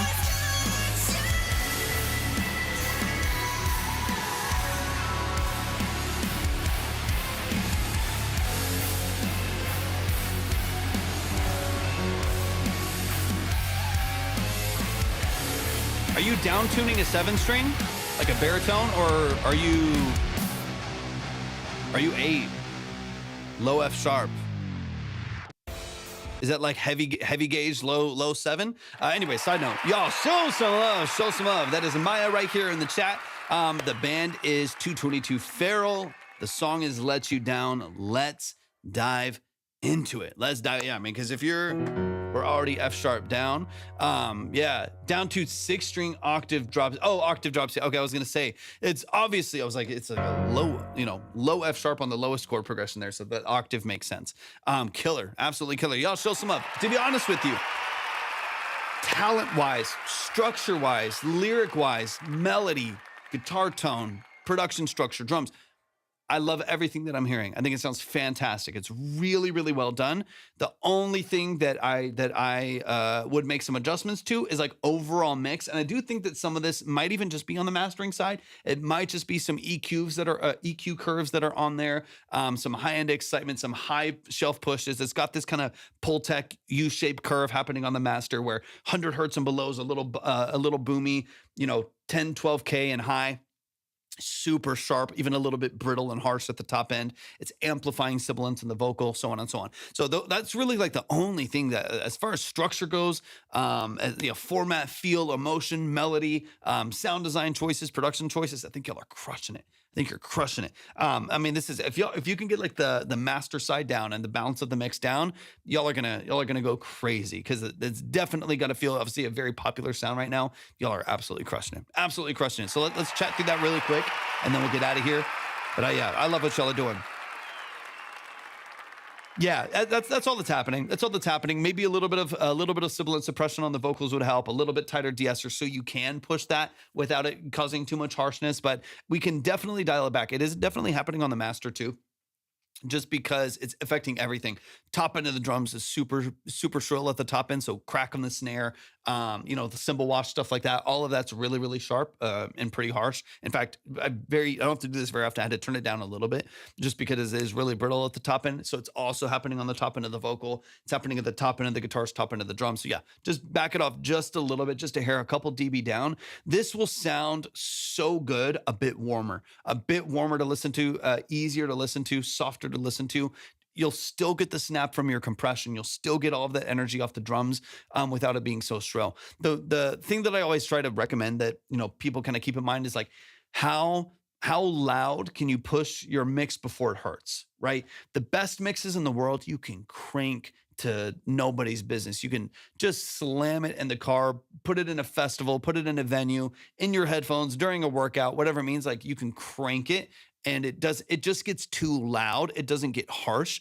And that's what I want most people's test to be, is like, how loud can I push this mix until it's like harsh to listen to? Not necessarily just it's like too loud and it's like overcoming the speakers, or it's just like the decibel levels are too loud, but it actually starts getting hard to listen to, harsh to listen to. Things are abrasive. That's the test that I would give yourself every once in a while. I have to do this myself, where I'm just like, this sounds great where I'm listening to it, and I start to crank it and I'm like, ooh, this can't really like compete on other platforms. And that's going to be the hard thing, is you'll get into another space, right? You'll be in a playlist with Sleep Token and some other progressive metal artists and stuff like that. And then all of a sudden your song comes on and it's a lot brighter. It's a lot harsher. People turn it down. And that's where you're going to get into a space that your music is going to be less, palatable to listen to than others, even though it's so good, structurally speaking, right? I'm also a victim of mixing too loud at times, so perceiving a high end gets wonky. 100%. You are going to fatigue 1,000,000%. Take breaks. Take breaks every hour and a half, every 2 hours max. Rest your ears for like 20 minutes. The high frequency and far low frequency fatigue over time is very real. It happens to every single person. You will start to lose that. So what happens is you start cranking it to where you hear it again. You start boosting low end again until you hear it again, because you adapt to that feeling. Your ears adapt, and you get that fatigued. And so next thing you know, you get these really shrill, bright, brittle mixes, whether it's just on vocals or it's on the whole production. And that's a little bit of what you're running into. So just keep in mind, mix a little bit quieter, produce a little bit quieter even. And then when you're getting into balancing, take breaks. Like, even days, like, don't feel like you need to rush anything out. Like, mix it, produce, or get all the information out there, sleep on it, come back, fresh set of ears in the next morning, start mixing it. And if you are working at it for 5-6 hours and you're still chipping away at it, stop it after that 6 hours, come back the next day and get back through it. It's necessary for someone who spends, 14 hours a day sometimes working on and listening to music in some capacity. You gotta rest the ears. You gotta take care of them, man, because they won't be there forever. Okay, let's start it from the top. Let's get back into a couple little details, but that to me is like the main thing. The vast majority of this I love. Production structure is interesting and it's got a lot of character to it. The biggest thing for me is just the harshness at the top end of the mix. All right, let's run it. Love the intro too. Cool sound design, interesting synthesis.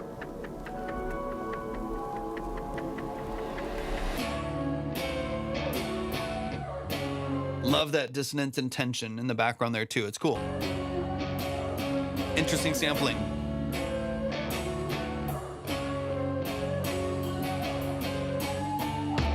Looked me like a stray.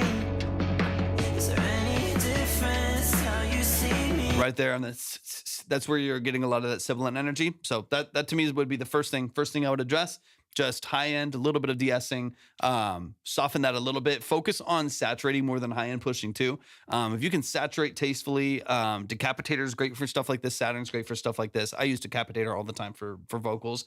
High frequency saturation will make it punch. It'll give it drive. It'll give it color and texture, but also those harmonics will soften things a little bit. So it'll feel punchy and it'll feel really energetic, but it won't feel as brittle. It won't feel as glassy at the top. It'll have a little bit more of softness to it. It's why people like the U87 and 1073s and CL1Bs. It's the tubes, it's the transformers, it's that softness that people are going for. While you still get some punch from the compression and from the performance, that saturation is going to help a lot in creating those harmonics, shaving off some of that top end right there that feels a little bit harsh. That'll help you a bit. A tasteful saturation goes a long ways.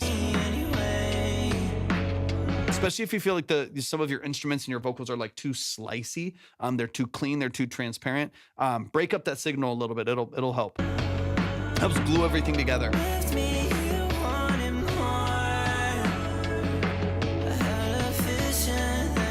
Oh yeah, soft tube. Yeah, just the saturation knob is great. If that's what you're talking about, the soft tube saturation knob. Same thing where you can isolate top frequency and not address too much of the bottom right there. It does a great job.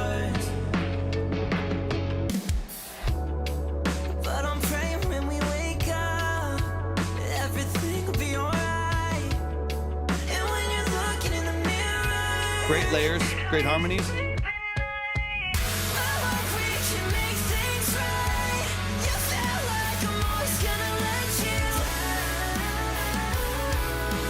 Beautiful melody structure. Obsessed. Love the melody structure. This is gonna come like percussion and vocals mainly. But yeah, you're doing a great job. Structurally speaking, absolutely crushing it. Just sorry,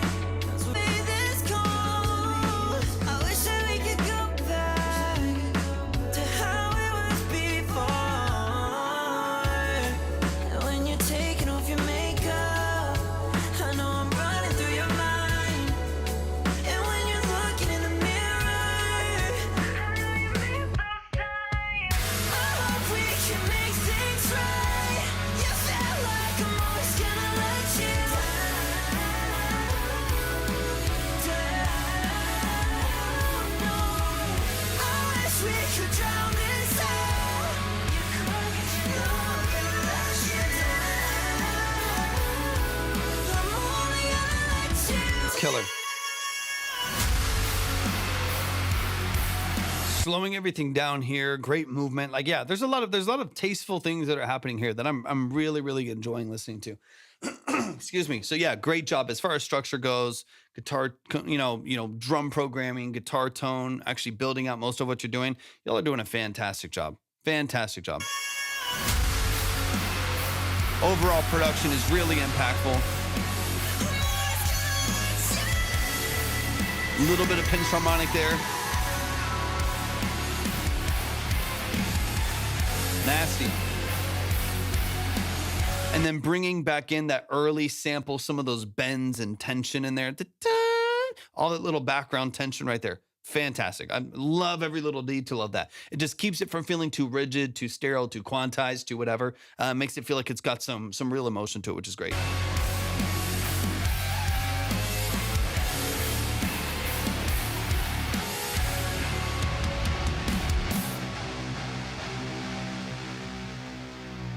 It's fuzzy. It's fuzzy. It's nasty. I love all of it. Y'all show some love. That's Maya right here in the chat. 222 Feral is the name of the band. The song is called Let You Down. Please go show some. I really, really love what I'm hearing here. You know, so much potential. So much. I mean, the structure is great. Production is great. Vocal lines are great. You know, it's fantastic. To me, it's just all of that I'm saying is because I want to listen to it loud and freaking just fucking go for it. I want to be able to like crank it and go crazy with it, and that's going to be a limiting factor for anyone doing it. So if you can dig into that, just the EQ side, mastering side, you're going to be on the right track. I'm not even worried about it. Please go show some love to 222 Feral. Thank you so much for sending this in. I appreciate that more than you know. Go support him. New single out, more music to come. Amazing.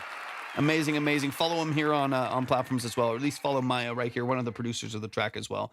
That is going to be it for today, y'all. I'm going to call it. I got to rest my ears. Speaking of, I'm getting some of that fatigue. So I gotta rest my ears. I'll be working a lot on music tomorrow. I'll probably go live for a couple hours in the afternoon if I can, after I'm done with projects for the day.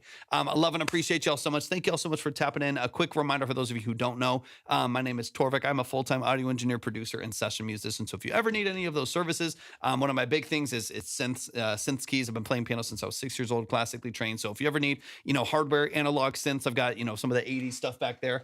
If you ever need hardware analog synths, you ever need live drums, guitar, electric bass, whatever it may be, then let me know. Shoot me a message. I'll do my best to get back to you in a timely manner, and hopefully we'll see y'all very, very soon. Peace.